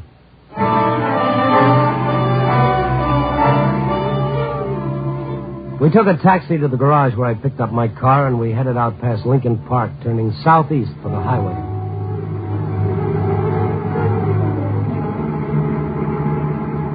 You sure we turned off at the right place? Oh, yeah, I'm sure. This is part of the old road. There it is, the tavern between those trees. Oh, yeah. Uh-oh. What is it? Thought I saw a light in one of those windows. Oh, I didn't see anything. Now, look, we passed a filling station about a mile back down the road. Be much better if we went back and buzzed the state highway. Oh, no. And what are you doing? Hey, wait! Jimmy! Look, you want to get us killed? There's nobody here. All right, let's get back to the car and get out of here. Wait. What are you doing? I'd like to take a look inside. Why? Well, they may have been here and gone. Please wait. We might come on a clue. Everything comes to him who waits, including a hearse. It's unlocked. Now, let's get a match going. Okay, let's go in and watch out for snakes. Don't you ever knock? Well, I was afraid we'd find a snake in here. Hiya, Neil. Stay right where you are, wise guy.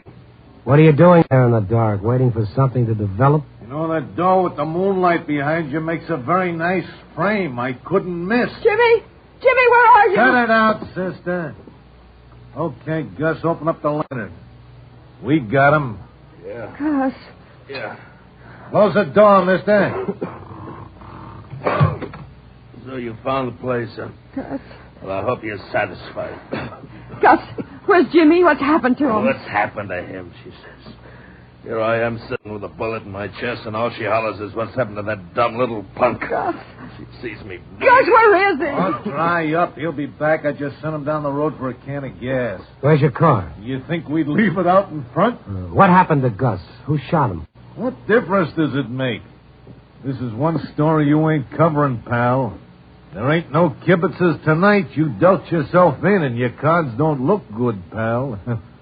Not with me holding 6 bullets in my hand. Well, like they say, Neil, the game is always darkest before you've drawn. Yeah, well, you don't get no more cards, friend. You're through. The roadblock. Of course. Gus got it when you crashed the roadblock.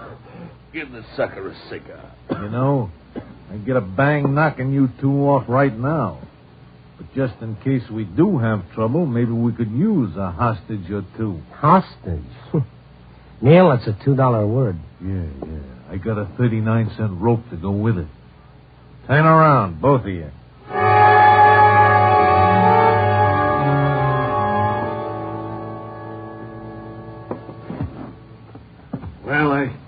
guess that'll hold you for a while. Keep him covered, Gus. As soon as the kid gets back, he can come upstairs and stand watch at the window while I come down and take over. Give you a chance to sleep. Yeah. And if they try anything, let them have it. I can handle it. Go on. Gus, I don't care what you do to me, but your son, your own flesh and blood. Shut up. Gus, please. Listen, Gus. All this time I've been saving, hoping to have enough to send him to college someday, and then you come back. College?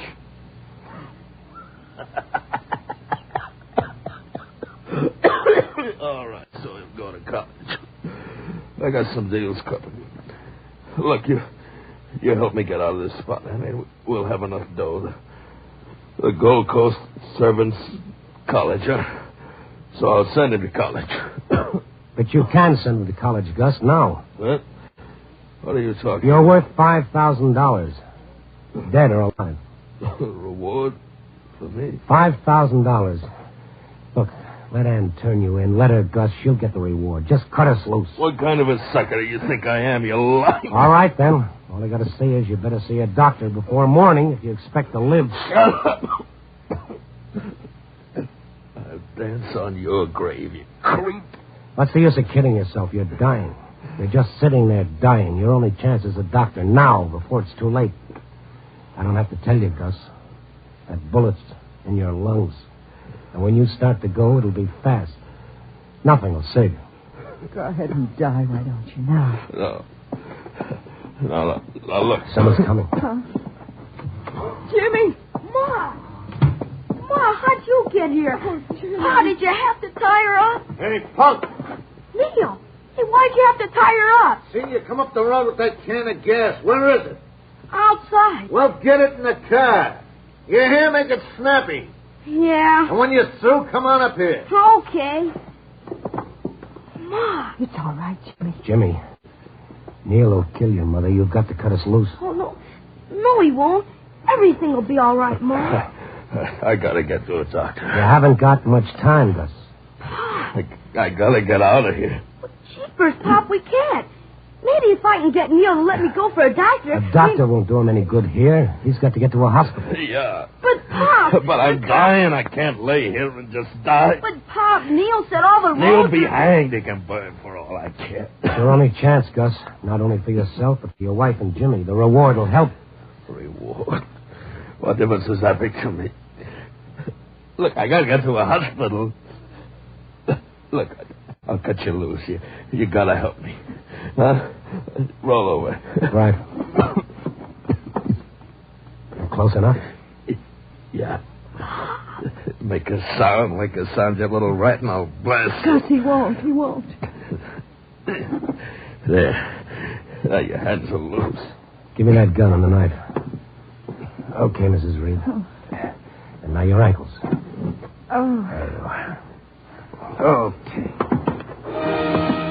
Just stand right where you are. Neil. Yeah. Your partner. Neil Ramsey stood at the head of the stairs at the other end of the big room. I could barely make him out in the dim gloom, but you didn't have to spotlight his .45 to know that it was looking down at us. Drop the rod, journalist. He came down, crossed the floor, his face twisted in the kind of grin you see pictured on labels over the word poison. So you want to go to a hospital, eh, Gus?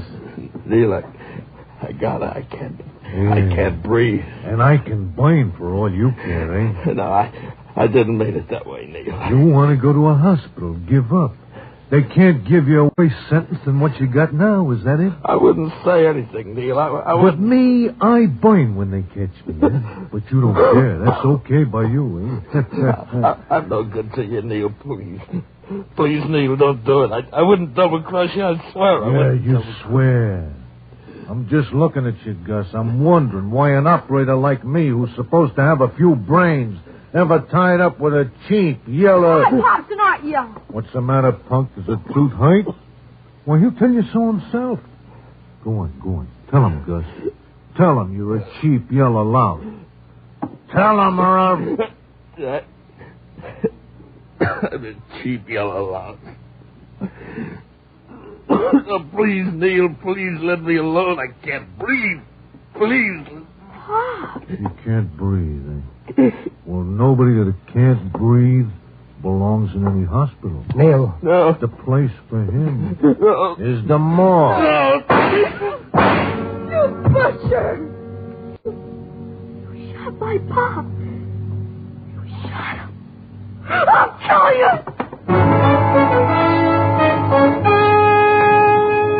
The kid flew at him, and as he wheeled to shoot, I put everything I had into a right that struck behind his ear with a shock that jarred me to my toes. Neil lay at our feet, sprawled out as cold as a witch's kiss. Jimmy stared down at him, the frenzy draining from his face. And something else went out of him, too. He turned slowly, and he stared at Gus's dead face for half a minute. Why did he do it? Why did Pop do it? To what, Jimmy? What, dear? They're yellow. Yellow! He turned yellow! Look, Jimmy, I know he was your pop, and it's tough, but without his gun, he was nothing. Nate would have turned yellow, too, if Gus had hit the drop on him. Without their guns, without having that advantage, they're all yellow, Jimmy, all of them. Begging for their lives and licking your boots and asking for mercy that they themselves would never give. People like that aren't heroes, kiddo. It takes a lot more than a gun to make a hero. A lot more. Jimmy. And you know what, Jimmy? You can be different. I think you have what it takes. Jimmy, dear. You'll be all right, given half a break. I'm sure of it.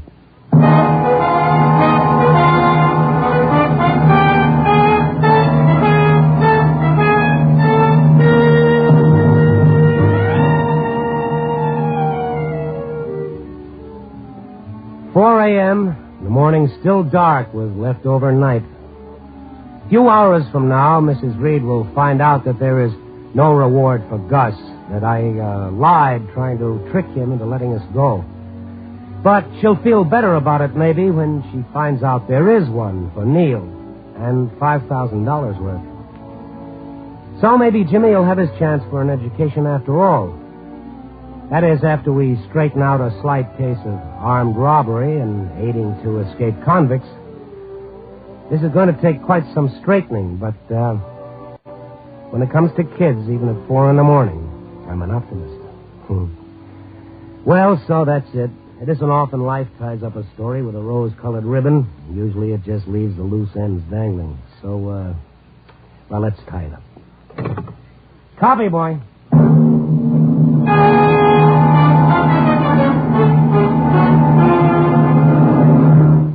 You are listening to Night Beat on the Wheaties Big Parade.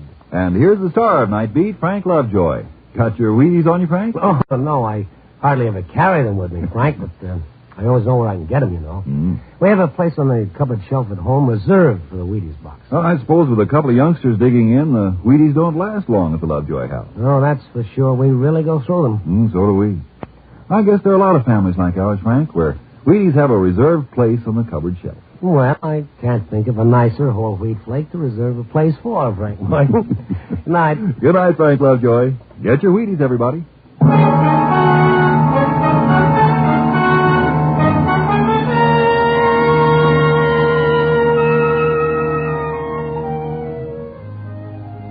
Night Beat, starring Frank Lovejoy, is produced and directed by Warren Lewis and edited by Larry Marcus. Tonight's story was written by Irvin Ashkenazi and John Robinson, with music by Frank Worth. The part of Gus was played by Bill Conrad. Bea Benaderet was Anne. Others in tonight's cast were Jack Crucian, Sheldon Leonard, Jeff Silver, and Parley Bear.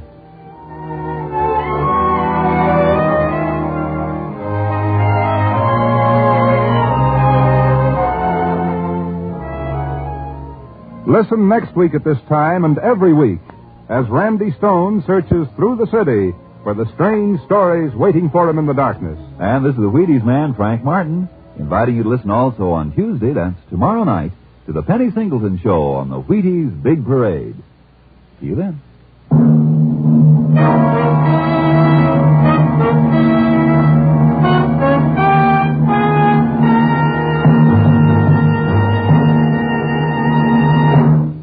Night Beat came to you transcribed from Hollywood.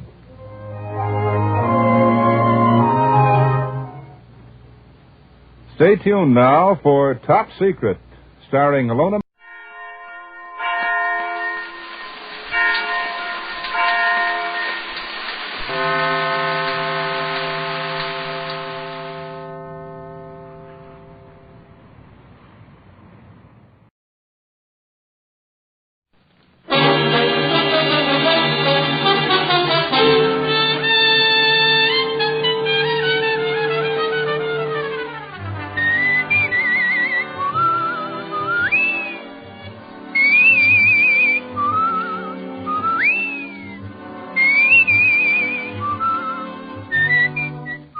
National Broadcasting Company presents Dick Powell as Richard Diamond, private detective.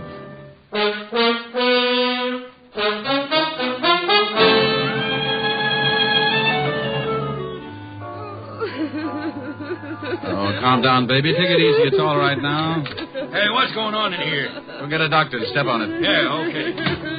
Joyce. If you keep on like this, you'll end up sleeping in a cage. Joyce, will you shut up and listen to me? Okay, honey, sorry. Here's another exciting half hour with Richard Diamond, private detective, starring Dick Powell.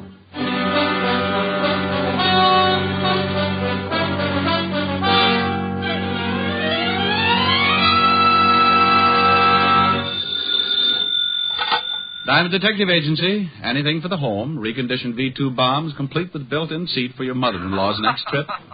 Also a large stock of 5-second hand grenades for the kiddies in the block. Rick. Oh, by the way, we have a special today. Oh, you have? Yes, with every 5-ton purchase of dynamite, you get free of charge a nifty nitro tank destroyer kit. Oh, that's nice. Great for parties. Plant one in your driveway and give your relatives that extra lift. Richard Diamond. Yes? Oh, you're terrible. Oh, now you only say that because you're an authority on the subject. It's a wonder you ever get any clients. Oh, honey, maybe I've been trying too hard. This week, clients have been as scarce as lobsters on the Sahara. Oh, no business at all? Helen, if a client walked in now, I'd probably fall off the chair. Mr. Diamond. Oh, my goodness. Rick! Just being as good as my word, dear. Can I give you a hand? No. What else do you want to get rid of? Rick, what happened? Oh, someone just walked in. And you fell? Yeah, right on the... Rick? I'll talk to you later. Bye. Bye. What can I do for you, dear? Well, my name is Joyce Wallace. I want to hire you. How do you do, Miss Wallace? Why do you want to hire me? Because someone tried to kill me. How? I was sitting in my living room. Someone took a shot at me through the window. Your new play opened last week, didn't it? You know who I am. Mm-hmm. Yes, I remember a number you didn't type. You got a pretty face, too. Well, thank you. Have you gone to the police? No. Well, baby, if someone's out gunning for you, the law's your best bet. I think you better go see them. I can't. All right, then tell me about it. Well, as you know, I'm an actress. If this got out, it would be all over the papers by tomorrow. You've had publicity before? Certainly, and some of it's been very bad. But this time I can't afford bad publicity. Oh, well, go on. You see, my husband and I have separated. I'm trying to retain custody of our child. And the courts wouldn't like you getting shot at? Barton, it's my husband, will try just about anything to get the child away from me. You're married to Barton Webb? The playwright. Mm-hmm. Well, maybe he was the one who took the shot at you. I've thought about that, but it's a little hard to believe. Why? Well, we've had a fairly decent relationship up till 6 months ago. Honey, I've known guys who got mad and slit their wives' throats all in a matter of an hour or so. It doesn't take 6 months to build up to a shooting. Well, that's why I want to hire you. I want you to find out. Can you think of anyone else who might like you better at the morgue? Well, I have people who don't like me, certainly. Certainly. Why do you agree so quickly? Sweetheart, look. It stands to reason that half the women who know you would dislike you just because, well, let's say your bathing suits have an advantage. Nice. What about the other half? Oh, probably like their husbands in a vault after 6 in the evening. Oh? Mm-hmm. Well, if you take the job, we'll probably spend a lot of time together. Dear, I've got claustrophobia. If I get nervous, I'll just run my head into a wall or something. You're hired. You're jumping the gun. I get $100 a day in expenses. I have a check. I'll take it. There you are. I certainly am. Well, let's go. Where to? Your apartment. I want to look for the bullet. Good. We can have a drink. Well, it's a little early, but I could use something cool. Are you warm? I think so. I've smoked 3 cigarettes while we've been talking and haven't lighted one match.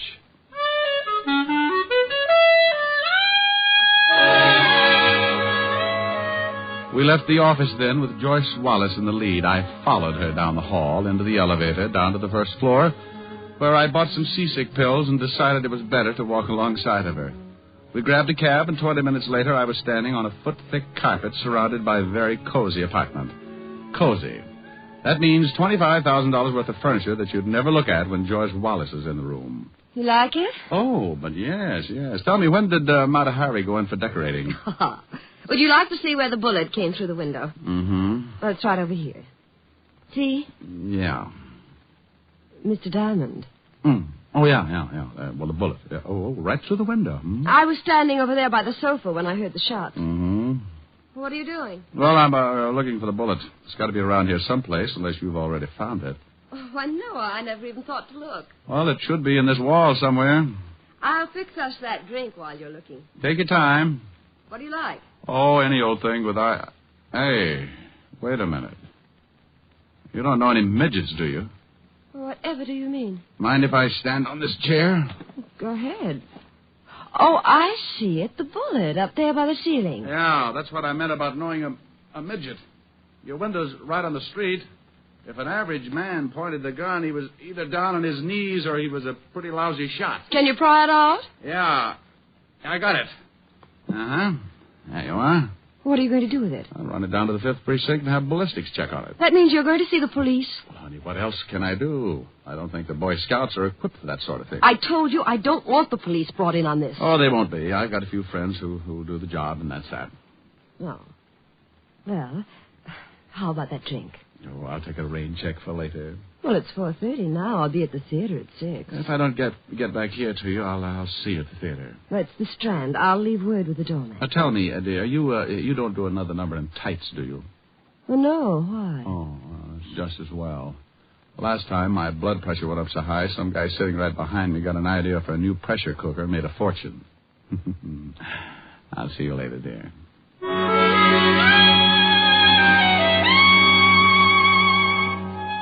She walked me to the door and said something about all work and no play, and then she stood on her toes and kissed me on the forehead. The kiss was effective, all right. When I finally found my way down the hall, I knew just how the first cow in Texas felt right after being branded. I got out into the fresh air, gulped a couple of lungs full, grabbed a cab, and a few minutes later I was walking into the squad room of the 5th Precinct Police Station. Well, good afternoon, Sergeant. Oh, what do you want, Shamus? What do you want, Shamus? Oh, Otis. Oh, why don't you be happy? Conform. The worst has happened. They'll never send you back to the jungle. Ooh. The lieutenant in? Yeah, go ahead. Thanks, Sporty. No, Otis. Yeah, what is it? When are you going to get a haircut? What's the matter with my hair? Looks like a mountain lion's been sleeping in it. Hello, Walt. Why don't you leave him alone, Rick? He's used to it. It'd drive him out of his mind if I walked in someday and didn't say a word. It would? Probably. Why don't you try it? Oh, you're as bad as I am. That's a horrible thing to say to me. And by the way, what are you doing down here, Rick? What's going on? I want a ballistics check on this bullet. Oh, you do, huh? Where'd you get it? What? That bullet. Well, what do you want to know for? Because I think you're trying to hide something. Now, why would I do that, Walt? Because that's the way you operate. Now, where did you get that bullet? What bullet? Now, you stop that. That bullet you got in your hand, that one right there. This one? Yes, that one. What about it? Where'd it come from? You want to know? Of course I want to know. Well, who can tell you better about a bullet than ballistics? Yeah. Otis. Yeah, Lieutenant. Get in here. What are you going to do? Find out about that bullet. You wanted me, Lieutenant? No. I just wondered if you guessed who it was on my private line. Take this bullet down to ballistics and bring me the report. Right. Thanks, Walt. I'll check with you later. Now, you wait a minute. There was something I was going to ask you. Yes? Well, I'll think of it later. Something about the bullet, Walt? Yeah, that was...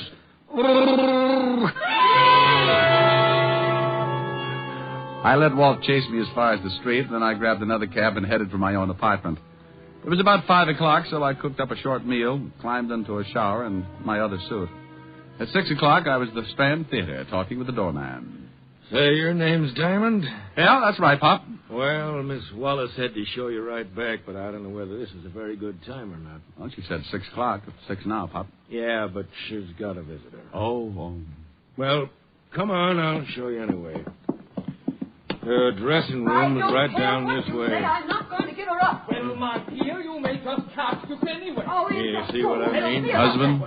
Yep. You just get out of Still here. want to go in? You know I I'm think going so. to. You're just trying to upset me. I want to settle this thing once and for all. Good luck. Thanks, Pop. Well, I don't care. I'm just going to go ahead with my plans. You better answer the door, darling. Give your tonsils a rest. Hello, Joyce. Oh, come in, Mr. Diamond. Oh, he's a new one, isn't he? This is Mr. Diamond, and I have some business I want to talk over with him. Alone. Well, anyway, you look at him. It certainly would be foolish for me to argue the point. I suppose you chin yourself regularly, Mr. Diamond? Chins are a hobby with me, Mr. Webb. I've come in contact with several in the past. A wit. Muscles and wit. This is a new achievement for you, dear. Please get out of here, Bart. Now. Good evening, Mr. Diamond. I will say that you're more of a presentable specimen than the others. You're somewhat of a specimen yourself, Mr. Webb. Another time, Mr. Diamond. Good evening. Oh, he just won't leave me alone. Did you tell him about someone trying to take a shot at you? Well, of course not. He'd go right to the papers. It's just what he's looking for. Oh, no. I'll get it. I see you made it all right. Hello, Pop. Who is it? Package for you, Miss Wallace. Oh, thanks, Pop. Will you take it, Mr. Diamond? Sure thing. Thanks. Oh, well, flowers. Flowers. Oh, this is his idea of a joke. Upset me so I can hardly go on, then a few seconds later his flowers arrive. Whiten's flowers? Yes. Sends me yellow roses every Monday. There. Look out. A snake! Get back. Oh, it's crawling out! All right, it's okay now. He's dead. Honey, calm down. Hey, what's going on here? Call a doctor, Pop. What's the shooting all about? Well, you get out of here and call a doctor. Go on. Okay. Hey, ain't that a snake? No, it's an eccentric spaghetti. Now get that doctor. Joyce, you've got to take it easy. The snake's dead. Now calm down, baby. A snake. You keep on like this, you'll end up sleeping in a cage.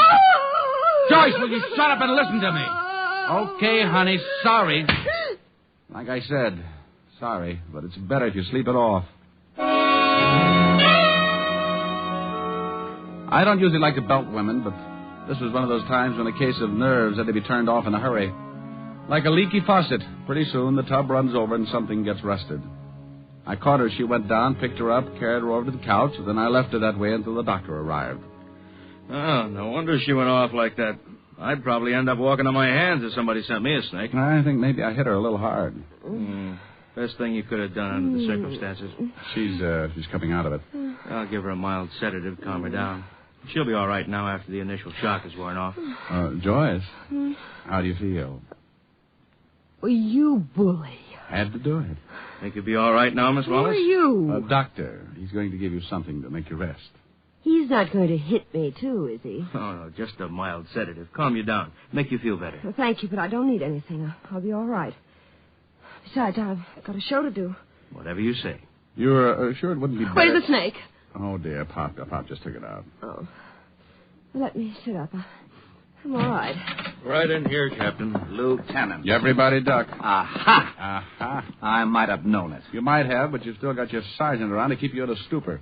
Oh, he's picking on me again, Lieutenant. Look, what in the world is going on here? The law has landed, Joyce. This is good Lieutenant Levinson. Walt, Miss Joyce Wallace.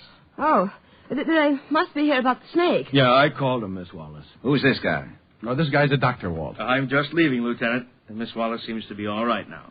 All right, Doctor. Otis, take him out in the hall. Get his name and address in case we want to talk to him. All right, Lieutenant. Well, goodbye, Miss Wallace. You just try and relax. Yes, thank you, Doctor.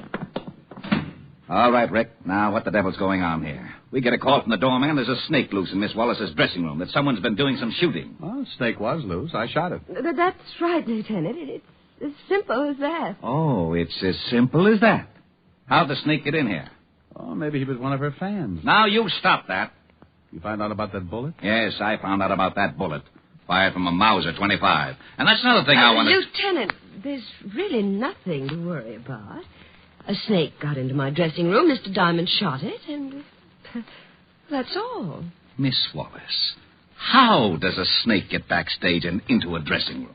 Well, now, let's see. If I was a snake... All right. I looked at the snake. It wasn't poisonous, so I guess it doesn't make much difference. Wasn't poisonous? No, Red Heart, just a little old gopher snake. Now, what about that bullet you had me analyze? That's part of a case I'm working on. I'll tell you about it later. Nothing to do with Miss Wallace, I suppose? No connection with the snake at all? None whatsoever, Lieutenant. Is this the box the snake came in? Yeah. I'll check with the florist. Yeah, do that, will you? And let me know what you find out. All right, but Diamond, so help me. If somebody gets killed, I'm going to hold you for complicity. I bet you can't say it again. Say what? Complicity. Complicity. You never know. Thank you for not telling him anything, Mr. Diamond. Well, there wasn't much to tell. Maybe you'd better help me out, though. Any idea why someone would send you a non-poisonous snake? Certainly, I have a deathly fear of them, any kind of snake. How many people know about this? My husband. Anyone else? No one. I've never told anyone.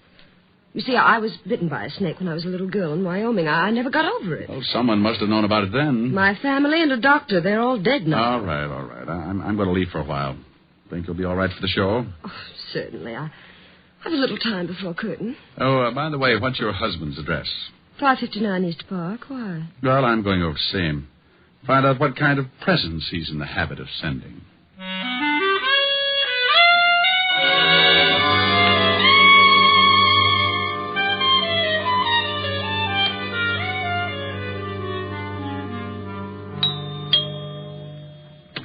Yes? Oh. You should be in mourning, Mr. Webb. I just killed a friend of yours. What? Maybe you better let me in. Well, if you're running around exterminating my friends, maybe I'd just better call the police. Yeah, why don't you do that? Now I'm coming in. I hardly see... Oh, yes. Well, you're in. Can I get you a drink, Mr. Diamond? I haven't got much time. I want a few answers. Well, at least take your hat off. I don't like being intimidated, but if I must be subjected to your roughhouse tactics, I prefer you to be polite. If I get the right answers, I'll be so polite I'll even apologize when I break your leg. I really think I'd better call the police. Did you send your wife a snake? Has Joyce taken up the bottle? Which leg do you want me to start on? No, don't be ridiculous. Of course, I didn't send my wife a snake. Did you send her flowers? Yellow roses. I have a standing order with the florist every Monday night. Well, this Monday there was a snake in them. You're serious? How do I look? Well, that is a very provocative question. Look, Buster, let's not... Good grief. If someone did send Joyce a snake, she must be in a complete state of hysterics. She hates them. Do you own a Mauser 25, Mr. Webb? Why, yes. How did you know that? I didn't. Can I see it? No, as a matter of fact, it disappeared a couple of days ago. That's a little thin. Mr. Diamond, I assure you that if I could show you the gun, I would be most happy to. Loaded and pointing right at your overdeveloped chest. You say it disappeared a couple of days ago, hmm? Sure about that? Of course. I kept it in my bureau drawer. When I got up in the morning, it was there, and that evening I went to get a handkerchief, and the gun was gone. Nothing else moved? No indication of robbery? No. Who has a key to the apartment besides yourself? Your wife?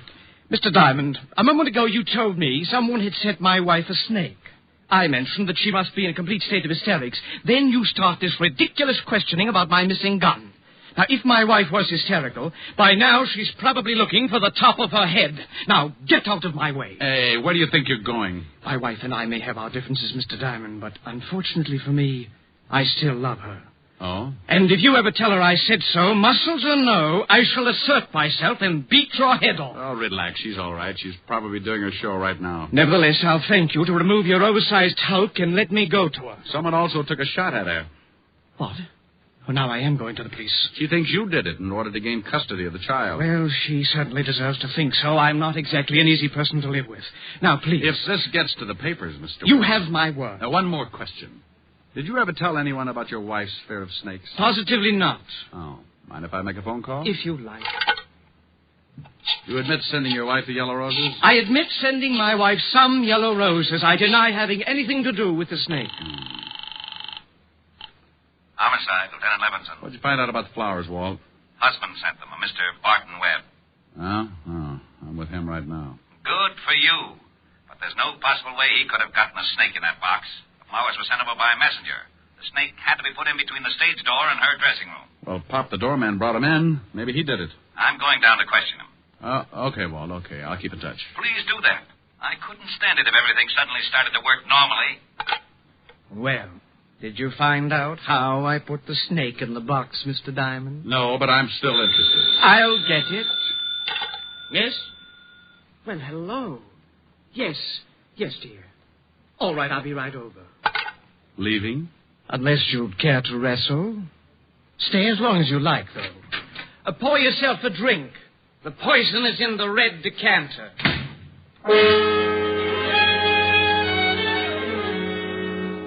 You know, the poison was in the red decanter. I stood there a minute, getting that lousy feeling again. The logical person to have fired the shot and sent the snake was Barton Webb. But my instinct said no. I remembered Walt had said he was going over to question Pop, the doorman at the theater, so I took off fast in the hope of beating him there. The theater was only 4 blocks away, so I ran it.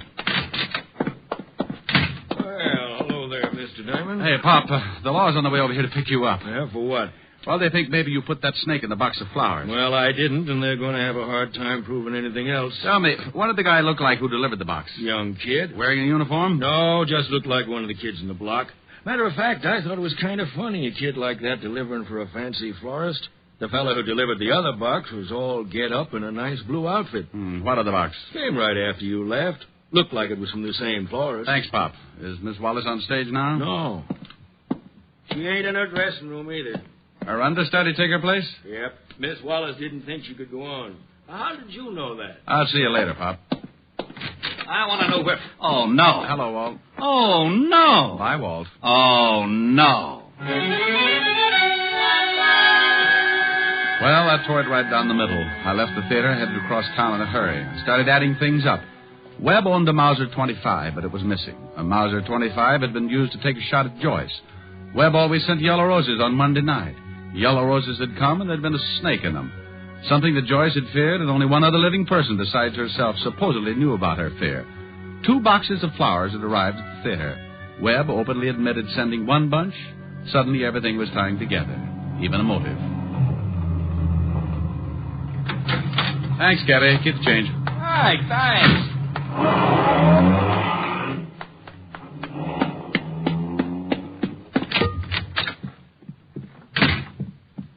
Joyce, now. Joyce, don't be a fool. I told you once, Barton, that I couldn't stand it anymore. Now get away from me, get away.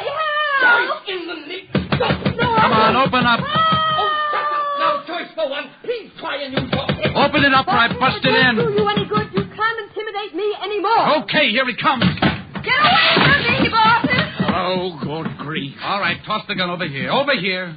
Oh, Mr. Diamond, he was going to kill me. Oh, dear. Mr. Diamond, Mr. Diamond. Yes, Mr. Diamond. You've ruined the door. He was going to kill me. Was he? Of course I was. Barton. Well, wasn't he, baby? Yes, of course. Of course. Good evening, Mr. Diamond. Looks to me like Joyce had the gun. Well, I was trying to protect myself. He threatened to kill me. It runs in the family. Instead of an anniversary, we have a funeral. The Webbs have always killed their wives. An old custom thought up by my great-grandfather. Barton, shut up! This gun is a Mauser 25. What did you expect? A crossbow? Who does it belong to? Me! You told me your gun was swiped a couple of days ago, Barton. Once I explained to a drama critic that my only claim to fame was talent. Don't listen to him, Mr. Diamond. That's my gun. It's mine, and I can prove it. And you were the one who shot at Joyce from outside the window? Naturally. Which window did you shoot through?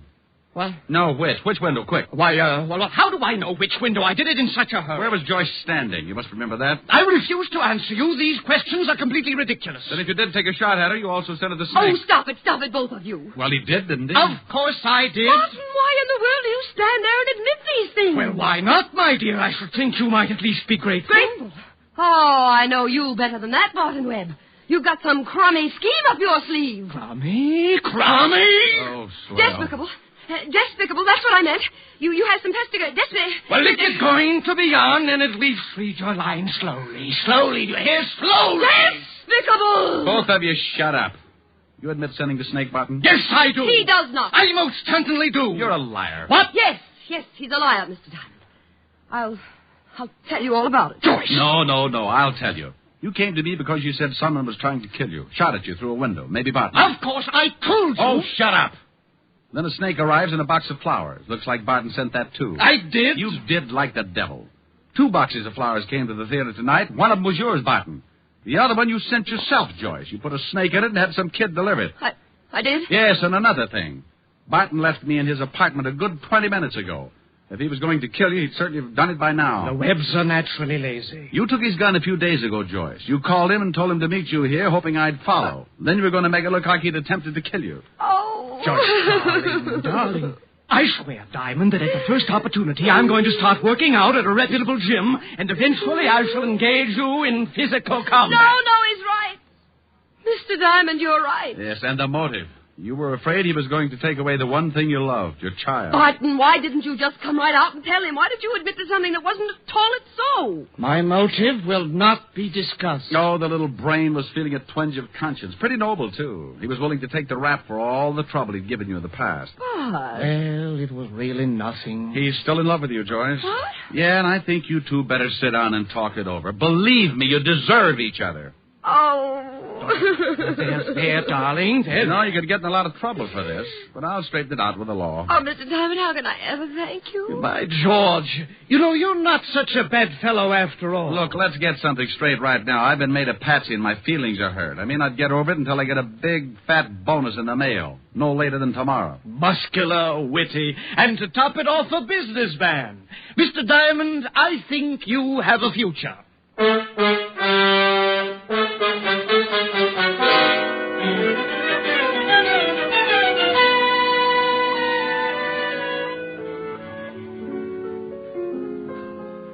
What's that you're playing, Rick? Oh, it's a new song, dear. What's it from? Show that opened last week. Oh, the one your client is in? Mm-hmm. She does it in one of those real tight evening gowns. You know the type. Mm-hmm. And so do you. Well, that's a pretty song. Well, let me hear it. Okay. Well, well, well, look who's here. I haven't seen you in many a year. If I knew you were coming, I'd have baked the cake. Baked a cake. Baked a cake. If I knew you were coming, I'd have baked a cake. How'd you do? How'd you do? How'd you do? Had you dropped me a letter, I'd have hired a band. Grandest band in the land. Had you dropped me a letter, I'd have hired a band and spread the welcome mat for you. Now I don't know where you came from, 'cause I don't know where you've been. But it really doesn't matter. Grab a chair and fill your platter and dig, dig, dig right in. If I knew you were coming, I'd have baked the cake. Hired a band, goodness sake. If I knew you were coming, I'd have baked the cake. How'd you do? How'd you do? How'd you do? Now I don't know where you came from, 'cause I don't know where you've been. But it really doesn't matter. Grab a chair and fill your platter and dig, dig, dig right in. If I knew you'd have come and I'd have baked a cake. Hired a band, goodness sake. If I knew you were coming, I'd have baked a cake. How'd you do? How'd you do? How'd you do? Oh, how'd you do? How'd you do? How'd you do? Honey, how'd you like that? Well, I don't know why she has to sing that in an evening gown. Well, she doesn't have a very good voice, dear. Rick, I can't sing at all. Sweetheart, you could come on in a tent doing 12 courses of Down in the Canebrake, and the critics would lock Joyce Wallace in the zoo. You really think so? Let's go buy a tent. Oh, Rick, don't be silly. I couldn't wear a tent. Well, you could try. If it doesn't work, I know a camping spot in the Catskills. Oh, Rick. Thrifty Diamond. Yes, I know. Never waste a good tent.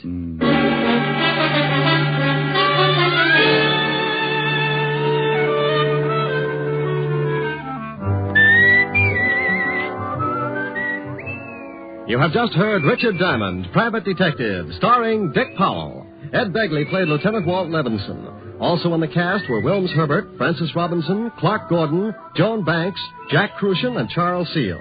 Music was under the direction of Frank Worth. Today's show was written by Blake Edwards and directed by Russell Hughes. Dick Powell currently may be seen in the motion picture version of the best-selling novel, Mrs. Mike. This is Eddie King inviting you to be with us next Sunday at this same time when we will again bring you Dick Powell as Richard Diamond, Private Detective.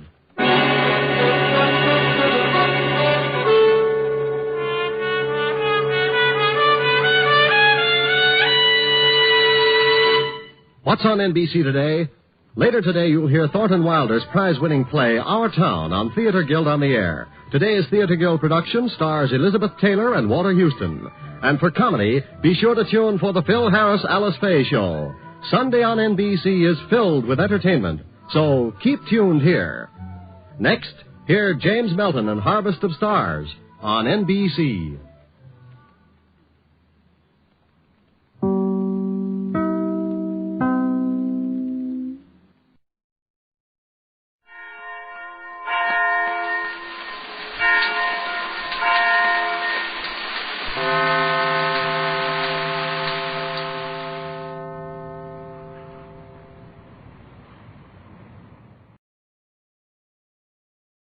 The Adventures of Sam Spade, Detective, brought to you by Wild Root Cream Oil Hair Tonic, the non-alcoholic hair tonic that contains lanolin. Wild Root Cream Oil, again and again, the choice of men and women and children, too.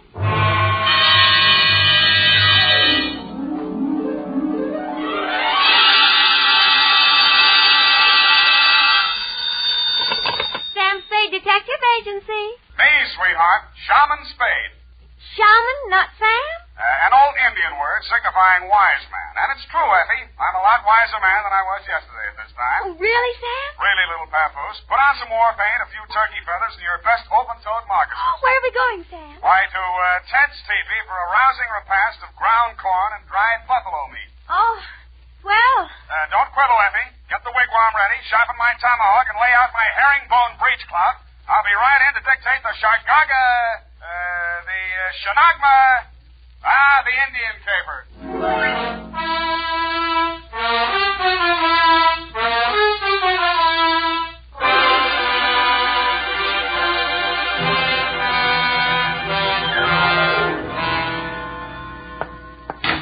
From the land of the sky blue water, they brought a captive maid, Red Wing.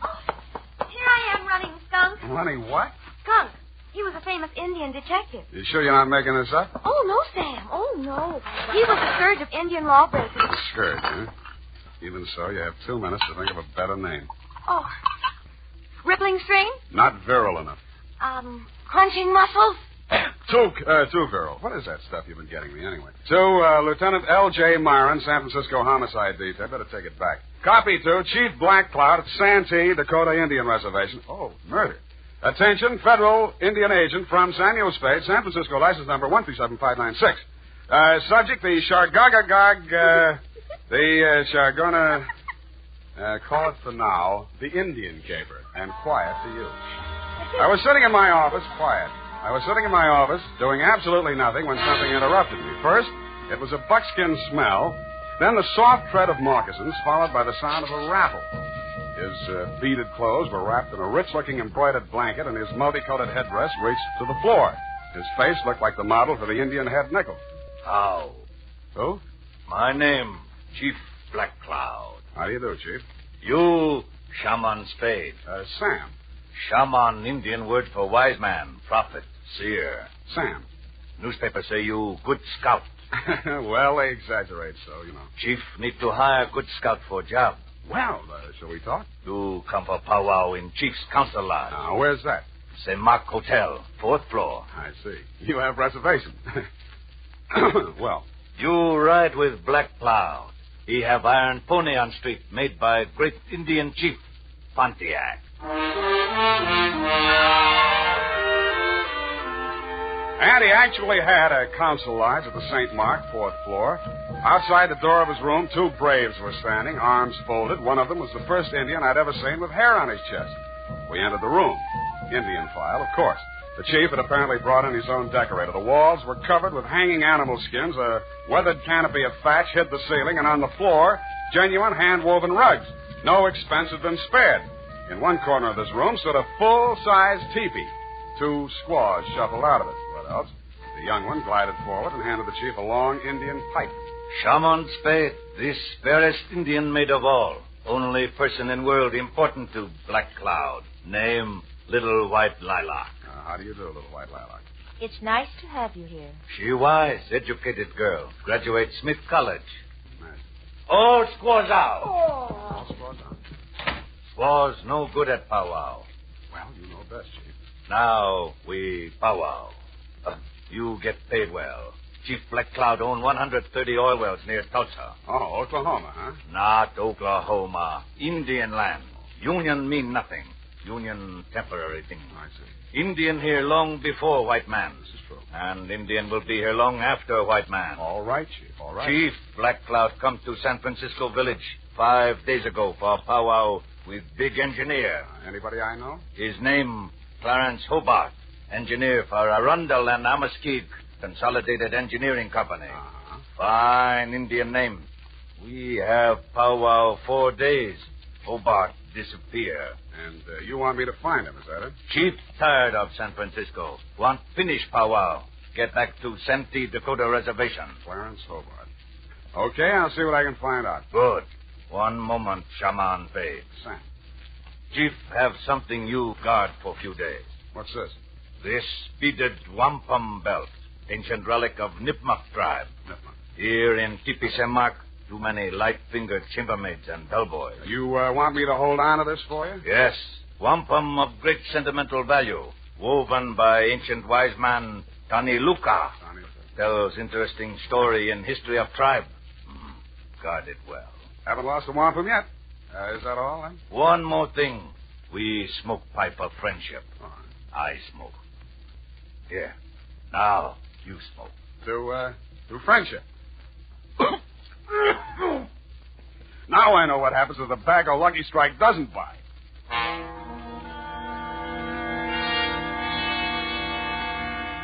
When I left Chief Black Cloud's fourth-floor lodge, there was only one brave standing outside the door. The hairy-chested Indian was probably taking 5. The wampum belt was about 3 feet long, made up of hundreds upon hundreds of little colored beads. They were woven into a picture pattern, very pretty. The interesting story undoubtedly could have been translated instantly and told fascinatingly by Red Ryder. But then he has a smart horse. I put the wampum belt in my pocket and headed for the offices of the Arundel and Amaskig Consolidated Engineering Company. Fine old Indian names. I inquired about Clarence Hobart. They referred me to his partner, Anderson Watts. Hobart disappeared? Absurd. Why, you couldn't lose him if you wanted to. He's as wide as a barn door. Yeah, well, Chief Black Cloud seems to think he is missing. Well, now, look here. Are you going to take an Indian's opinion over mine? I might. Well, just because he doesn't show up for an appointment doesn't mean he's disappeared. Why, one day when we were on a cantilever project in New Orleans... yeah, some other time. If Hobart hasn't disappeared, where would he be? Anywhere in the world. The man's unpredictable. Brilliant engineer, but moody. Oh. Every now and then he goes off alone to scheme up some fantastic thing like maybe cutting off the Gulf Stream and turning Cuba into an iceberg. I like it. But he always comes back. Disappear? No, not Hobart. Yeah, well, can you give me his home address? Well, here you are. Try it if you like. But I'm sure he's not there. I called this morning and nobody answered. Honest Injun.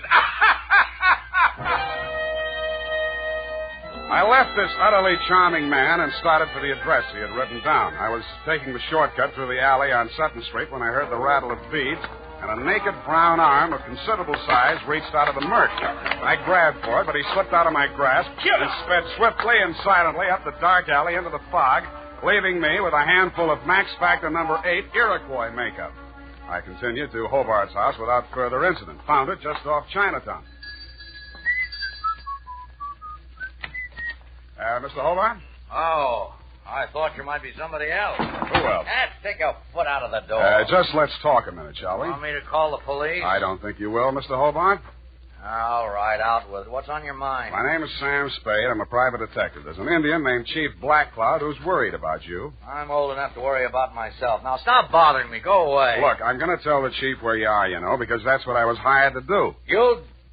Yeah, you're right. Confidentially, I've been on a 2-day drunk. You know how it is. Who, me? Tell him to phone me tomorrow. I'll talk to him.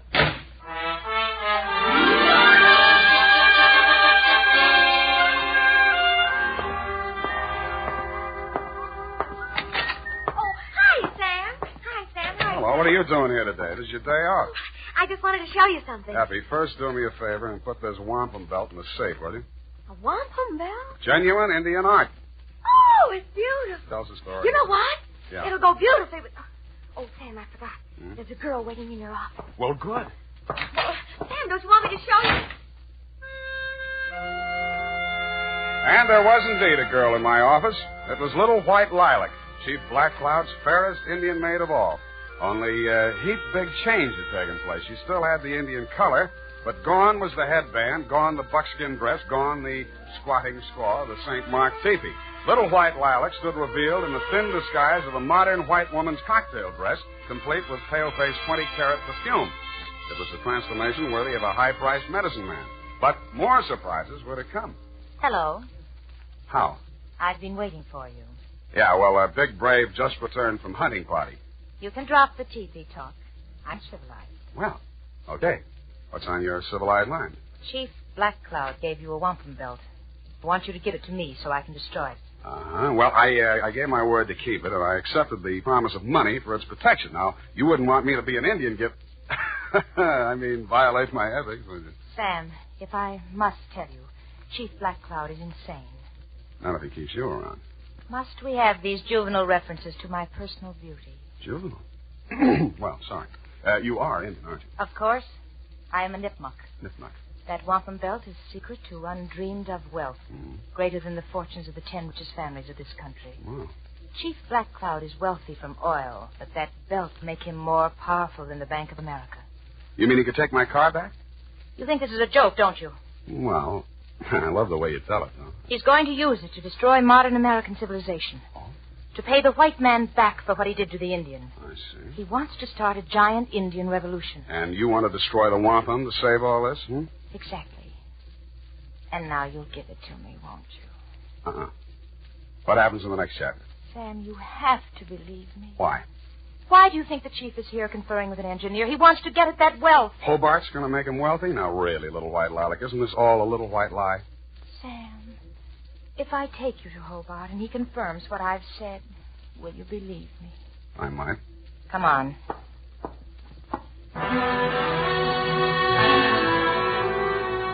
She took me by the hand, and she led me out of the office and up and down several streets until we arrived at a frowsy-looking brownstone. We entered, still holding hands, and came to rest in an apartment that looked just recently occupied. I guess that's what it looked like because you couldn't tell much. It was being lit by either 110-watt frosted bulb or by fireflies.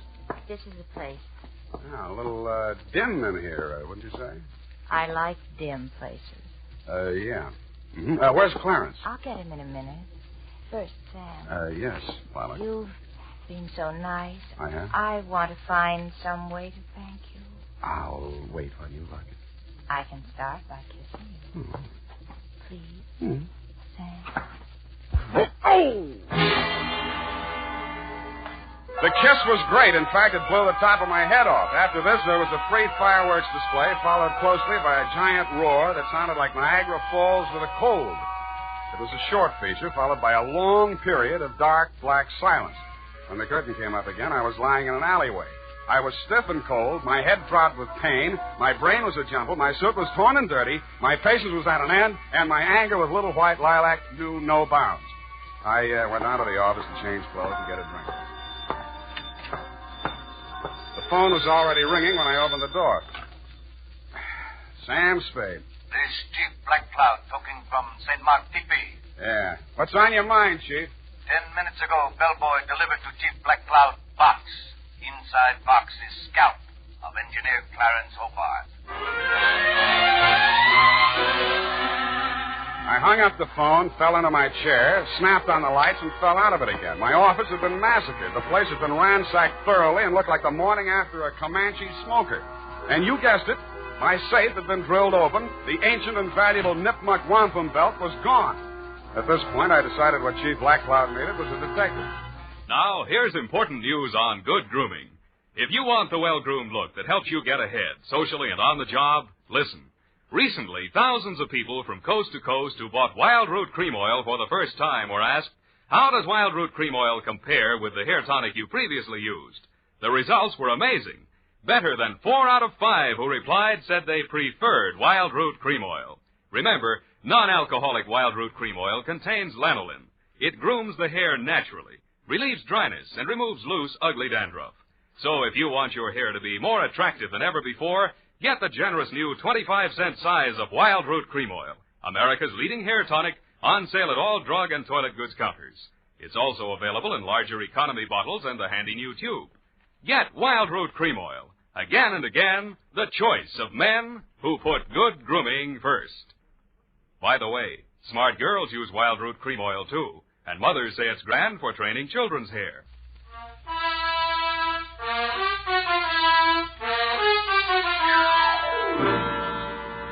And now, back to the Chigagagog Manchagagog Chabanagungamog caper.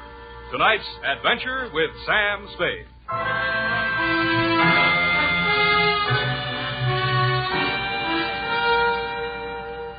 I found Chief Blackcloud sitting cross-legged and looking disconsolately down into a small cardboard box. Both squaws, including little white Lilac, were on one side of the room grinding corn. Lilac looked through me as if I didn't exist. I sat down next to the chief, looked into the box, and recoiled.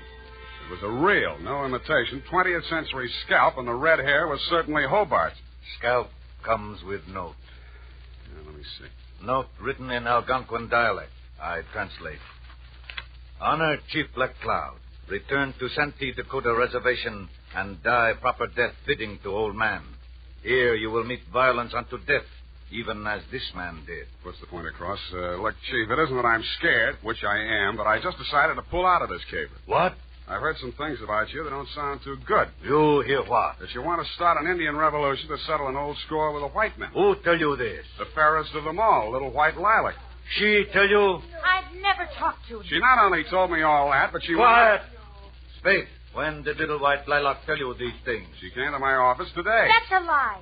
I never left this hotel. We will see. Kalanuka. Yes, Chief Blackcloud. Did little white Lilac leave hotel today? Little white Lilac with me all day. Why, Never out of sight. Enough. Go away. Kalanuka speak with tongue of truth. Little white Lilac, I have grown from baby. She also speak with tongue of truth. Somebody lie. Now, look, Chief, I know what I'm talking about. Chief does not need help of double-tongued man. Return wampum belt to me. I pay you. All right, I'll, Well? Chief.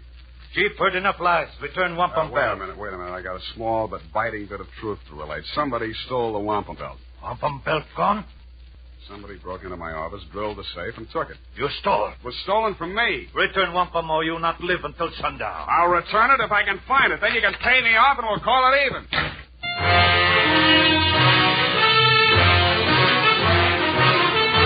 The makers of Wild Root Cream Oil are presenting the weekly Sunday adventure of Dashiell Hammett's famous private detective, Sam Spade.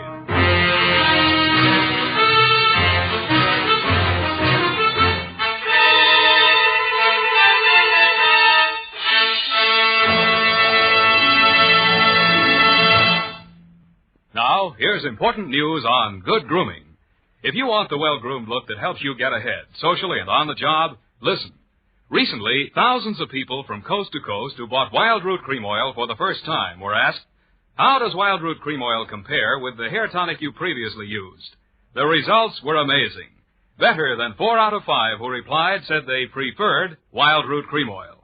Remember, non-alcoholic Wild Root Cream Oil contains lanolin. It grooms the hair naturally, relieves dryness, and removes loose, ugly dandruff. So if you want your hair to be more attractive than ever before, get the generous new 25-cent size of Wild Root Cream Oil, America's leading hair tonic, on sale at all drug and toilet goods counters. It's also available in larger economy bottles and the handy new tube. By the way, smart girls use Wild Root Cream Oil, too, and mothers say it's grand for training children's hair. Get Wild Root Cream Oil. Again and again, the choice of men and women and children, too.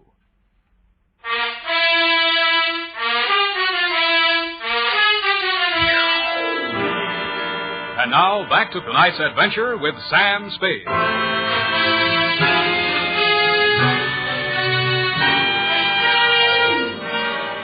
I walked outside, muttering frightful white man's imprecations. Cutting through the hotel parking lot, I suddenly noticed the chief's iron pony made by Pontiac. There was a leather bag on the seat, sort of an Indian overnight case, and sticking out of it was a blood-stained tomahawk. This was of decided interest to me, and so were the rest of its contents. Somebody had a giant engineering project afoot because there were order receipts for such things as 2 LSTs, 4 underwater hydraulic drills, a diving bell, a dredging barge, and a steam derrick. Back again, eh, Spade? Yeah, back again, Mr. Wash. Still looking for the missing Clarence Hobart? Not anymore. Well, I knew you'd realize the futility of it. I found him. And I trust you found him in good health. Old Hobart's a bug on health. Why, once when we were in Cleveland... I think he's dead. It was the Ohio River Bridge, John. Dead. Did you say Hobart dead? Scalped, anyway. Mr. Watts, what was Hobart working on with the chief? Well, I don't know exactly. Well, let's go look at his desk file and see if we can find out. In the bottom drawer, under a lot of miscellaneous papers, we found a large manila envelope marked Black Cloud. It contained some topographical surveys of an area containing a lake. On the back of one of the surveys was written in fine print a series of 37 letters that looked like a whole group of Indian words strung together, or a code, or just doodling. It started out Chargaga, something or other. I left Mr. Watts sitting in his office with tears in his eyes, a new role for him, and made my weary way back to my place of business. Effie was standing in the middle of the office with a shocked look on her face. Sam, look at this office. How did it get like this? Oh, my files and everything. Come on, I'll help you pick things up. And again, by the way, what are you doing here? It's still your day off. When you were here last time, I wanted to show you something, but you were so anxious to get to that girl. All right, I'm here, and I'll look. What is it? A new suede coat. How do you like it? The color's rough. Well, I suppose... Effie. What? What's that you're wearing as a belt? Oh, now, don't be mad, Sam. I just had to. It went so well with the coat, and when I saw it, I couldn't... Chief Black Cloud's wampum belt. You didn't put it in the safe. Now, Give Sam, it to don't me. be mad, Give it to please. me. Wait right here. I'll be gone for half an hour, and then I'll come back and take you out to the best dinner in town. Oh, I should go home and change first. I had taken only 4 steps down the hall when somebody hit me from behind. I rolled, and he went with me. We fought a quick, quiet, and decisive fight. And at the end of it, I held him in an arm lock and led him back into my office. Come on. What happened, Sam? You're back early. I had an unexpected caller. Come in with me and take notes. Sit there. All right. Now, who are you and what's on your mind? I'm nobody, and I got nothing on my mind. Spring, you're one of the braves that guarded the chief. Yeah? And you're a phony Indian, lousy makeup, and Indians don't have hair in their chest. All right. My name's Gritham, and I'm a cowpoke. I should have stayed where I belong, out on the range. Well, why didn't you? Oh, once I said I'd do anything for that gal. Now I wish I hadn't. She brought me here. Why? Well, it had something to do with buried treasure. She was going to give me a big cut. Where is it buried? I don't know. She was going to tell me.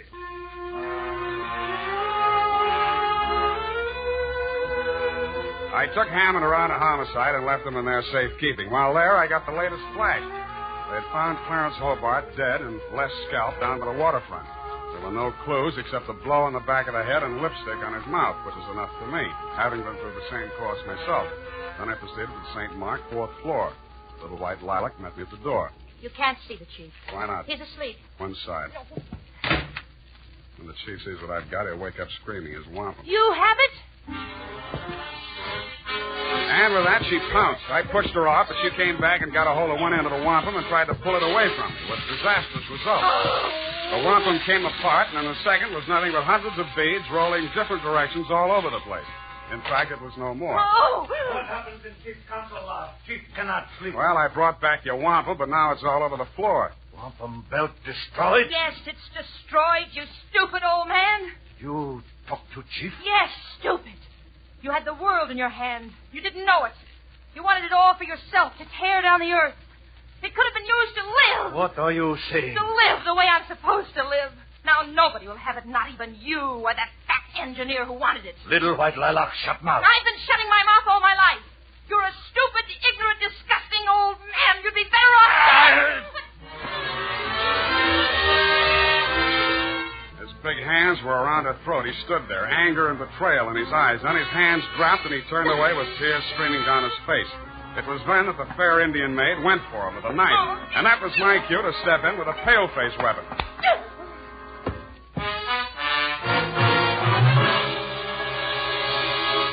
And now, listen to this. Not only Dad, but the whole family goes for America's favorite hair tonic, Wild Root Cream Oil. Wild Root Cream Oil grooms your hair neatly and naturally, relieves dryness, removes loose, ugly dandruff. Get a family-size bottle or handy tube today. And ask your barber for a professional application of Wild Root Cream Oil Hair Tonic. Again and again, the choice of men and women and children, too. Little white lilac. Yeah, well, I don't usually hit women, but don't feel too badly, Chief. She helped kill Clarence Hobart. Now, Chief, believe anything.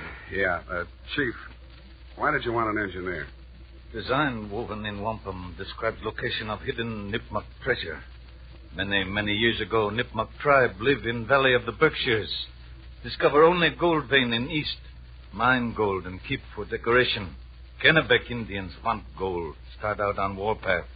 Nipmuc Indians bury gold. Move village. Divert stream into valley. Make lake. Gold there today, underwater. Where is it? That secret chief keep locked in head. Chief once had evil plan for gold. Now you forget. Make pilgrimage back to ancient ancestral camp and die. Send me bill. Chief leave village of San Francisco for good.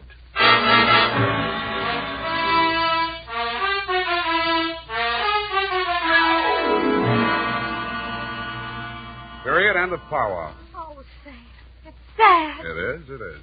Vanishing race. Mm-hmm. Just think, the days of the Colt and the Winchester are gone forever. But the day of the Remington is still with us. Go to it and type this up.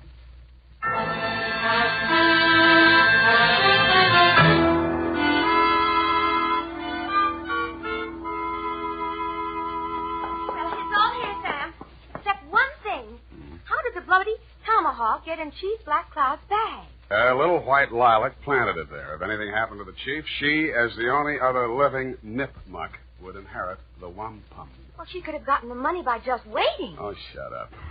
Sam, you notice anything about the report? Yeah. Hey, you got the name of the caper right. The Chagaga... Oh, what is it? Chagagagog, Manchagagog, Chabunamungamog caper. You've been going out with an elocution piece. Oh, Sam.